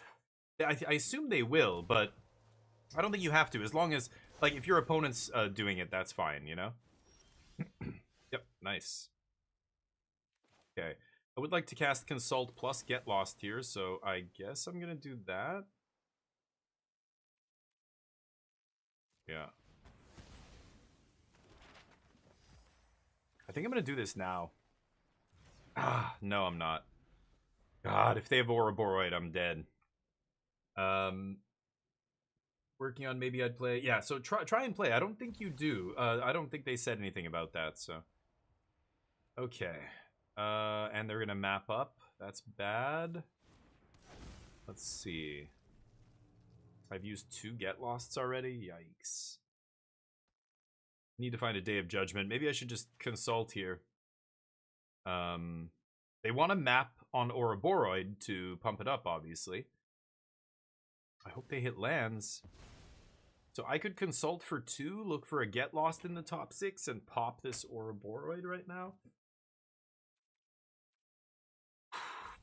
Or I let it trigger 7.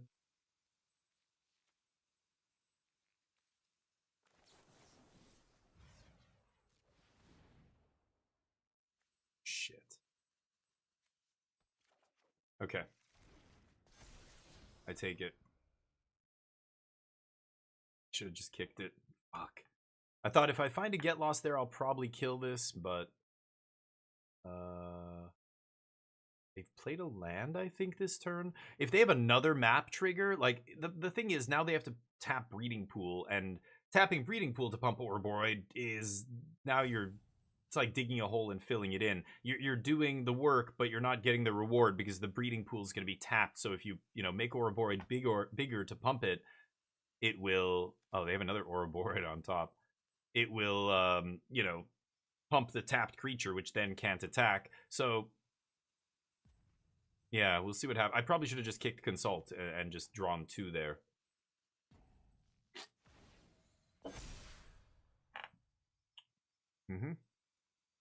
Or they could opt for the 7 damage. Yep.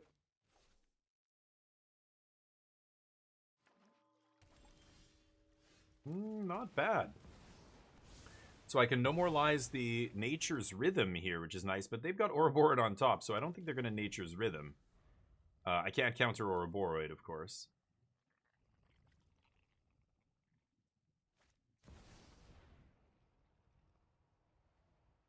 I could No More Lies and make them tap mana here, but no point.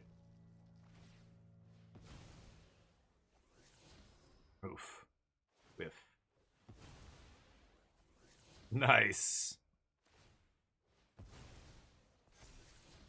Badger Mole. I would mill that if I were them.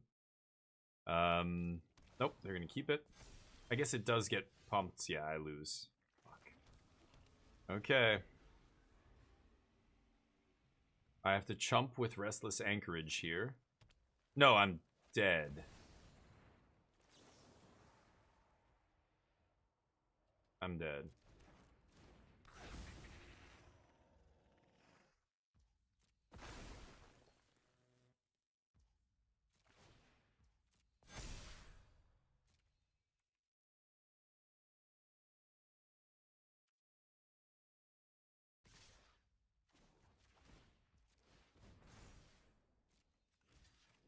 Go to 1. Okay. I'm wondering why I'm not scooping. I'm not dead yet. Rhythm. Oh. Okay. 1, 2, 3, 4. I guess I'm gonna look for 2. Oh, I needed to find the yeah, I needed to find Day of Judgment off the top there, so GG. Can't win that one. Unfortunate. Good back and forth there. I think the control deck's still in good shape against that deck. You just have to draw, a good stream of answers and threats. I think I fucked up too. I should have kicked the Consult, the previous one that I cast there. That was my mistake. I don't think they could kill me that turn, so I should have just gone for max value. I would have had another piece of cardboard to interact with there. One more. Let's try one more. Blue-white control splash red. Oh, okay, then, I mean, I would just copy and paste the list, but who cares? If you don't even play Standard, then don't worry about it. I'm not trying to push anybody to play if they don't want to, but I know there's a lot of competitive players in my channel who want to play tournaments, and there's sadly a dearth of tournaments these days. There's not many anymore. There were many previously, but they've all kind of dried up, which is sad. They are on the Play. Okay. Go nuts. Yeah, Spell Snare's been mid for me. I don't know. It's weird. But unless it's great right now, but I have a feeling it won't be. Demir's not going to play anything on their turn. Oh, it's Sultai. Good God. This. I like lands. Sure. End step. Little reanimator here.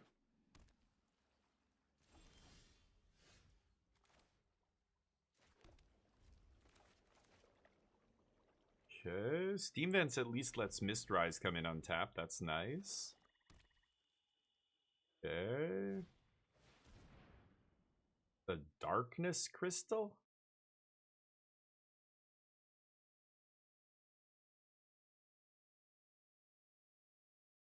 I guess so. Okay, so 4 mana do nothing here. Huh. Okay. I don't know what they're doing.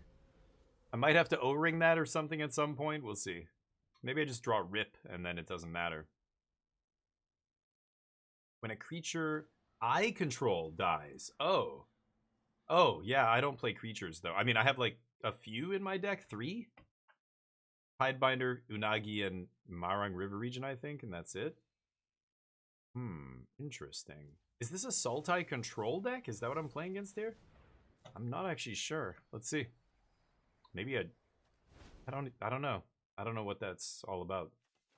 They're not playing many creatures, so I'm just gonna take lands here. Okay.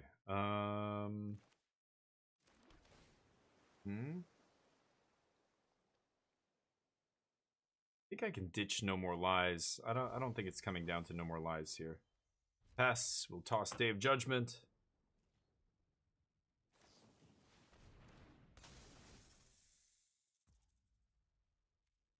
Okay. Could kill this thing, I guess. Should I? Yeah, maybe I should. I don't know what... Yeah, this is obviously some wacky-ass brew. I don't know what's going on, so let's kill this now. That way I don't have to discard. Okay, I was ready to discard my... They flipped Deadly Cover-Up in the yard. Okay. I don't think Unagi is going to last very long here, because they've got a bunch of random permanents to tap for Waterbend.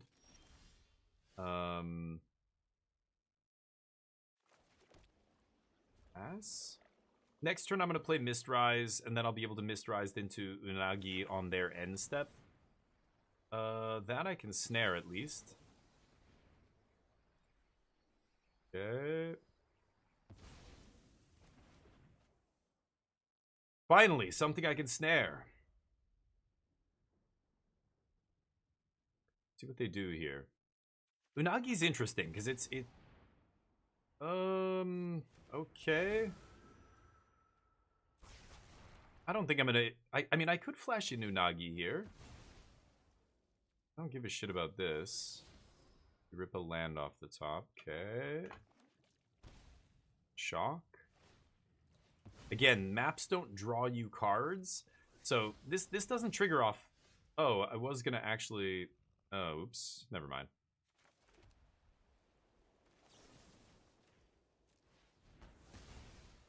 I was going to actually play my Unagi on their end step there. I clicked through it. I don't know. I took the stop off. Something happened there. My bad. I think it's probably not a big deal here. What is this? Mill half their library rounded down. Okay. I don't know. I don't know. It's a Jadur deck. Don't you know shit? Yeah, put cards in your hand. Stock up is put in your hand. I need them to play like River Regent or something to punish them, right? There's not, like, some of the best blue card draw, like Consult, Stock Up, like, those cards don't draw cards. Riddler draws cards, which is what this is really good against. Or, like, the, you know, the Lessons deck's constantly drawing cards. Should I flash this in? Nah. Pass. Okay. Jidur.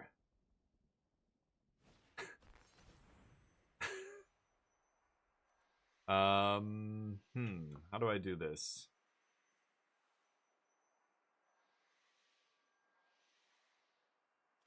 Let's just flash this in. Or actually, let's see here. I think I'm going to consult instead.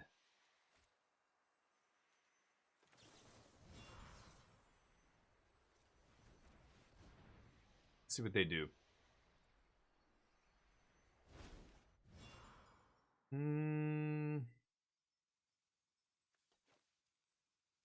I could take Spell Snare and just counter this.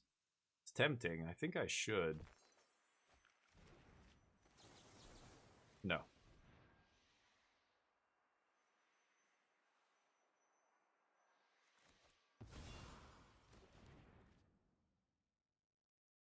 Okay.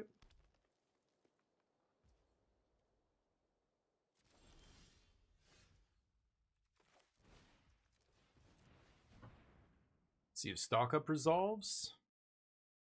It does. So 1, 2, 3, 4, 5, 6. I need to take at least one No More Lies here. I'm gonna take 2 counter spells. I have lots of land. I made my land drop this turn. I can pass and have guaranteed counter on the mill. The mill could kill me. That is randomly ridiculous. Could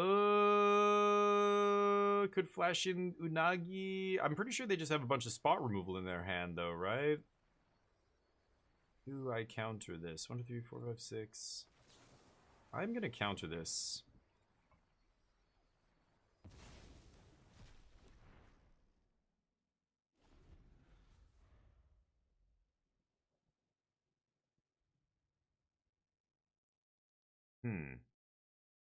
Dueling, sparring back and forth here. Feeling the effect of COVID. Yeah. Dreary, what's up? What am I bringing tomorrow? I don't know. I'm not sure. I'm testing out Jeskai here. It feels okay, but no. Crazy. Crazy ass mother. Beep.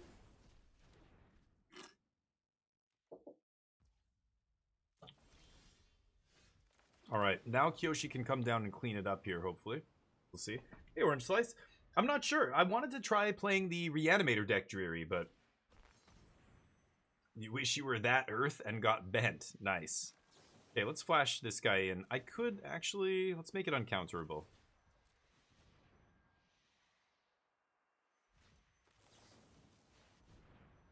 Okay. Hopefully they can't... Oh, they could totally still water bend and kill this thing, right? Super annoying. Take whatever, it doesn't matter now. Yep. Oh, and I top decked a Tidebinder. Okay, so they could take Tidebinder, I guess. They'll take Day of Judgment and play it? Maybe.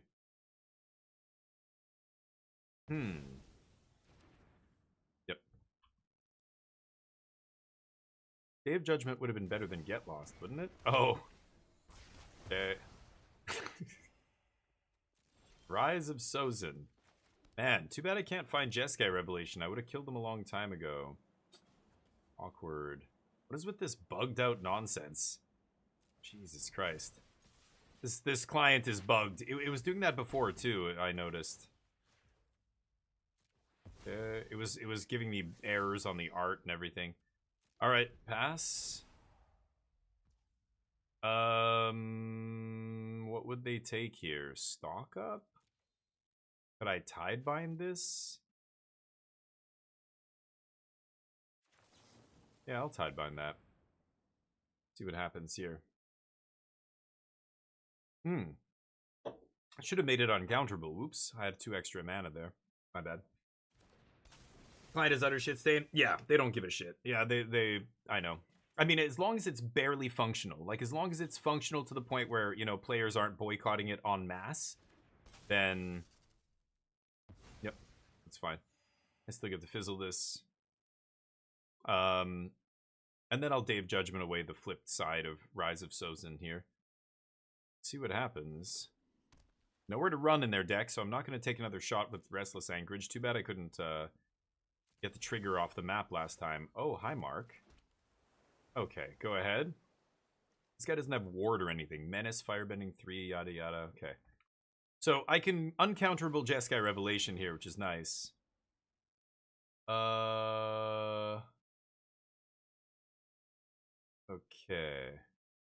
So I should Revelation. Oh. Yeah, hold up. I can actually just do this now. I have to waterbend 4. And I can, right? And I'll just do 4 to them. Because I don't have to... Let's see. 1, 2... Yeah. Comes back to my hand. I get to do that. Nice. Go. They flipped this thing. I'm just going to rip Day of Judgment here. They know it. Darkness Crystal is a meme. I don't have to leave a stop here now. Nice. That worked out well for us. We get our Unagi back.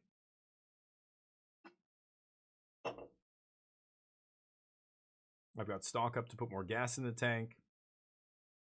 We just pulled ahead on them on cards because of Revelation drawing me 2 there.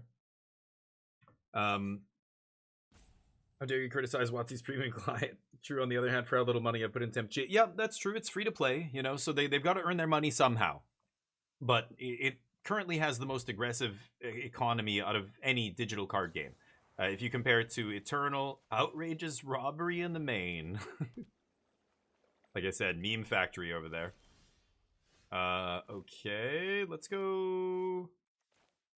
Day of Judgment? Could have attacked. I don't really care. 19 life. I think this is going to come down to maybe decking here. We'll see. Or, I don't know, maybe the 1 damage does matter. I'm not sure. Okay, so I can flash in Unagi. How do I do this?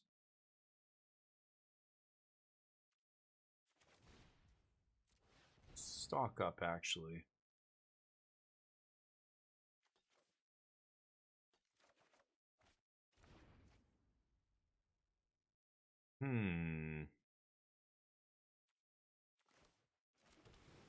Okay. This is interesting. I think I might lose to the random mill nonsense that's in their main deck. See, I guess. Obviously not playing anything on their end step.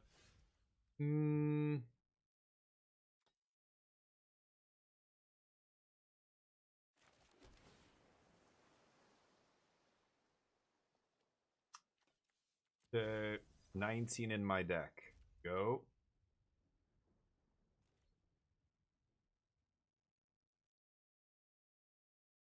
It's going to be interesting. I don't know how many outrageous robberies they play, but if they have another one, then that's going to be a problem. I guess I can hard counter it. They can't counter my counter. Holy shit, you gotta be kidding me. Okay. Should I draw cards? I think I should. Shahar, how you doing, buddy? Thank you for the raid. How's everybody doing on a Monday morning? A Monday afternoon, I should say. Evening for some people. Thank you so much, Shahar. Hopefully you're doing well. Shahar, legendary Magic player, legendary streamer. Go give him some love. Give him a follow. Do it right now. This is not a drill. Do it or you're banned from this channel. Sorry, you're not banned. I'm joking. That was just, you know, Shahar's great. You should follow him if you're not already. How's the brew? How are the brews, man? I know you were playing Jeskai Black a long time ago. I was playing that deck for quite a while as well. I'm going to be playing in a Big Brain tournament tomorrow, an MTG Melee tournament that has no buy-in and there's cash prizes. So you guys should go check it out for sure. But if you're a standard player, it's going to be standard best of 3, of course, on Arena over MTG Melee. But this deck that we're trying out right now is the Jeskai control deck that just got in 3rd place, or top 4 of the RC. But I'm playing against the crazy-ass brew. I'm playing against, I don't know what, Darkness Crystal. This is game 1. Outrageous Robberies, Rise of Sozin, you know, some Sultai pile, discard cards, strip your deck cards. I'm not going to go for Unagi here on end step, but we have to get this game over pretty quickly here. They have a bunch of cards that they robberied me. They tried to resolve a second robbery, and I countered it just now. So I don't know what kind of deck they're playing, but I'm afraid they have more mill. Maybe they have that blue-black mill sweeper. I think I'm going to stock up here. I'm not going to go for uncounterable. I also have 2 Restless Anchorage in play, and I'm at 16 cards. I know I have at least, yeah, 2 more Jeskai Revelations in my deck, though. Okay, Iceberg's not bad here. It eats that Darkness Crystal. They've already done some interesting things with Darkness Crystal here. Okay, let's pass. They killed my Unagi. They brought it back with Darkness Crystal, and I bounced it with a Revelation back to our hand immediately. I'm in trouble though, because this deck only has I haven't tweaked it yet, so I'm playing just the stock list. It's 1 3-steps in the main. Oh, they took one of my Revelations. Uh-huh. Do I have any? I don't know if I have any No More Lies left in the deck. It says I have 1. There's 3 in the yard. One of them could be in that pile. I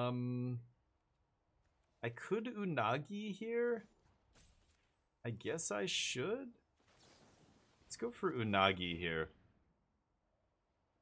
I get to draw some cards. But I'm at 14 in my deck. It's going to be tough. What are the prizes? It's not too late. No, sorry, Shahar, hold on a second. Let me get the link here. Here. That's the tournament. Go check it out. It's the Big Brain, guys. Big Brain is Riley LBC or Riley something. He just got in. He was top 16 at the previous RC. He got top 16 with Jeskai Control. At Atlanta, I think it was. So he's a good player. He's been in my channel. I've been in his channel a bunch. He streams as well. But he tried to get this tournament series off the ground. It was kind of supposed to be like the old okay, let's pass. Toss a land here. Like the pizza box tournaments and stuff back in the day. And it's great, you know, trying to get it off the ground, trying to get some attention on it so people can get involved, because that's all it's missing is the people. We need more people to be involved with it. Yeah, this is a problem. I'm at 18. I could Aang's Iceberg the Darkness Crystal right now.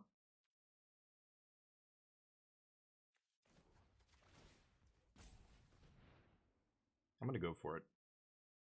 I'm not consulting this turn, but this is a silly game. This is game 1 of this match. God, this is gonna be ridiculous. Aang's Iceberg, what say you? I'll eat this. That way when my Unagi dies, they don't get to use it against me, I guess. I have this Day of Judgment to sweep away the monks. The monks are gonna put in a chunk of damage on me this turn. There's not much I can do. I could consult for 1 here and just look at every single card that's left in my deck on end step. Kind of tempting. Okay, they kill this dude. They don't have to pay the ward because of nowhere to run. Yep. Take some damage. I think I should probably consult for 1 card here, right? Or should I go for 2? Doesn't matter. Actually, you know what? I'm not going to consult here. I'm going to play around No More Lies. They could have stolen it from me here. Yeah, I've got multiple seam rips to deal with the monks. So let's just do this the hard way. I'm going to save Day of Judgment for something relevant. Seam Rip is legit dead here. Like, there's not a single target for Seam Rip. So if I just use Seam Rip to get rid of these monks, I can save Day of Judgment for, like, a Riddler. Or why would they leave Shoot the Sheriff on top? That's kind of weird, actually. Pass. 11 cards in my deck. If they have my last Jeskai Revelation, then I'm dead. But I might still have 1 in my deck. They have Consult. That resolves. I think I'm gonna die here. The Sliver deck, nice. There's no slivers in Standard currently, but the Pizza Tourneys. Yeah, Hearsay. How you doing, man, by the way? How's life? Yeah, Pizza's doing his own thing. Like, he was on our team. He was on Team Magic Jank, you know, when he streamed and stuff and ran those tournaments. And they were great. They were like, you know, packed. He hit the player cap every single week. And they started showing up in like, you know, on the front, on the, you know, MTG Top 8 and MTG Goldfish sites and stuff as kind of a reputable source of, ugh, brutal. I can't win this. There's nothing left in my deck that can get me out of this. What am I doing with my life? Sure. Yeah. Okay. This game's over. I don't think my Jeskai Revelation is in there, so as we saw there, I don't think I can win. River Churn could be interesting. Mill a bunch of their stuff. Tishana's is probably good. Orb, no. Negate, yes. Spell Snare, no. Rip, no. Seam Rip, no. Voice is good here. Annul? I don't think I want Annul. River Churn, one Shitong. We're going to have a mill war with our opponent here. Day of Judgment is not even great here, but I'm not sure what else I can really bring in. I guess I could bring in a Beza, just to have another threat. It's going to come down to just pressuring each other's life totals here. I hope I have an early victory. I cut one Voice of Victory from the side. No, I didn't. No, I haven't changed a single thing in this deck yet. It's very interesting. I was talking about building a deck exactly like this. Blue-white control, splashing red for Jeskai Revelation, and then this person just randomly did well on the weekend. I can't believe it. So I was like, oh, I've got to try this. It feels pretty good. I'm still not a big fan of some stuff. Like 3-steps I've been getting down and down on. This person's only playing 1 3-steps, and it makes me wonder if, you know, I'm playing 2 in my Jeskai deck, and I think, I don't know, maybe go down to 1, but anyway, yeah, lots of standard tournaments out there, but not all of them are you know, legit, well run. They give you cash prizes. There's some. There was an organizer who approached me. He's like, "Hey, dude, you know, I'm trying to get this tournament circuit off the ground. You got to help me out." This was like 2 years ago, and I'm like, "Oh, great, yeah, like a free tournament series." Like you know, he's like, "Well, at first it's free, but then you pay like $5 a tournament or whatever, and then the prizes are like this." And when I read the prizes, I was like, "What?" I'm like, "It's like, you know, $100 for first place."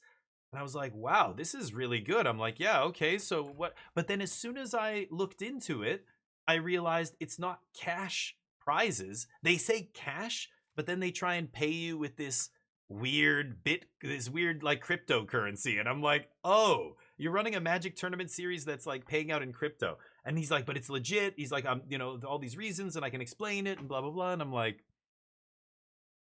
I can't promote this. Like, people are like, I want people to win actual prizes they can use, like not some weird ass cryptocurrency that they have to create an account and do all the shit and like how are they gonna spend it? It's like, you know, forget it. Yikes. I think I'm gonna keep this and pray. The background work is a ton. Yeah, you did commentary. I've done commentary on it. I know how hard it is, and he's jumping around between the matches and for what? I mean, what is the reward you're getting if you're a tournament organizer like that? Like, what? I should have probably played Archive first. I don't know why I didn't grab it there. This is awkward. I'm trying to think of what kind of sideboard card they would side in that I would want this. Like, they could, you know, the way I'm siding in Voice. Do they side in something like that? I don't think I want this. Not like they're playing Sultai, so not Voice, but something, you know, a creature. Cheap creature in the control mirror is a great sideboard card because you're juking their, you know, they're taking out their removal, their cheap removal and stuff. I took out my Seam Rips. My opponent's going to take out their Nowhere to Runs and all that. I think I'm just going to get my 3rd tap land in, so I have all untapped lands coming in after that. Monastery, of course, coming in untapped because of the Meticulous Archive or the Fountain. Yeah, it's tough, and for very little reward. I mean, streaming is the same thing, right? Unless you're a streamer that has thousands of people watching, you're not making a ton. Most people, you know, if you have a decent job, you would way rather work your normal job and make more money and have all the benefits and everything else. Okay, let's pass. So it's, yeah, definitely for a lot of people not worth the effort. And for a tournament circuit, especially once it gets big, like his was big and people loved it, but it just meant even more work for him, right? Yeah, it's tough. I could go for the card draw here. I'm just delaying. Always just wait a few seconds. This is something I learned in poker. You know, you look at your hand, or it comes to you or whatever. The new card comes down and okay, you're first to act. Just wait. Just sit there and count to 20 or 15 and just think about it. When you're playing another game like this with another human and they can see your actions and stuff, even on Arena, just pausing like that is great in a deck that plays counter magic. Even when you don't have counter magic, you just always should act like you have the counter spell, you know? And waiting before you let spells resolve, it might seem like some people think this is like douchey or like a bad thing to do because you're making the game take longer, but that's not what it's about. It's a very valid thing to do. You can take your time, take 10 seconds or whatever. No lands? Okay.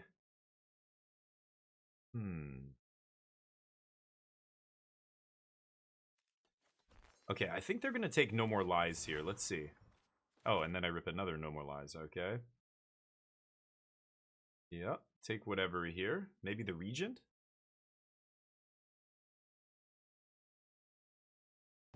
But 3 years or so? Oh, no shit, Jub. I didn't realize that. I didn't know you streamed.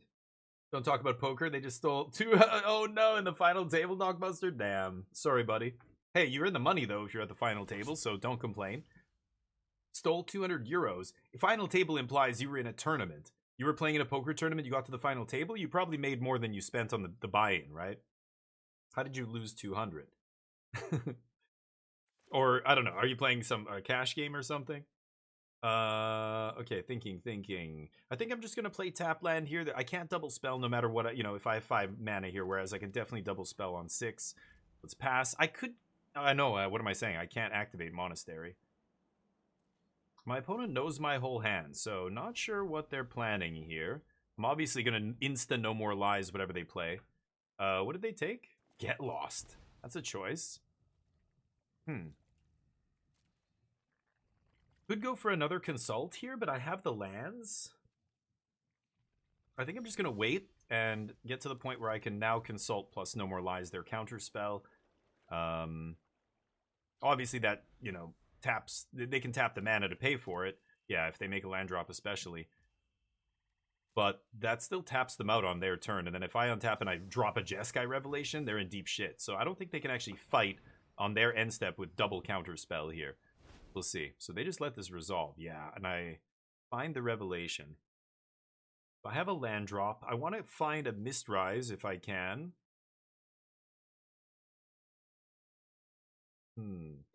I could take Land Revelation. I think that's a valid thing to take here. I could take Stock Up Revelation, or... Yeah, I definitely want to take Revelation here. I think I'm at the point where I can punish... Like, if they go for end step outrageous robbery, I just get to absolutely blow them out here. Now, I can't cast the Revelation this turn, so an argument for taking the land here is, you know, I just get to leave up Revelation now. Plus a bunch of counter magic. I think I should go for that. I gotta go for that, right? Land and pass. And now I'm ready to answer any crazy play they could have here. Okay. They're full grip here. They're gonna have to... Yeah. Cruel Claw. I think I'm just gonna double counter this because it's gonna tap them out and then I get to resolve Jeskai Revelation maybe? Let's see. Now they're debating paying the mana. Because if they know I have another No More Lies, right? I'm obviously ready to pull the trigger on the second one if I'm going to play the first one. So now they have to decide. Yeah, they don't want to let me untap and maybe Revelation here, so they can't do anything else. Can't activate Monastery. I could draw with Regent. Maybe I bait a counter spell here. I think I will. It also disguises our hand again, because now it's out of our hand and we've drawn a bunch of shit. It's going to not show them this anymore, that this is revealed. I'm probably discarding Day of Judgment here. X is 2? Oh, that's fine. 2 cards? What do you think you're going to get? The best card in my deck? Bizarre. Let's toss Day. Ooh, and there's a Voice of Victory. Okay. This is interesting. They have Get Lost for Voice. I could obviously Revelation right now. Bounce a land. It's pretty tempting. And then what? They robbery me. That's not even that bad. Bounce the tap land. Yeah, let's just do this. And I'm going to discard some cards. I don't really give a shit. Okay, land. Don't need that. And we can probably discard a land here. Gonna keep the red source for my Quarry Mountain. Day of Judgment can go... Oh, I need to discard only one? Okay, yeah, just the land's fine, I think. 2 lands in hand is more than enough. Voice, I'm gonna wait for them to burn that Get Lost on a token before I play Voice here. Now they can resolve something big. Oh, and they're gonna take my Jeskai Revelations? Okay, so be it.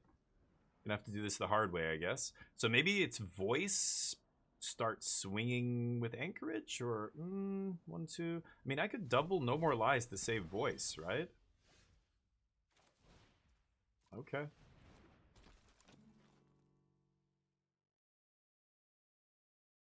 Yeah, let's just play this.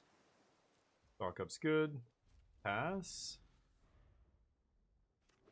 Strip my Revelations, I assume. Yeah. Okay. I have Unagi to win. I have Wanshi Tongs to win. I have a lot of ways to still crush them this game, so don't feel too bad. That's awkward. Okay, I fight over that. Oh, that's my River Churn. Wow, that was lucky. They hit one of my win conditions? Lucky, lucky. You know I have the double No More Lies, so what are we doing here? You got 280 euros, the first win 400. Oh, so you lost 200 in prizes. Yeah, I see what you mean. That's still good, though. Good for you, Knock. King 10 suited, he just called for no reason. My all-in. How big was his stack compared to your all-in? Did he have you covered, like, 3 times over? Straight runner. Oh, no. That sucks. He didn't even have you covered. Oh, wow. That's crazy. Oh, okay, sure. What is this? That's a card? Okay. Apparently that's a card against me.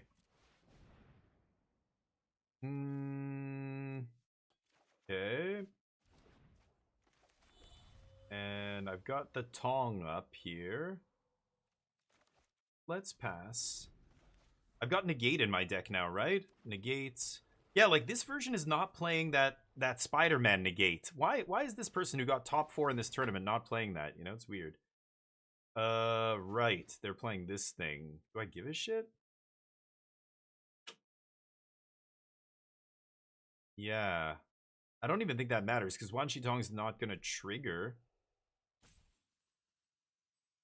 Yeah, draw X. It's not going to draw anything. They'll just make it 3-3.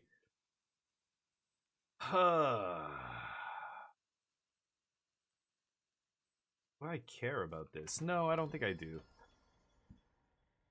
I find it actually pretty funny. Okay, let's do this. 28 cards left in our deck.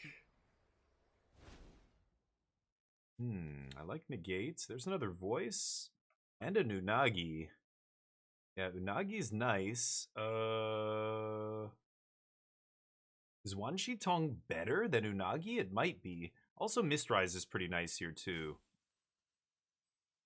I think I might take Mistrise Negate here. My turn. Okay, that comes in tapped. Pass. Could stock up here, too, but let's just pass with everything up here and see what happens. I could consult into counter magic or another creature if I want. We have 3 steps still in the deck. We have, what else? No more lies? No more lies. 1 more, sorry. Yeah, River Regent, Unagi. Okay. So do I go for Wanshi Tong here? I don't think I have to, right? I'm just going to consult again.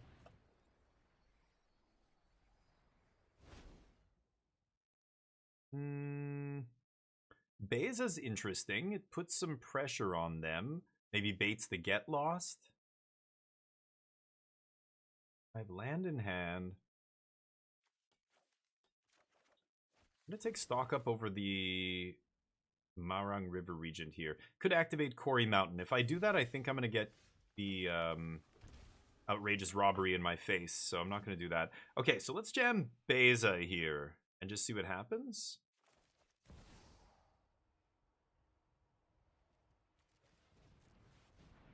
Okay, let's just play Beza and pass.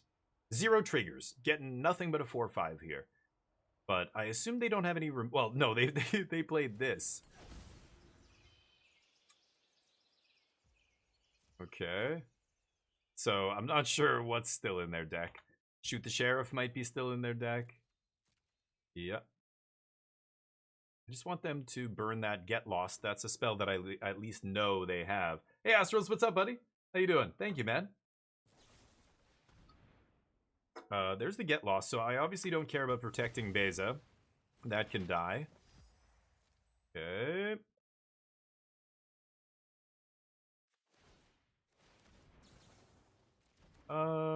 I guess I don't have to make this uncounterable, so let's do this. Now I have uncounterable negate up. Darkness Crystal now no longer does anything. Okay. I think I should negate that. Well, do I give a shit?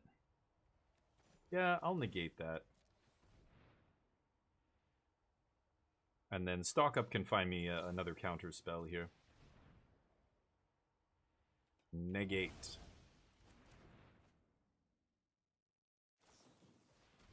Wow, this is still in their deck. Why? That's wild. Oh, I can Aang's Iceberg this? When they go to activate it? It's so expensive to activate. Should I stock up here? I don't need to play Wan Shi Tong, right? I'm just drawing infinite cards with stock up, so... Ooh, that's nice, too.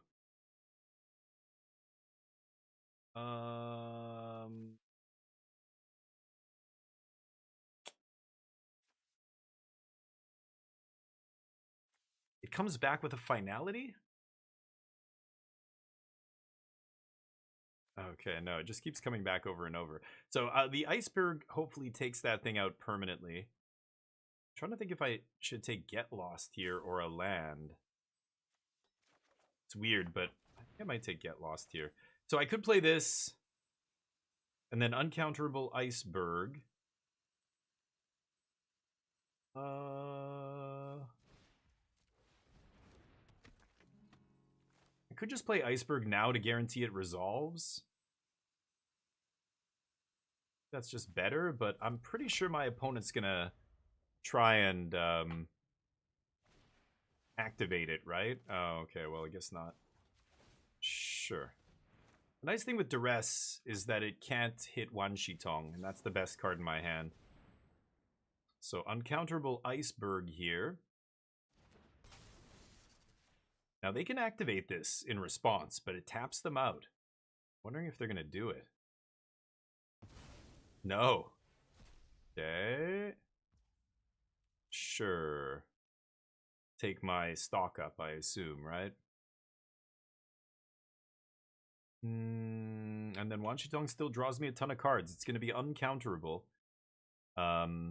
Voice is going to start pressuring their life total, so they need to find an answer to that. Yeah, take stock up. We're at 9 minutes on the clock. This is game 2. What a gong show. I don't know what my opponent's going to do here. They know I have Get Lost. Urgent Necropsy. To get the Aang's Iceberg? Yikes. Okay, you got your crystal back, I guess. Cool. Weird game is weird. Go. I guess they need an answer for Wan Shi Tong here. It's gonna be funny. I'm gonna make a huge Wan Shi Tong. They could have Tidebinder, I guess, or something. I have no idea what's gonna pop out of this Sultai deck. Strategic Betrayal was a wild one. I'm doing good, Astros. Thank you, buddy. Are you in Texas right now, or are you in Canada? Where are you at? I know you're back and forth all the time. It's got to be a nightmare traveling between those two countries, but really just traveling in and out of the US right now. Like you couldn't pay me to go to the States right now. Okay, here we go.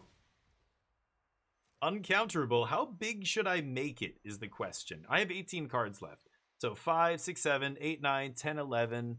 Let's go. X is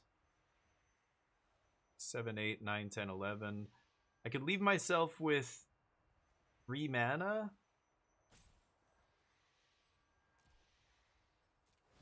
Go for that.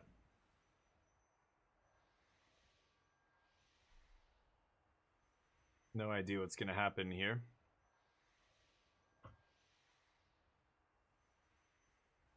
Does it resolve?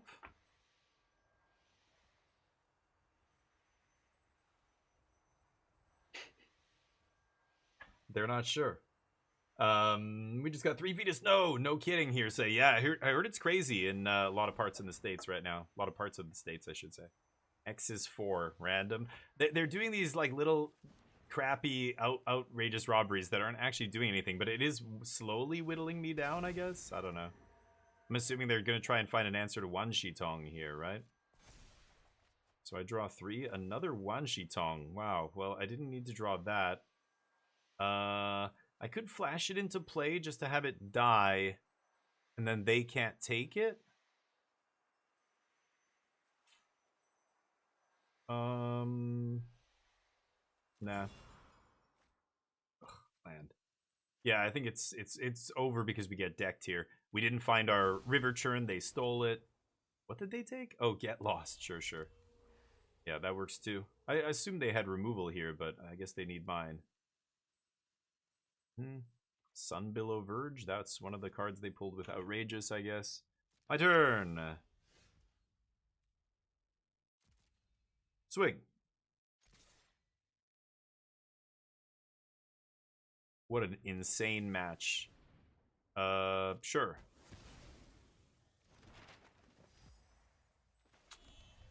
Nope. Maybe I should have been attacking with my Restless Cottages.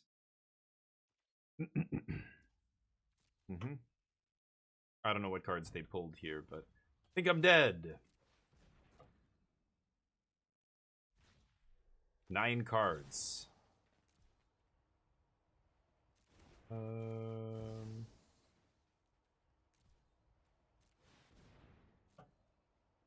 One Shitong. Let's play him again.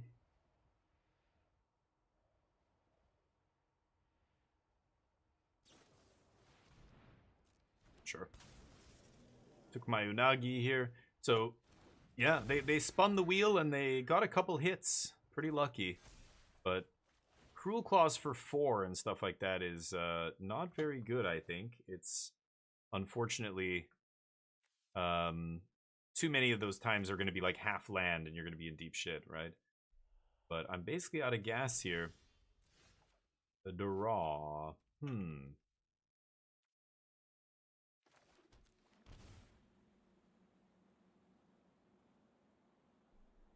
I have 6 cards left. They're at 18.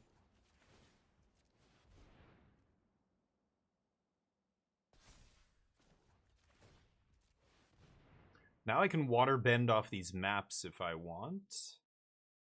I assume they just have a counter spell here, right? Let's see. Because they took a bunch of my random cards. It looks like they got some good hits here. Tidebinder. Okay, that doesn't really matter. Oh. Okay.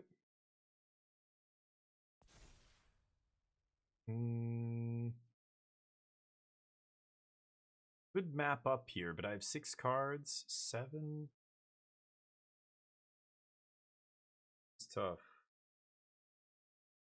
I think I'd rather leave up like uncounterable Get Lost here. Let's swing. Triggers. Now I can Get Lost the Unagi if I want. See what happens. 6 minutes on the clock. I think it matters what happens here, unfortunately. Go. Consult. That's my consult. Okay. I mean, I'm at 20. I'm kind of threatening to win this race, especially if I find a spell on top with these maps, right? Let's see. Yeah, I'm sure they found an answer to my creatures off my own deck, though, right? So do I kill this thing now? I think I will. So, uncounterable. Get lost. Sure.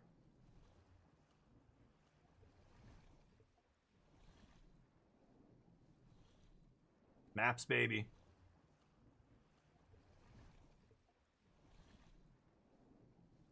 They're looking at my maps. Yes, maps.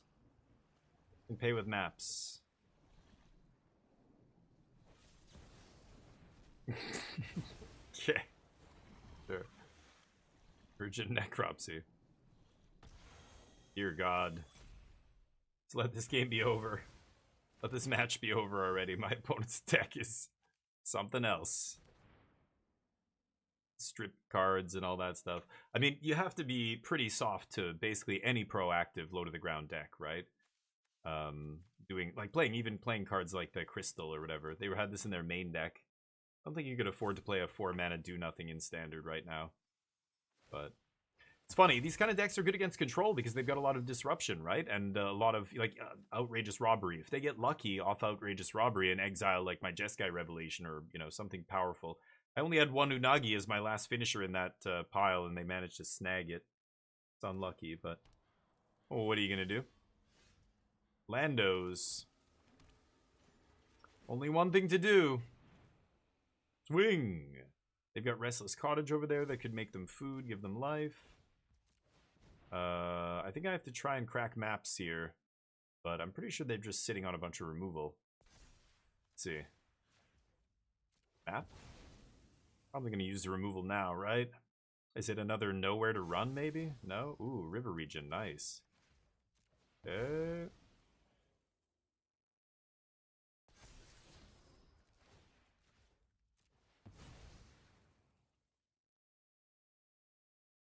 Might as well use them all, right?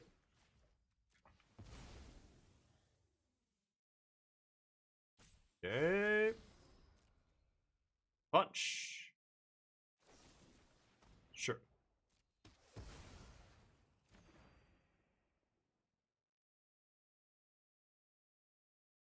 Something else? No?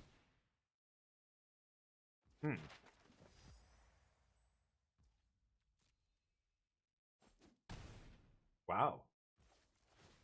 Okay. Make this guy a 5/6? No? Now they're gonna do something? Uh-huh. Okay. Maybe the Anchorage can go the distance here. That's pretty hilarious. I have 5 cards left. Regent puts Tidebinder back in my hand, which is nice. Can I still steal this? Oris, what's up, Aorus? Was paying for the ward cost even needed? For me it is, right? Nowhere to Run makes it for them. Yeah. I had to pay the ward there. Yeah. Cassia, how you doing? I heard the Polish currency is exploding in value. Are you rich? Are you rich over there? That's what I'm hearing, but channel grew so fast? No. So I just got raided by somebody large. A large magic streamer. He weighs like 500 pounds. People don't know this. Shahar Shenhar, he's like 7'3" tall. Probably. All right, let's come in swinging. I used the village? Oh, I did. Oh, my... Wait, what? I used the village. Oh, to make Get Lost uncounterable. Oh, no, I was doing that for counter magic. I didn't want them to cast counter spell. That's why I made it uncounterable. It wasn't about the ward. Oh, I see. Oh, I know what you're saying, though. I didn't have to pay the ward because, yeah, you're right. Oh, that's unlucky. Okie dokie. Exile something with Quarry Mountain. Yeah. Guess I'll just do this. Okay. Now what? What are they doing? Okay. Play this! And then I can have Tidebinder up. So they've got to respond to this before I put the Tidebinder in my hand, right? Respond to the trigger anyway. Let's see if this resolves. But you're right. I'm an idiot, Aorus. Yeah, right. It was uncounterable, so I could just cut right through ward. Yeah, I forgot about that. I figured I love having all these maps. I can do this. Let's just bounce that. I guess I could bounce Darkness Crystal. Sure. Why not? Okay. Oh, they have a Tidebinder or something here? Who knows? What a game. We have 4 cards left, 4 minutes on the clock. They only have 6 minutes, so I don't know. If I win this game, I can speed play. I can play fast. You wish? Nice. Views are views? Yeah, you're right, Cassia. Thank you. Yeah, hopefully. You never know. Copy. Oh, they're going to copy and draw with my 3 steps. Nice, nice. Okay, sure. So they delete the trigger, and they make my River Regent not have flying, and they find Necropsy. I think that's going to be it. Nice. Yep. That was my 3 steps. So again, they got pretty lucky off their outrageous robbery. I think if you hit 3 lands, in 4 cards is much more likely than hitting, 3 good spells. But they got 3 spells there. That's pretty lucky. They did it twice, and they only played 1 land. So I think they dodged most of my lands, which is, again, pretty lucky. I have Day of Judgment. No more lies. So GG. That's game over. All right. Well, since we have a bunch of people in here, I guess Alan Wake gets skipped today, probably. I don't know if I'm going to get to it. But should probably keep playing Magic. I could switch decks. Jeskai is interesting. I definitely... Look at this buggy nonsense. I want to try the Reanimator deck again. I was giving this a shot. But I could take a look at the Reanimator decks from that last... the RC that just happened here. Take a look. There were a couple in the top 8 that I'm curious about. Or 1 in the top 8 anyway. 3 Arden, 4... They're playing 4 Wistfulness. Whoa. Yeah, that card is very good. Okay, let's just take a look at this. I'll probably delete this and redo it. Okay. So this is standard Reanimator. And... Try this. I should have all the cards. No Oko in the sideboard. And no... What is this? Myojin of Night's Reach? This is in standard. Holy shit, I completely forgot this card. Indestructible... They discard their hand. Oh, that's crazy. Against, like, control or something? Oh, interesting. I gotta try that. I'm finishing this. Okay, let's give this a shot. This is Reanimator. Myojin the control counter. Yeah, that seems quite good against control. Interesting. This is the Reanimator deck. Oh, you know what? Let's make it look nice. Let's make it look nice. Bringer. I don't know. That. Rising from the Grave. Okay. There we go. Look at this. Look at this buggy nonsense. What am I even looking at here? Damn it. All right, I'm going to get some coffee here. Neo. Give Neo a treat. Want a treat, bud? Okay. Sitting there all day so you don't want it?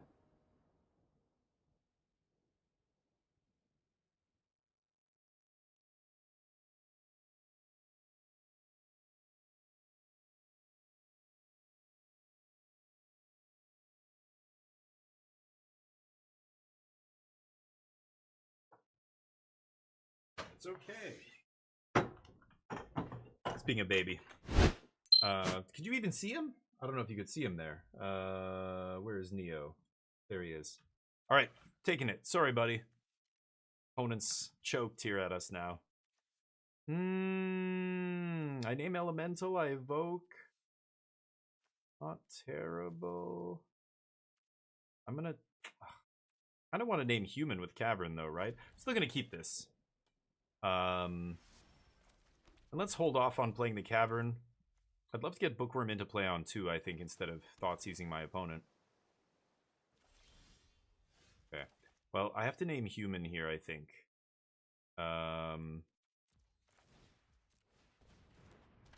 Get this trigger. Put Arden in the yard. Nice. Ripping a land like a champ here. Yeah, there's Neo. How you doing, bud? Did you eat? Ooh, a little mirror match here. I've never played this mirror. There's really nothing in the main deck. Neither of us have, well, I don't know. Maybe they're playing main deck Graveyard Hate. I just need to find a land here. So it's obviously going to be a greeter. I could Bitter Triumph their greeter, but I think with we've got the combo. We were on the play this turn. They put a land in the yard.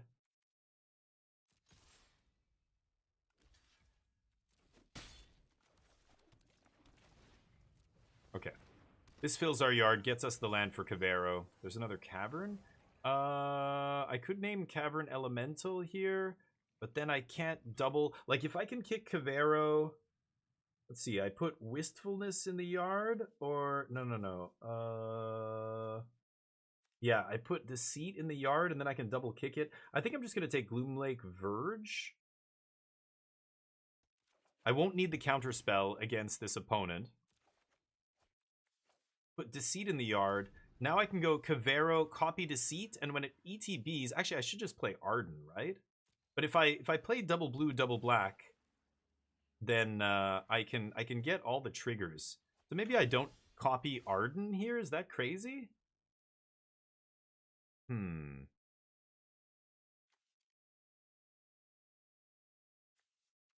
If I copy Arden and they just kill it before combat, I don't get any value because they have 2 mana up. It's got to be a Bitter Triumph here, right?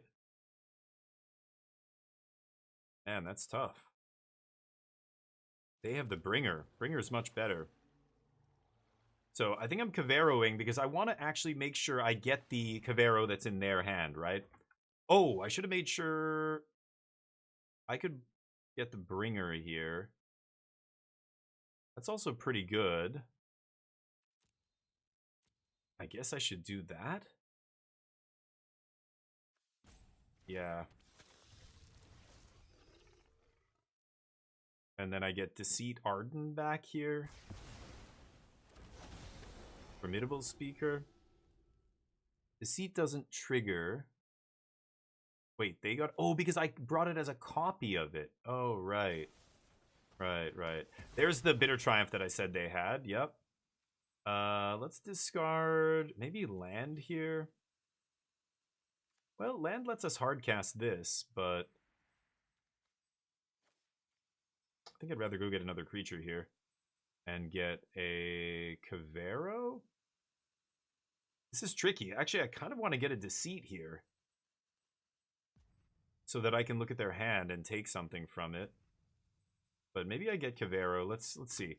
Cavero's better if they have a Cavero here, but now there's no... They have Arden in the yard. Okay. Oh, they have a Cavero. So it's going to be an Arden. Eat my what? What did they exile? My Arden. Okay.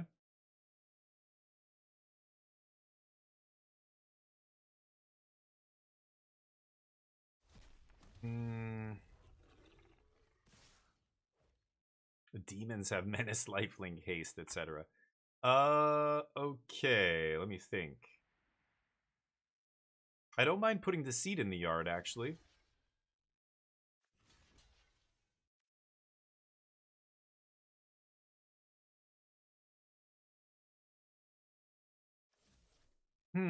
This is interesting. I kind of want to get Deceit in the yard here. But if I double block, they're just going to kill Formidable Speaker. Yeah, let's block here. This is really weird. Yeah, they're going to kill Speaker. Okay. So I could come in. I guess there's no more Arden in the yard.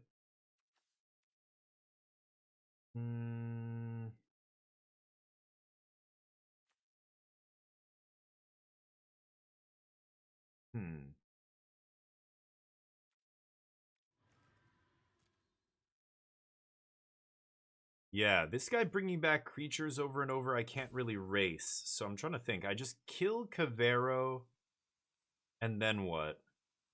Formidable Speaker? Okay.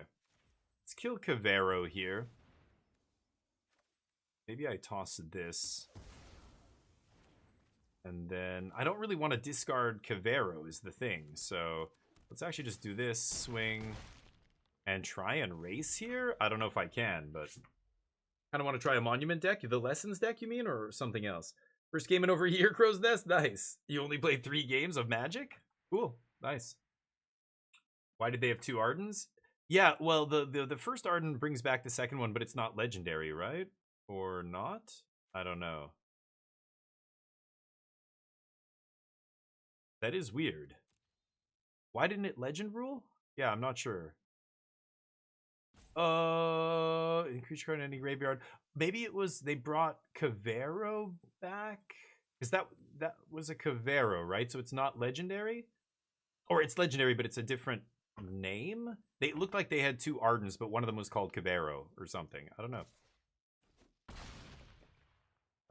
That new black 3/1. Oh, the with the discard effect on the black guy there. So what colors? Like Grixis or just like black red? Because you need the artist's talent still to go with Monument. I think those 2 are basically joined at the hip. But yeah. I am probably making many mistakes in this mirror match. It's really complicated actually. Because Cavero, I kind of forgot until I played it again. That you can get a card from their graveyard, which makes it so crazy. Sure, kill that. Oof. So now I can speaker away the Arden. I could bring in Wistfulness. Met 5? I mean, I could... Let's just go... Okay, let's swing with this. Let's go Formidable Speaker. We get to discard Arden, and I'm just going to get a Bitter Triumph here, right? Or creature card. Yeah, never mind, I can't.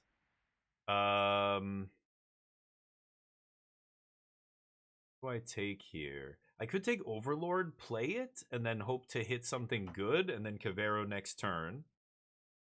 They have 2 cards left?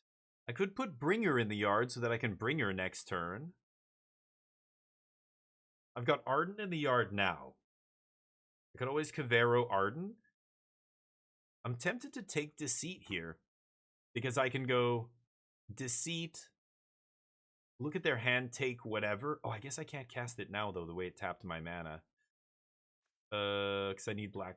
Shit. Should I do this? A part of me wants to just take Overlord and mill. I think that's better. Let's see what happens. Oh, there's a Bringer. So let's bring Cavero back. Okay. They mill 3, but what do they have in their hand? That's what matters here. They have a Cavero, so I lose. Yep. Okay. Lucky draws. It's just a crapshoot, right? Soul Guide Lantern comes in. Disruptive Stormbrood? Stuff to blow up enchantments and artifacts might be good. This is going to be good. Intimidation Tactics. What if I try and dodge? What if I just sideboard into a different deck, like a non... No, I don't have enough win conditions. Like, if I side into just the Sultai control deck that doesn't care about the graveyard, is that good? I don't know. Harvester comes out. Wistfulness is good at killing their graveyard hate, but if they have Soul Guide Lanterns, it's not amazing, right? I want to cut some number of this guy. Same with Arden. Arden's powerful, but or Bringer, like being this all in on the graveyard stuff, I think I want to cut some number of these. That's my instinct, but good to see to bounce Bringer, so if they play it again, it'll bring back my stuff too. I missed that. You mean this? Yeah, just bounce it. I guess, and then the Deceit would go to the yard. Yeah, right. I couldn't cast Deceit there though, the way it tapped, unfortunately. But anyway, I'm tempted to cut some of this top end just because not being all in on the reanimation plan feels better to me. Maybe we could just lean on the elementals. Like I could take out Overlord. I could take out some number of these. Like, what if I just take out Bringers? Because they, my opponent's going to be filling their graveyard just like we are. I don't know. This guy kind of sucks. But he could take over the game. Bitter Triumph kind of embarrasses him, though. I'm not crazy about that. I think I'm going to bring in the Storm Brood. I feel like that's going to be good here. Blowing up their graveyard hate, blowing up, you know, 3 mana enchantment or whatever. Or just 2 mana kill, like, Bookkeeper, Bookworm, or whatever he's called. This guy. Okay, I think I have to keep this. Turn 1 Intimidation Tactics into Bookworm here. I do have to shock myself in order to do that, so I will. What do you got? Awkward. Okay, I guess I take him. I'm gonna leave them with the speaker, even though it's cheaper here. I know it's very good. That'll just get them another one, but that's fine. Okay, so let's name human. And book it.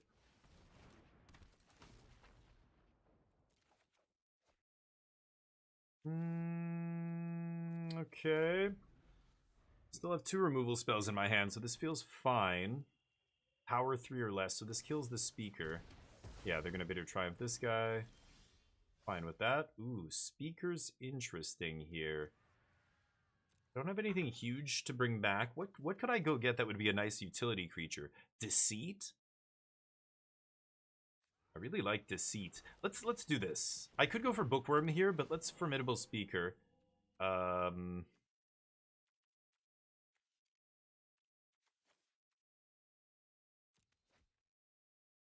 And get Deceit?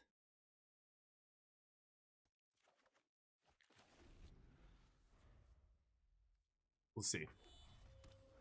If I draw land, I can double spell, but I guess it depends which land I find here. We'll try and double spell this turn, obviously, but if we can't, then I'm probably just going to look at their hand, take whatever here. Their graveyard's not set up yet, so they can't just slam Kavero. Actually, yeah, what am I saying? This is turn 3 anyway. They're not on the play I was. So, yeah, we can take something like Kavero from their hand. We could take whatever their enabler is. They're going to Speaker here, but then they know I can Deceit take whatever they get. So it's a weird spot. Awaken, that's fine. Kill my Speaker. A pretty good one. There's the untapped land. So I name elementals with this. And then, yeah, I can double spell here. Beautiful. So let's go Deceit. Is it going to pay with black? Yeah, pay with double black. Okay. Do this. And now we get to take... awkward. Yeah, take the Speaker, I guess. We still got Disruptive Stormbrood here. Let's play this, and let's loot. Nice. Dump that. Okay, if we rip a Kavero, we're in good shape here. Arden's going to start going to work. They mill 3. Ooh, they mill a Kavero. Okay, and a Soul Guide. They can get only creature or land from their graveyard, so can't get back the graveyard hate, but Kavero's pretty good here. There's nothing else threatening in their yard, but I have an Arden they could copy. So if I draw an untapped land, there's an argument for just slamming Stormbrood here. No, they're going to take it. Okay. Got it.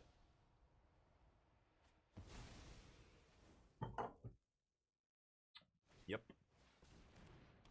Okay, both of us empty-handed, but they've got Awaken the Honored Dead to get their Kavero back, which is not amazing for us. And we top deck Kavero.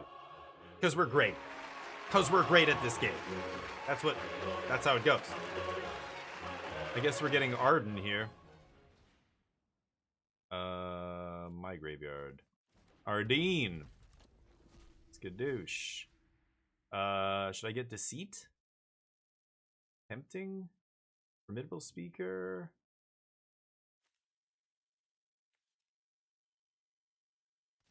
I don't know which one's correct. Okay.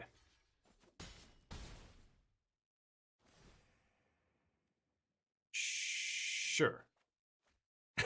Put a Speaker in the yard. Great. Fuel for our... Yeah, this is why I had 2 Ardens, because this one's called Kavero still. That's why you were seeing double there. The previous game. Anyway, I don't know if this guy was correct to bring back. Maybe I should have just gotten back Deceit, but I feel like Deceit is still better in our yard. If I draw another Kavero, I can copy Deceit and get both triggers. They have their Kavero here, of course. What can they take, though? Deceit? Yeah, double triggers. They're going to bounce my Kavero. and then take it from my hand. Nice, nice. So maybe I should have eaten my deceit. But they have a deceit. It wouldn't have stopped anything. Nice. Back and forth we go. I'm probably going to discard that to Bookworm.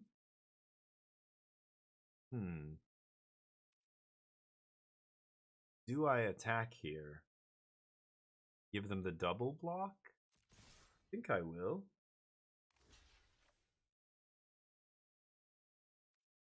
I could leave Cavero in play. Is that crazy? And just put all the damage here? Or 3 damage here? I think that's better. Okay, let's end the turn. Maybe I should have played Bookworm there at 8. I don't know. And then just mill 2 cards. They top deck. They don't play anything. What's that about? Okay. No speaker on their turn is very weird. No attacks. We double loot here.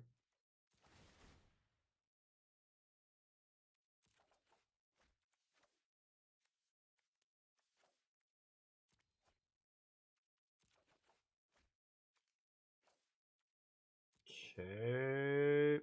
Not amazing, but okay, my opponent's not drawing anything too hot either here, it looks like. I'm still surprised they haven't cast that guy in their hand, but let's try and take it.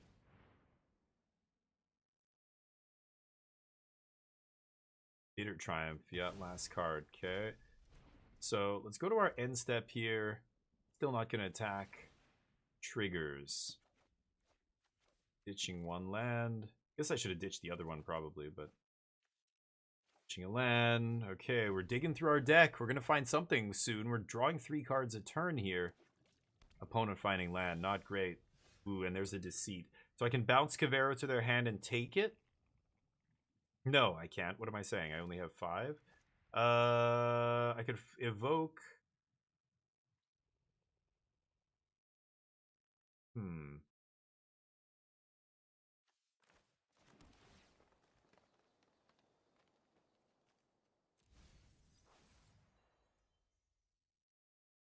Okay, let's pass. I'm going to try and find a land here, an untapped land for this turn. Yeah. Good. I'm going to ditch it. I'm going to ditch that too. Okay, looking for that untapped land on the top. Not bad, not bad. Okay, they get to start looting now. Lost Bitter Triumph. Ooh. Okay, we didn't find the land. This gets me the land. Blows up enchantment or artifact. And is just keyword large here. I think I'm going to just jam this. And, oh! Oops, I didn't mean to... whatever. Could I not choose both? Wait, what the fuck? Oh, I meant to do the other one. Yeah, oops, my bad. I clicked a little too fast there on the end. Sure. I don't want that. There it is. Oh, but I have to... Yeah, no, never mind. Discard that. Okay. Feel Wistfulness. Sure. Bizarre game. Whoops, I probably shouldn't have played Wistfulness there, but... No blocks. I guess I could double block that thing, but then they get Cavero in the yard.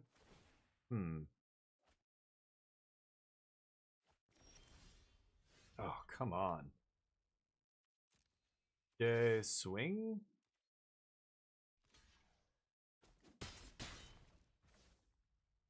I'm gonna Formidable Speaker away this deceit and get a Cavero here, I guess, right? And see if we can make this work. Sure. Ditch it. Ditch it. Okay, 2 lands off the top. I like that.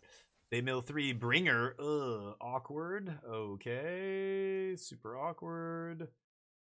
We don't have... I took out my Bringers, right? So they left it in? Interesting. I did mill my Soul Guide Lantern away like a moron. Maybe that was a mistake. Ooh. Let's take whatever you've got first. And then we get to Cavero here. So what am I going to do with Cavero? Bitter Triumph, Overgrown Tomb. I could Cavero the Bringer. Bringer brings everything back. They get a Deceit and an obvious Bookworm. I get Deceit, Wistfulness, double Arden. Yeah, I get too many things here. So, do I attack? No. They're gonna Bitter Triumph, Arwen, whatever. Oh, I guess they'll get Cavero.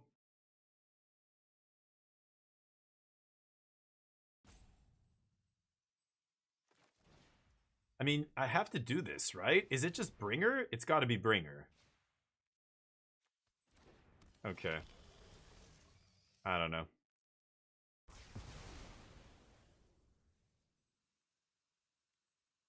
Next Cavero copies what? Deceit? I guess Bringer's better. Oh, they're both legendary though? Oh, Arden, 2 legendary Ardens, right? We pop this.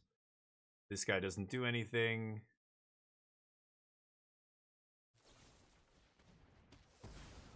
Yep. You might do that. Okay. We do have a bigger board, so that feels good. I feel like I should be able to win from here. They have a top deck. Let's see. Oh. Wow, not bad. Decent top deck there. They're drawing cards. Okay. And a big body to boot. But they're at 6 life. So I think I win. Okay, next game. Whew, close. Cavero the Bringer, yeah. I let them get their Bringer, but they can't cast it. Or it's not cast, so it doesn't matter. It's got to be a cast to trigger, right? So it's not like it ETBs and triggers. Only mine would trigger.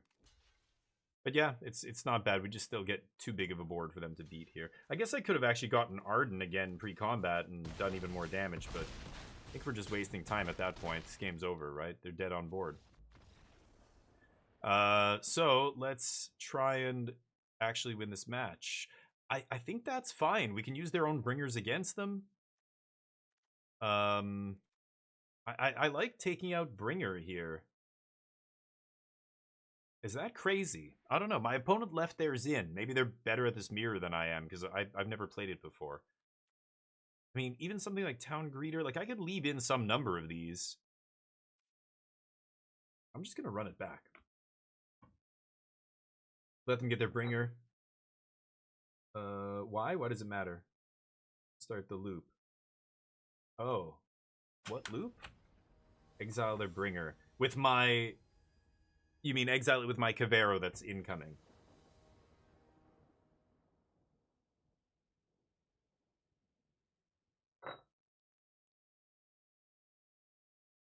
You have... When you Cavero their Bringer, yeah. Oh, I see what you mean. Switch the order of the triggers. Oh, okay, good call. Thank you, dude. That's a good advice. Can't keep this, unfortunately. Yes, awkward, but I'll keep it. And what do I want to put on the bottom? Maybe this? Okay. What do we got? I don't think I want that. I'd like to find a bookworm or something here for turn 2, but if worse comes to worse, I guess I'll play intimidation tactics and leave Cavern sitting there doing nothing.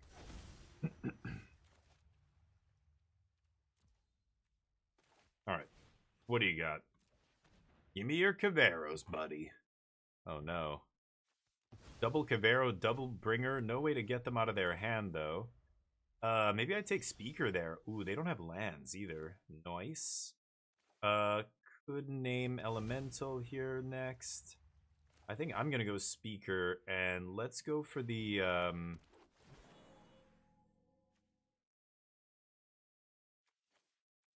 let's go for the, Deceit to start shredding their hand. I hope they don't draw land. Oh, it's a tap land. Good. So I can take that Formidable Speaker.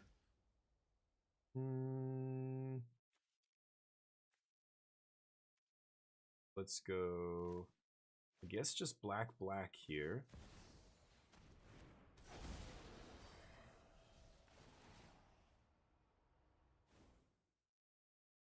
Let's take the speaker.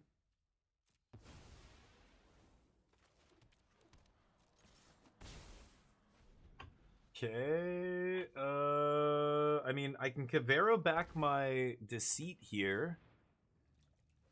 Oh, maybe they're gonna Cavero my Deceit? They top decked the land they needed. Yeah. I guess I should have done that. Oops. Whatever. Or I should have taken that, I should say, instead of this. But it strands them with all this garbage in their hand, so it doesn't matter what they take from me. It's their hand that's unplayable, not mine, right?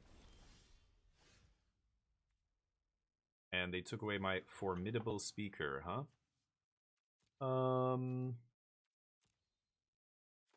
See if we can jam something huge into the yard here. No. Okay. Do I Cavero a speaker? Discard Cavern. Get what? What would I get? Maybe another Deceit? I'm not even sure what I would get here. I think I'm gonna do it.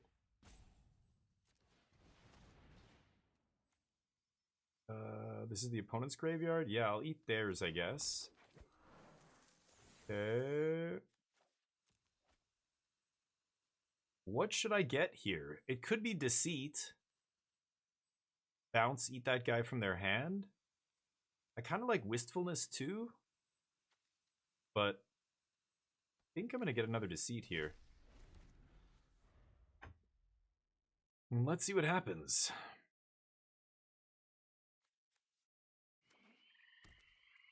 Okay, so their hand's unplayable. I trade off here? No. No.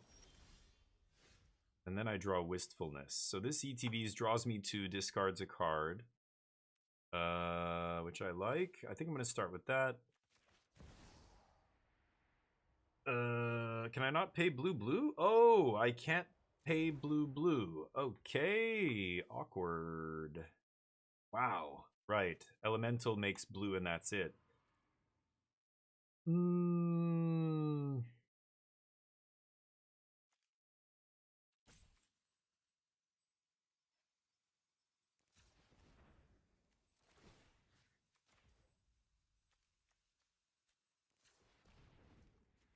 There we go.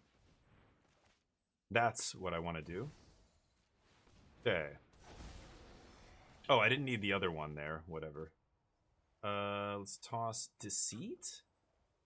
No, I want to cast Deceit here. Toss that. See what they've got here. I've got multiple discard effects. I want to put something like Arden in the yard so I can Cavero it back. Ooh, they find a discard effect. Okay. They're going to go get Spider Bro here. They don't know I have Intimidation Tactics, so that was an insane draw. And there's the land. So I could Deceit here, but instead...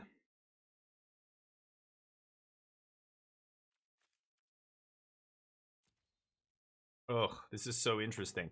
I think I'm just going to swing with the team. And then Intimidation Tactics.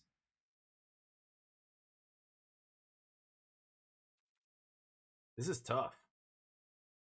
Deceit and then Cavero? Do both? And what, take two things?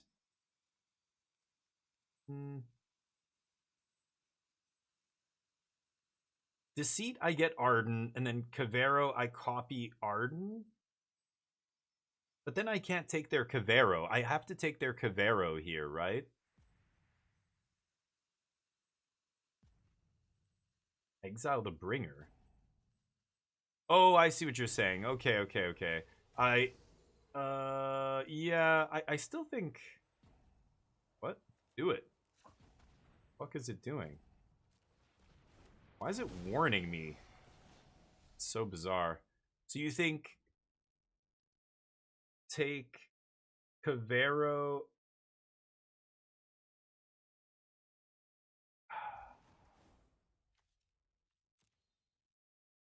And then Bringer, copy Arden.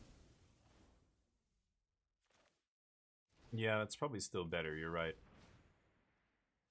Bringer, and then Cavero comes back, copies Arden. Or, no, wait, there is no Arden, right? Whatever, I get a bunch of random crap. I don't know. What do you... Deceit, take Cavero.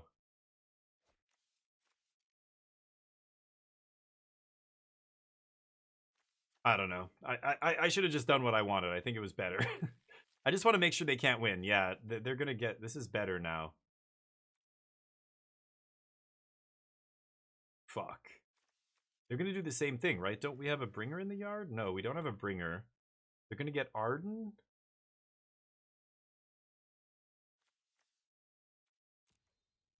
Brutal. They have a Bringer in hand. Honestly, I think I should discard this and get Deceit. Alright, let's do that. Yeah, I think I should have just done what I wanted, which was Thoughtseize them. I'm not going for the big combo that turn. Just keep, like, attack them, force them into bad blocks or whatever, and then once they trade off, then bring back everything with Bringer. I don't know. Maybe I didn't order the triggers. What does that matter? Because so that they can't get their Bringer back. That's the only thing that changes, right? They get everything else back, right? They get this. They get to get their Spider guy because they get to tutor again. I don't know. I think that was a mistake, but anyway.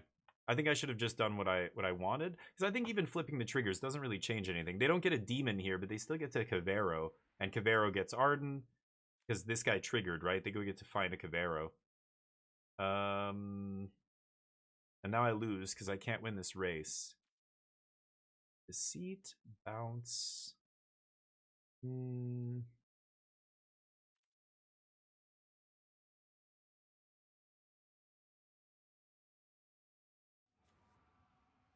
I can't gain life. Let's see here. I could bounce. No. Alright, no blocks. I have to bounce Cavero and take Cavero out of their hand. Super awkward here, but I'm at 5 life. Okay, let's do both.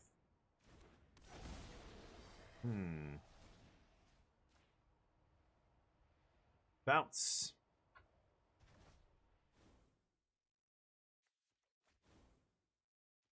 Okay.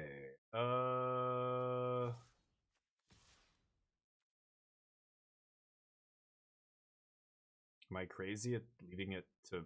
I'm dead to a removal spell?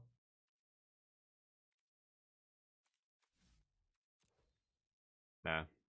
This is terrible for us, but... Oh yeah, right. Whoops. Playing with Formidable Speaker. Right. I did the little mana trick earlier, was cool, but yeah. Whoops. Anyway, right, that card does things as well. I think I already pissed the match away by not taking... I could have just Thoughtseized their action there. I guess I get the demon out of the way, but they would have still been able to Arden, and that is the big problem. They gain so much life, and they get value every turn. I now have to deal with Arden specifically. I think I could have set up a better Bringer turn the turn after, and that turn just taken all their shit so they have no possible way of interacting. Then the following turn, you know, assuming... Again, I just leave it up to the top of their deck. That's usually enough, right? The top of their deck fails, which is very possible. Like if they draw land or some dead card, then I can go off that next turn and not have them wreck me. But I think it ended up being not great for us there. This is where I just need to play this deck and figure out what it wants to do here. I guess I'm going to attack with some dudes. Opponent has 7 mana, so they can go up to 8 next turn. I'm going to play this. Okay. They can cast their Bringer here. Let's see. Nope.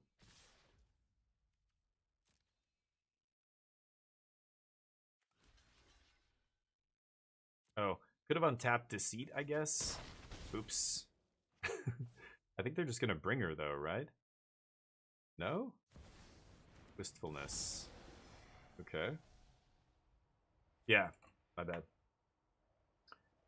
You're in depth with Cavero? Nice. I think the Reanimator deck was not a good deck until Lorwyn came out, and now it's a real deck.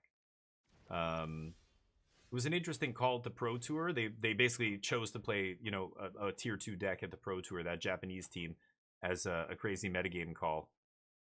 Okay, so let me think here. 3 mana. What could I go get that could impact the board here? A Bookworm? I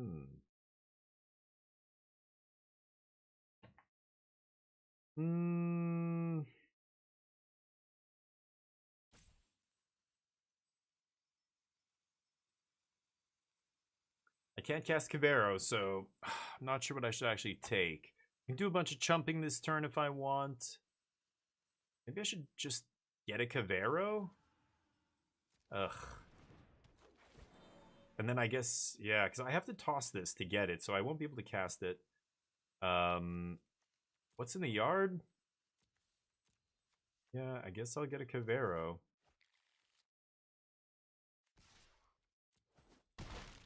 Okay, I'm dead to a removal spell off the top. I'm good. Let's see if they find one.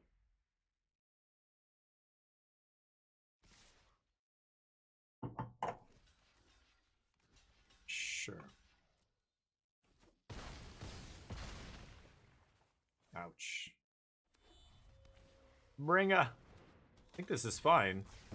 Because this is post-combat. Now I get to Cavero another bringer? Or not? I have no idea. Yeah, they have another bringer in the yard, right? Oh, is it coming out of the yard now? What are they doing? So this is to choose my Cavero, what it comes in as?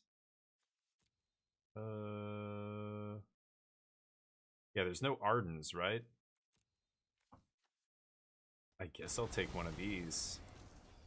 Okay. Random? No. No.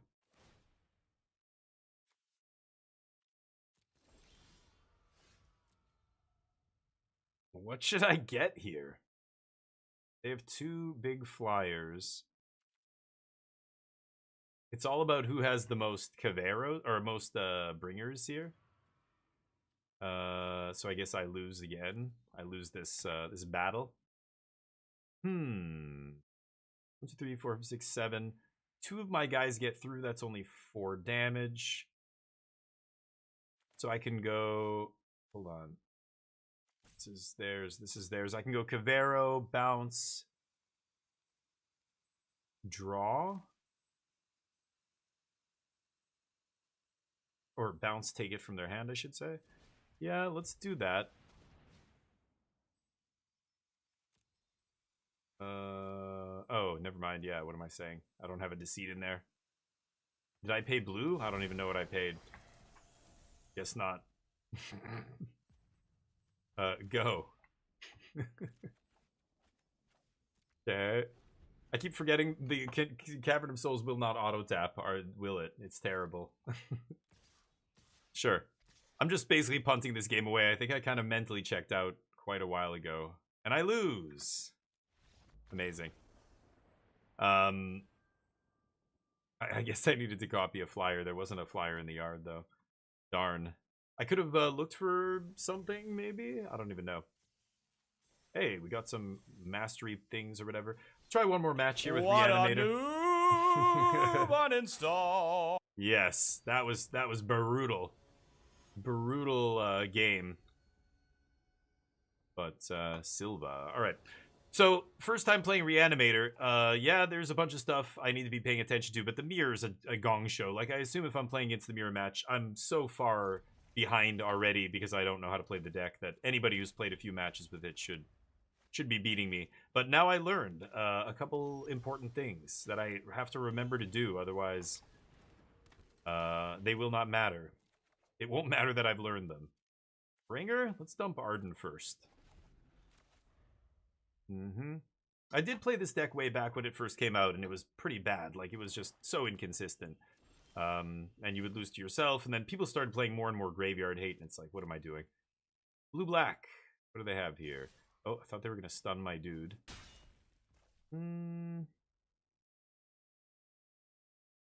I don't really want to Formidable Speaker here, because I feel like they're going to go end step 2-drop into Kaito, and I want to kill this 2-drop here.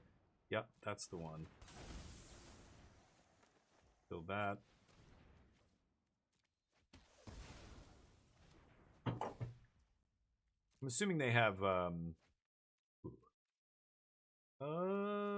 guess it's Deceit? I'm assuming they have, Kaito in their deck. The Bat. You got me, buddy. You got me. It's gonna have to get another one, I guess.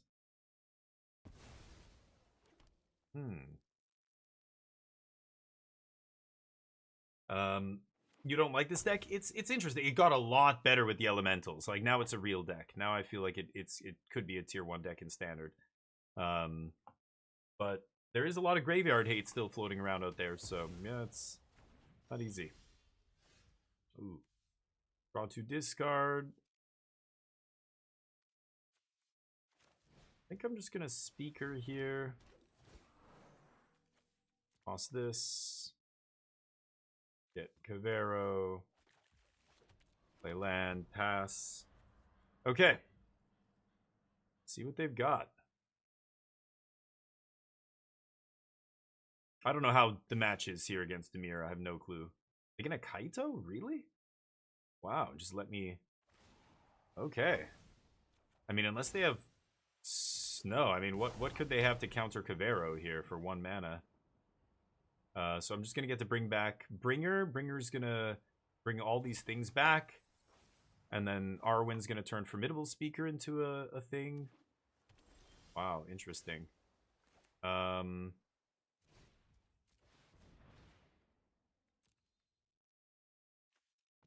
They get their Fairy back. Their Bat. But I think I'm ahead in this race. Uh-huh.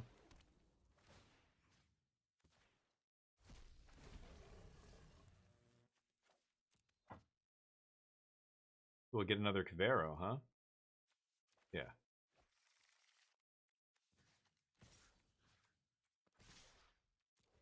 Oof. All of them have Menace and Lifelink. Okay. Nice. Sure. Another Bringer. Nice. Okay. We got game 1. So game 1, obviously, in your favor heavily if you're a Reanimator deck. Now the opponent's going to bring in Graveyard Hate. How much do I care? Like, they're going to bring in maybe Ghost Vacuum, Soul Guide Lantern. They're not going to have Rest in Peace or anything like that, obviously. So, I mean, is Wistfulness enough to blow up artifacts? Do I want Storm Brood here? Like, if the extreme case is you just side out of this stuff and bring in, you know, Oko and I don't know, whatever else against control decks that are going to bring in Rest in Peace. But this Dimir Tempo deck, I think Harvester is going to be good here. Quieting Hex is probably going to be good. And Disruptive Stormbrood, actually the front side is going to be good here too, so maybe I do keep that. I'll take out Greeter. I'll take out Overlord. And I'll shave some number of these, perhaps. Something like that. These are all 2s. This is 2. Is that good? Maybe? The elementals just give you such a great plan B. You don't even need to side into that many creatures, actually. Because of ECL. What's ECL? I have no idea. You just don't like it, basically? Well, what is it? You just don't like the reanimation stuff? Or do you think you know, is it too good? Or is it there's some, like where is it coming from? Like Magic shouldn't have stuff like this, or you just don't like the color combination, or maybe you're talking about the way it plays, like the way the deck, you know, casts its spells. And what I don't like about a lot of combo decks is sometimes you feel like you're all in, on a combo deck, where, you know, if it doesn't do the thing, yeah, I'll keep that actually. If it doesn't do the thing, then it feels like you can never win. Like, it just feels so terrible. The deck, you know, fizzles. You can see the writing on the wall. You're just like, I'm not going to be able to combo off. This deck feels now resilient enough that you don't just feel like you're dead to rest in peace, which, you know, decks like this tend to kind of feel like that sometimes. So let's go double black here. Thoughtseize them. Oh, I can Thoughtseize too, homie. Disruption's real. Take the Kaito, probably? The Shaunas is annoying. They don't have a land here. I'm going to take Kaito. Okay. Cavern might be one of my best draws, but they have Tidebinder here.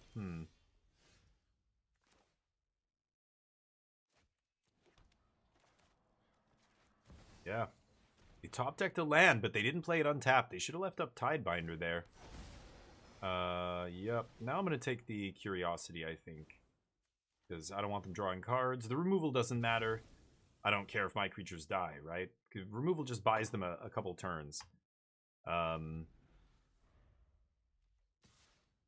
let's see. I can't Cavero here. Oh, now I can. But they can obviously Tidebind it.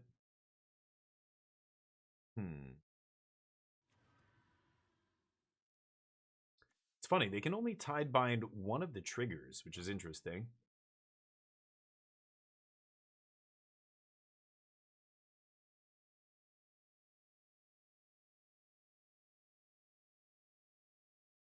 They Tidebind the Thoughtseize trigger, I guess. Let me bounce the bat. Get my Harvester back, but I can't do anything with it. I think I'm going to Deceit again. And they can Tidebind this. I don't care. I just want Tidebinder out of their hand.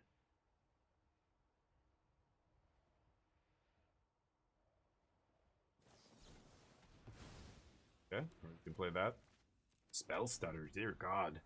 Person trying to actually play fairies in standard? Boomer magic. Feels too slot machine. Yeah, the combo deck that feels inconsistent is not great. But now the slot machine aspect is the plan B, at least. It's not the I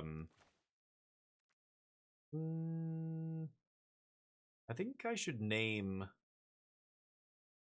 Elemental with this. Use 3 Deceits though.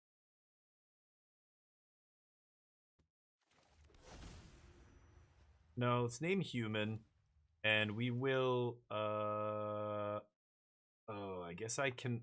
I'm not gonna get both triggers, right? Shit. Okay, I have to pass here. It doesn't even matter. 2 triggers, like, even if they let me have it. Oh, it's so annoying. Maybe I... yeah, maybe I should come in as a copy of Enduring Curiosity. Yeah. Let's do that. That's better than Deceit right now, because they actually have... Their removal spell just means I get to do it again here, right?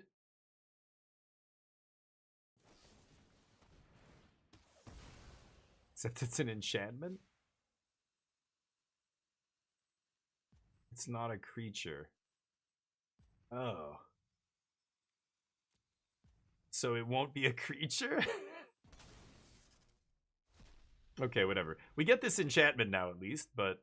Okay, never mind. For some reason, I thought I'd be able to get the ETB right, but it comes in as not a creature, specifically. Okay. Sure. I'll just get the enchantment. That's fine with me, but... I'm not doing anything here. There's no point in deceiving. So, I need to find something real. Or a looter. Looter would be nice. Maybe I eventually cast Bringer of the Last Gift, the hard cast. Pretty funny. They can Tidebind it, I guess, but... See what happens. I continue to take 1. Harvester is a nice draw. I'm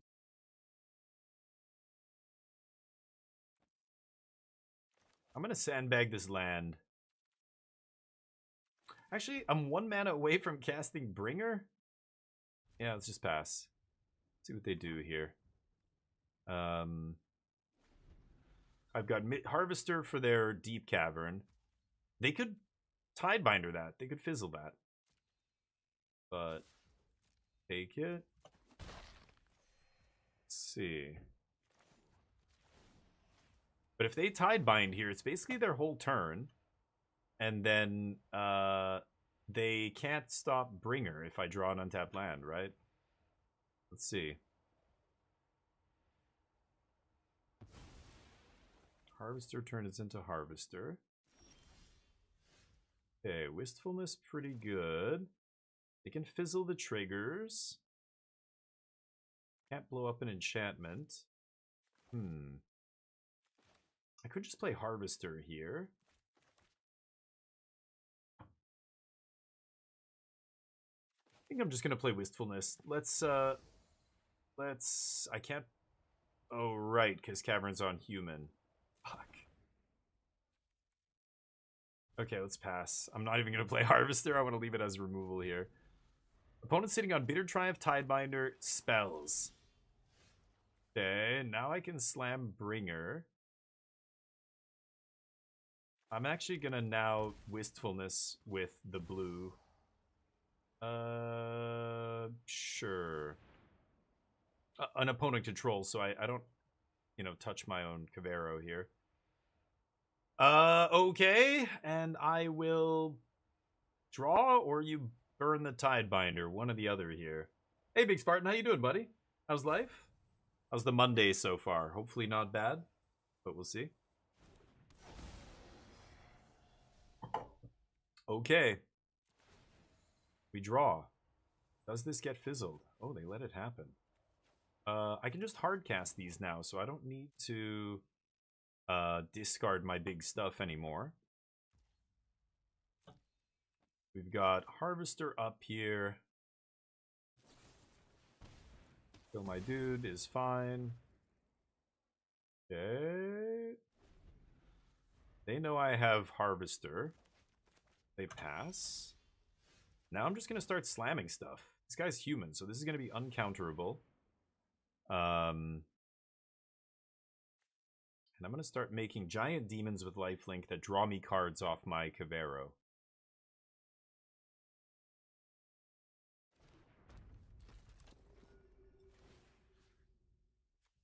I'll take a bat.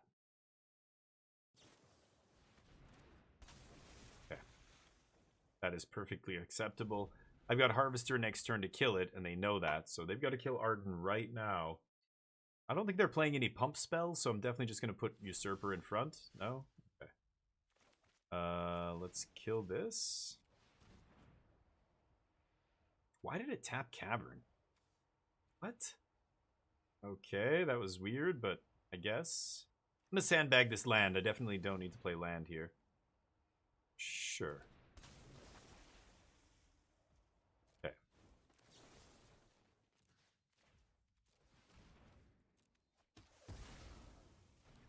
Combat. That. Let's see what you got. If it was a removal spell, they would have killed Arden already, right? Oh, Requiting Hex, okay. Vren the Relentless. Essence Scatter? What?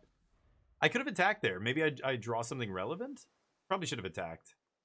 I'm drawing a card when I do damage here, but so are they. So I'm trying to stop them from... And I'm at 12, they're at 23, so...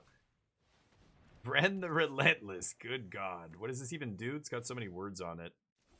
Exile things when they die. Make rats for each other rat you control. What?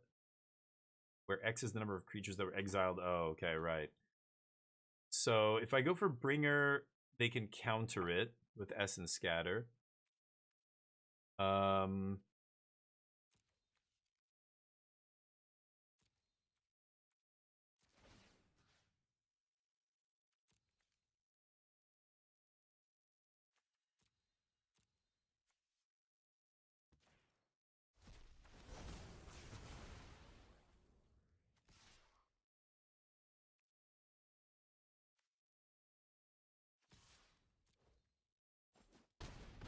Draw cards. Oh, no. Atrocious. Guess so. Good slam bringer. The essence scatter. Get it out of their hand? Nah.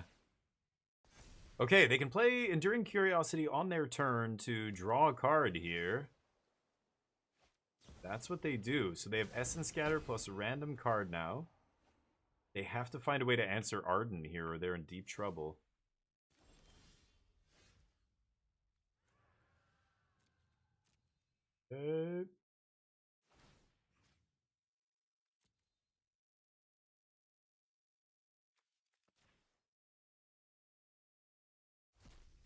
Just taking random dorks at this point. Okay, if they turn it into enchantment, the wistfulness in my hand will kill it. Okay, maybe not. Draw cards.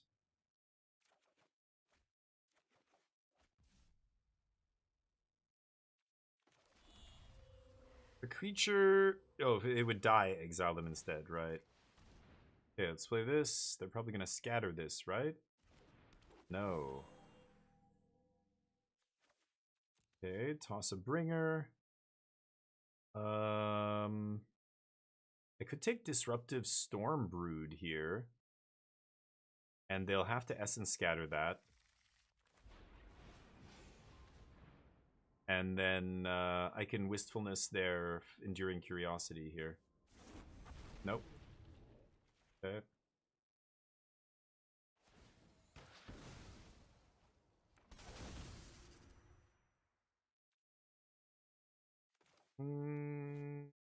Okay, I'll pass. Oh, nice top deck.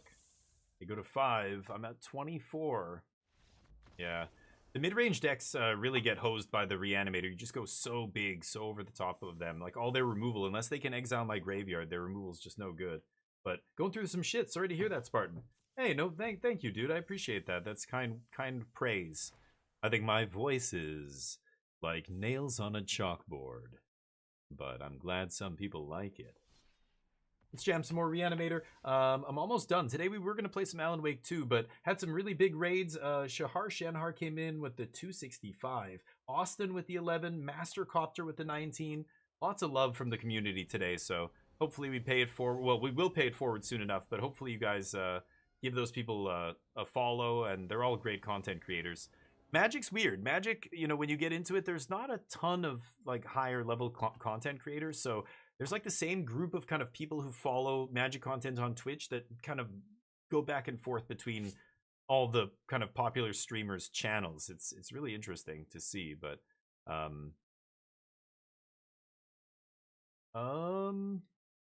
in the dark here. Yeah, I'll keep this. I mean, yeah, even just double blue, you know, on turn 2 loot is pretty good. But let's lead with this. I'll go double marsh here. I want to leave the opportunity up to just double blue wistfulness right now, right? There's a cavern. Ooh, against Jeskai? This is going to be nice. How am I going to do this? I mean, Formidable Speaker does it next turn, but I would like to actually use my mana here. It means I won't be able to play this. One of these blooming marshes is going to come in tapped, but who gives a shit, right? I'll have 4 mana untapped here. So I think I am going to do this. Okay,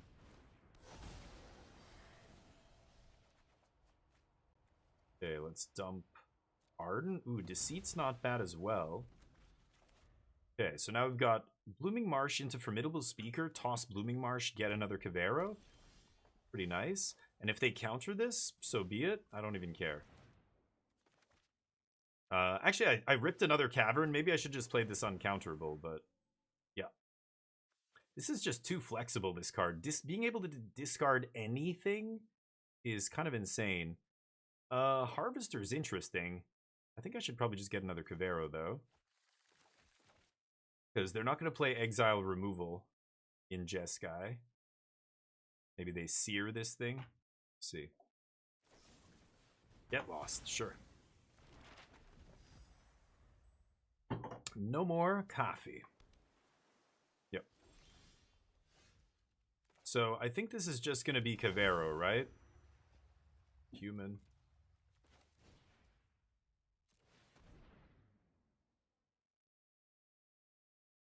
The only thing that would be relevant here would be... Oh, I guess they could have removal. For Arden? Yeah, instant speed removal here. Combat? No, I didn't think so. Nope, we gotta go to combat. That's amazing. Oh, they have a Tidebinder. Okay, Tidebinder it is. Well, I can kill Tidebinder, so they've got to be very careful letting me untap with Kavero here. Legend of Kuruk tapping out. Fantastic. Scry 2 draw, Scry 2 draw. Turn into a 4-3 when you cast spells. Make spirits that can't block or be blocked. Right. Okie dokie. This is another one one of the Jeskai decks from the tournament, but okay, so let me think about this. I've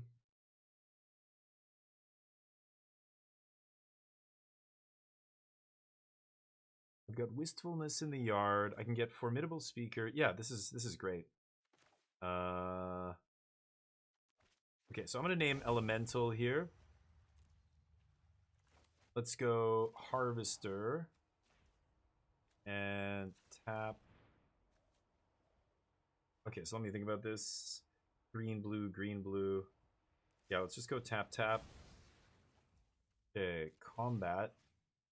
This brings back Formidable Speaker. He triggers. Let's discard the land. We can go get another Wistfulness. And now swing.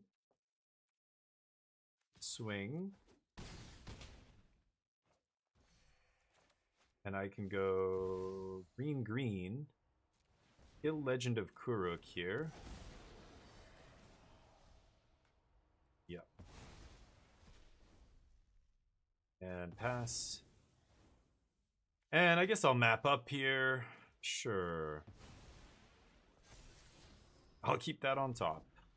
Nice. Do I have a Deceit in the yard? I don't have a Deceit, but I can Wistfulness again, draw some cards. I have a Deceit in my hand, I guess. I could just Deceit for 2 here and then Kavero if I draw an untapped land. They have Judgment.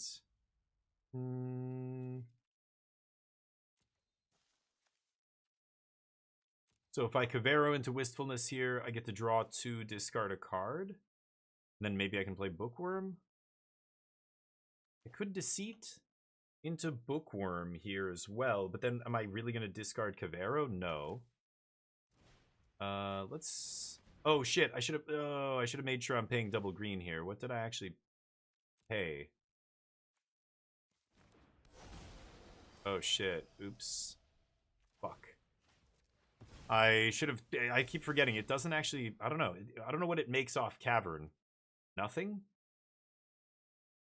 I am going to keep that on top, actually.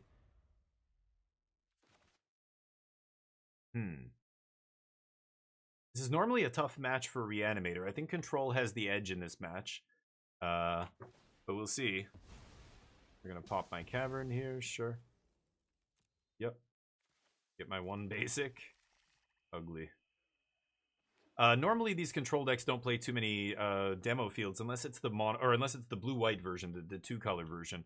But if it's actually playing a lot of red, like Thundering Falls, I don't think they should be playing demo field, but what do I know? Controls a cakewalk? Oh, I don't know about that. Maybe. A lot of the control decks also play main deck Graveyard Hate now, which is rough, but I think their interaction and yeah, demo field on your Cavern is tough. Cavern's your best card against them, right? So what am I gonna do here? I do want to Deceit them.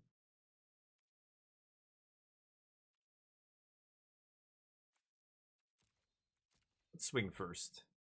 What they do. They're at 9.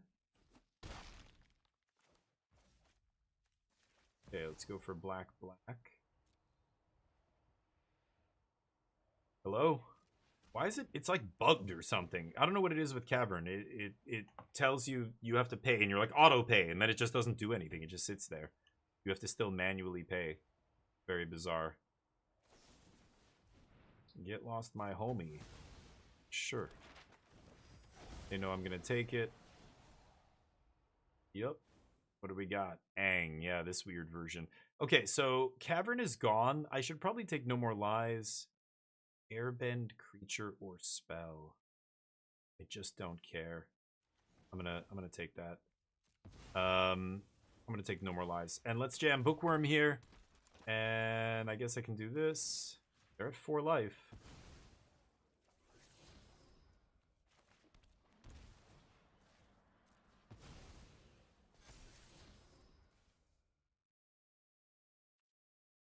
Okay.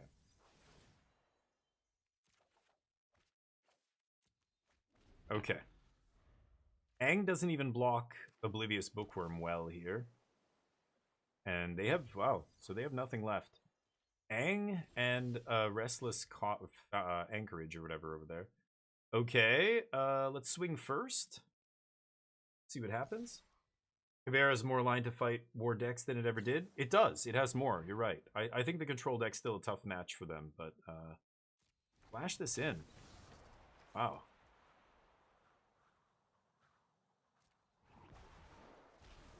Okay, so I could just Deceit here.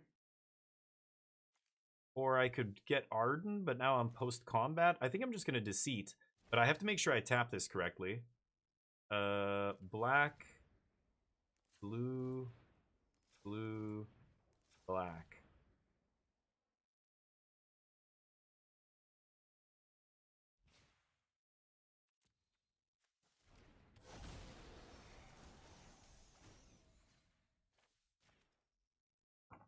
Oh, they can flip it into play. What am I saying? Yeah, they can just flip it into play right now. Yeah. Right. Sure. It doesn't matter. Are they going to bounce my Cavero? Yeah, that was like a loop that accomplished nothing. Okay, I'm going to play Bookworm. Oh, I can play it for 2? Oh, yes. Can't take that. Yeah. That's funny. I'm gonna Bookworm here. I don't care about that thing. They can pay 8 to do what? Flip it, blah, blah, blah. I'll just kill it, right? Let's draw. Okay, Cavern's not bad. Right. Airbendies, yeah. Avatar. I don't know, man. I don't think this card belongs in control, but what do I know? Deal. They know I have the Arwen or whatever, Arden in the yard. Okay, so now we get to try this Myojin of Night's Reach. Let's give this a whirl. Harvester comes out. Theater Triumph's not great. Oko comes in. Spell Snare's interesting here. It hits a lot of stuff. Get Lost, No More Lies. It hits the card draw spell. Not that, the other one. Consult. I don't want Intimidation Tactics. Maybe I could see bringing in Spell Snare here. And then they're going to bring in a bunch of Graveyard Hate. So do I side out the Bringers? This is the match where I kind of want to side stuff like this out. I'll bring in Disruptive.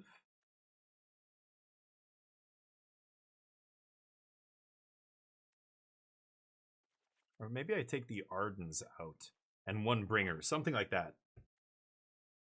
We've still got Baelmerk in here.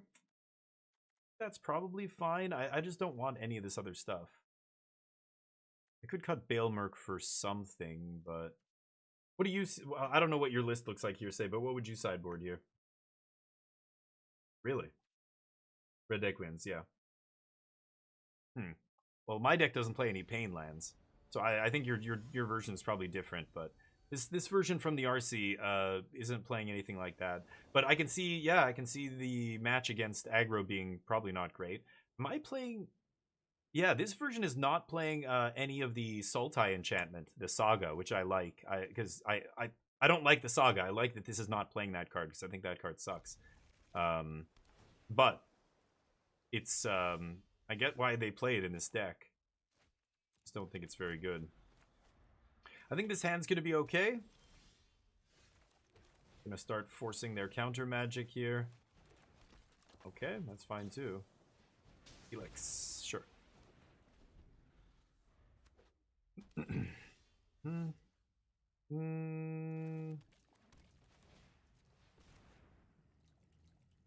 Bookworm.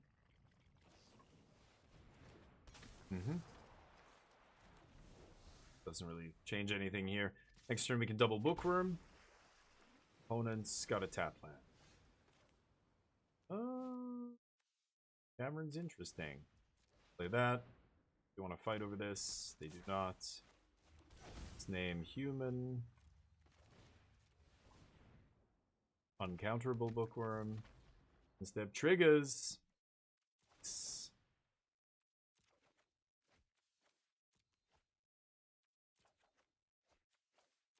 Way too many bitter triumphs here, but that's okay.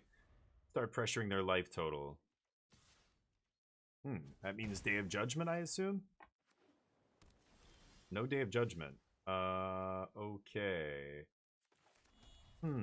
Interesting.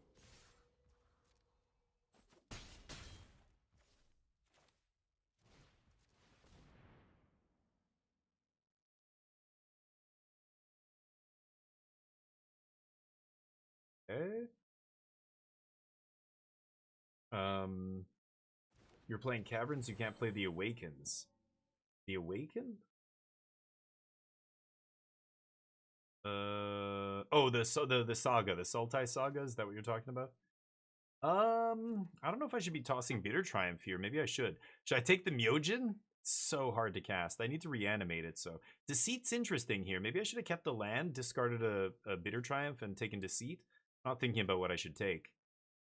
Probably just take Cavero, though. Pass.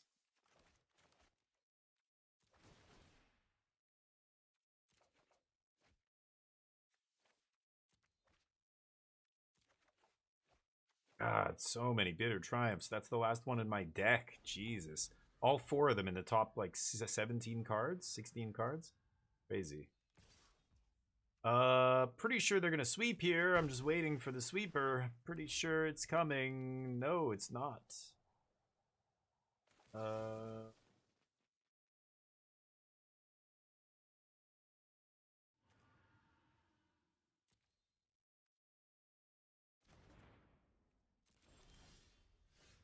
Oko. Good old Oko. Slap? Let's see what happens here. It takes 6. Okay, I'm gonna jam Oko. I don't know. Versus a counter? You gonna counter this? Probably, right? No! Oko resolves. Oh, it's Tidebinder. That's what it is. What? What does he do again? Oh, gains all creature types. Hold on, hold on. No. That was the wrong ability. What? No. Okay. This ability. My bad. It's my first time, Oko. Take it easy. Yeah, there's Tidebinder. I think that's fine.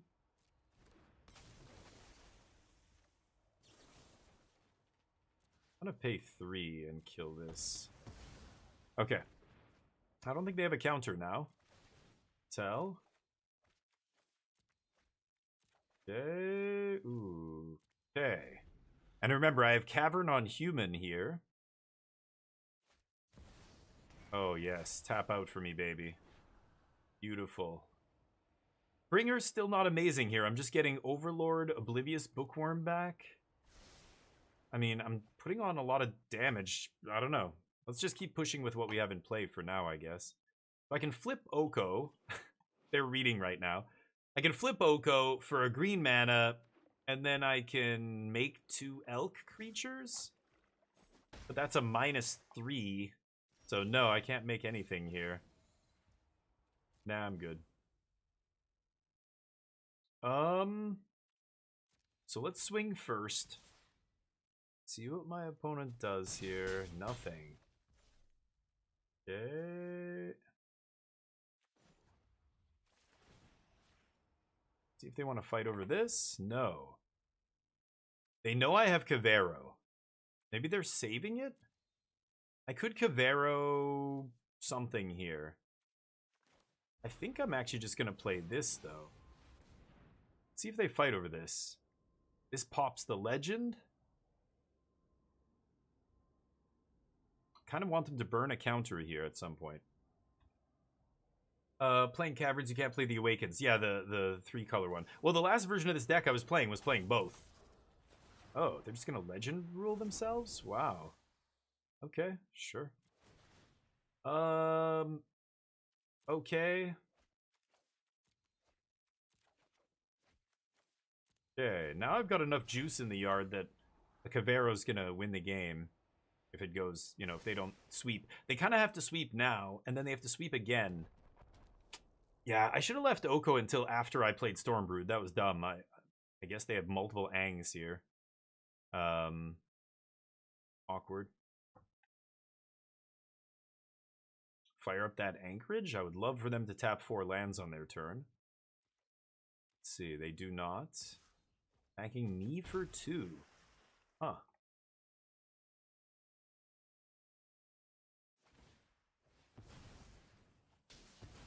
Pop Cavern. Okay, that seems correct to me. Voice, doesn't really matter. Okay. Well, this is interesting now. Spell Snare is not going to do anything this turn. They're Lightning Helixing Oko. Well, now I can save Oko here, so that feels good. Could flip Oko and -3 make 2 3/3 Elks.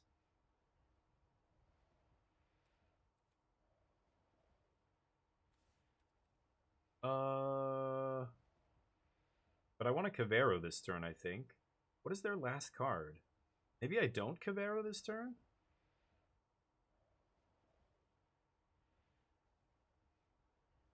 Play Stormbrood, kill Voice. Yeah.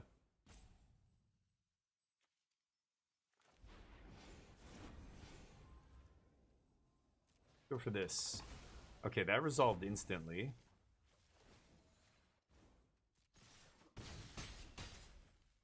Okay.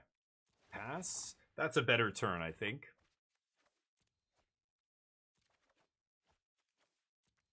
Okay, now my graveyard is stacked. This thing flips. Now I can, well, I still have lethal here. They have to block with Anchorage, I guess. They play land. They have 1 more card. I wonder what the last one is. Is this still an enchantment? No. Guy flips 2 elk.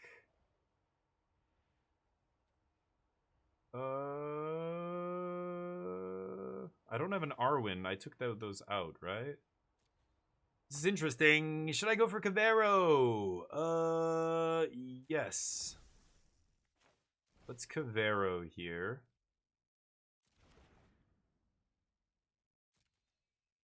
Okay, swing. They have Voice, Ang, Tidebinder in the yard. Okay.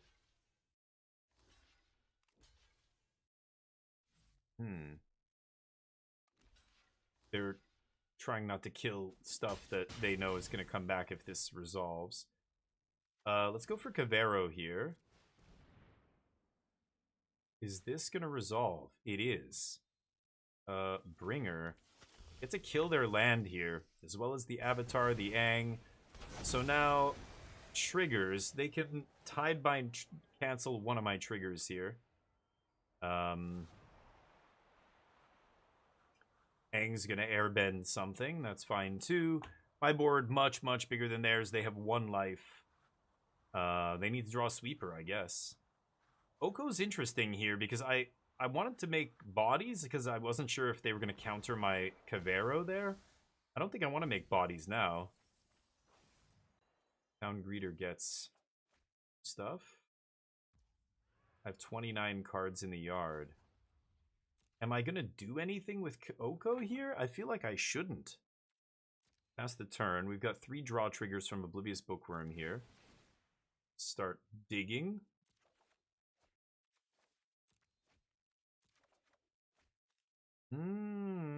Tempting, but they only have one card left. Yeah, let's just get all the lands off the top. Okay. And let's see what they can do here. This is a weird control deck. If this is a copy of one of the lists from the RC, they're bizarre. What's up, bud? Oh, he's not here anymore. Let's take off his camera. There we go. Yeah, there you go. Finally. Rip. Nice. Good thing Oko's gonna win the game for me. Okay. Yep. Nah, I'm good. So I could play Storm Brood. I could just play Wistfulness. Yeah, let's just draw 2, discard 2, kill that thing. Can I do both? I think I can. Okay, now let's order these properly. I want to discard or destroy that enchantment before I draw cards here. Yes. Yes, okay. Kill that.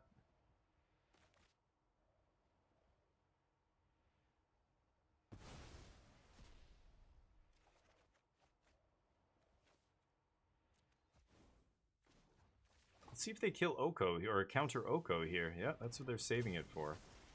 Okay, that's their last play. Yeah, I'll keep Wistfulness. Alright. Wistfulness is large. Okay. Chonker, swing. Oh, I guess I could have disrupted them there, but I want to see if their last card... Okay, okay. Their last card isn't anything relevant, then we don't have to do anything here. I'm actually gonna draw 2 cards. Actually, hold on. Just hardcast this. We'll just do it all.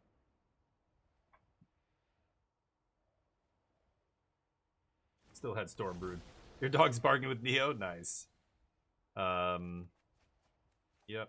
Nice. We ground out the control deck here. Next turn I'll flip Oko back and start plussing, but I don't think it's going to matter. Oko just being a threat that doesn't die to Day of Judgment is such an important card, I think, against control. I like it, the one of Oko. Too bad we didn't get to Myojin. The Myojin is so sweet. That takes me back to, like, when I first got back into Constructed Magic. Oh, nice. Okay. Lightning Helix. Okie.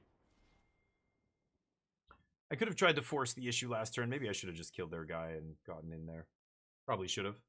It's 5:30. I might have to wrap it up here, unfortunately, but that feels pretty good. I like that Reanimator deck. I don't know what your list looks like here, Say. I'd like to see it, if you don't mind. Send it to me on Discord, because I've got to shut her down here, but this is the list from the top 8 of the RC. It feels pretty good. There's some, obviously, yeah, like missing that 3-mana enchantment. I was still playing that plus Caverns in the last version of this deck I played.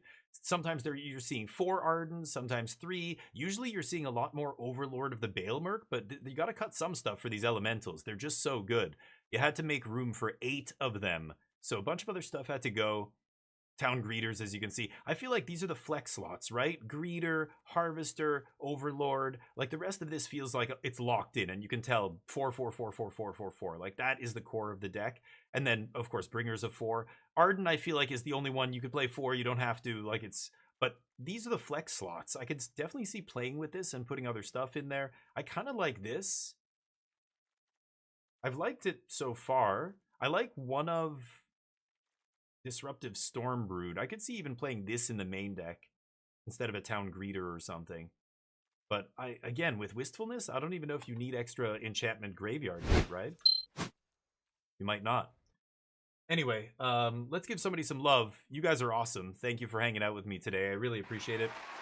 Hopefully you have a great Monday, the rest of your day, wherever you are, whatever you're getting up to.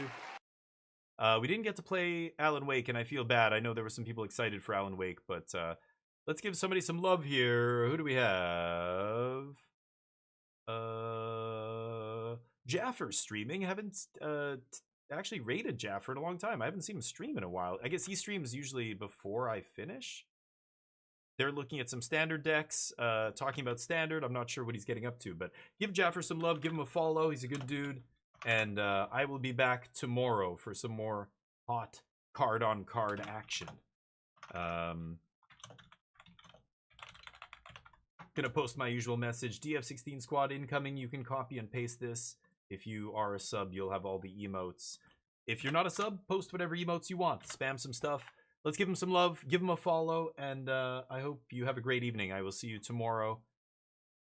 Peace.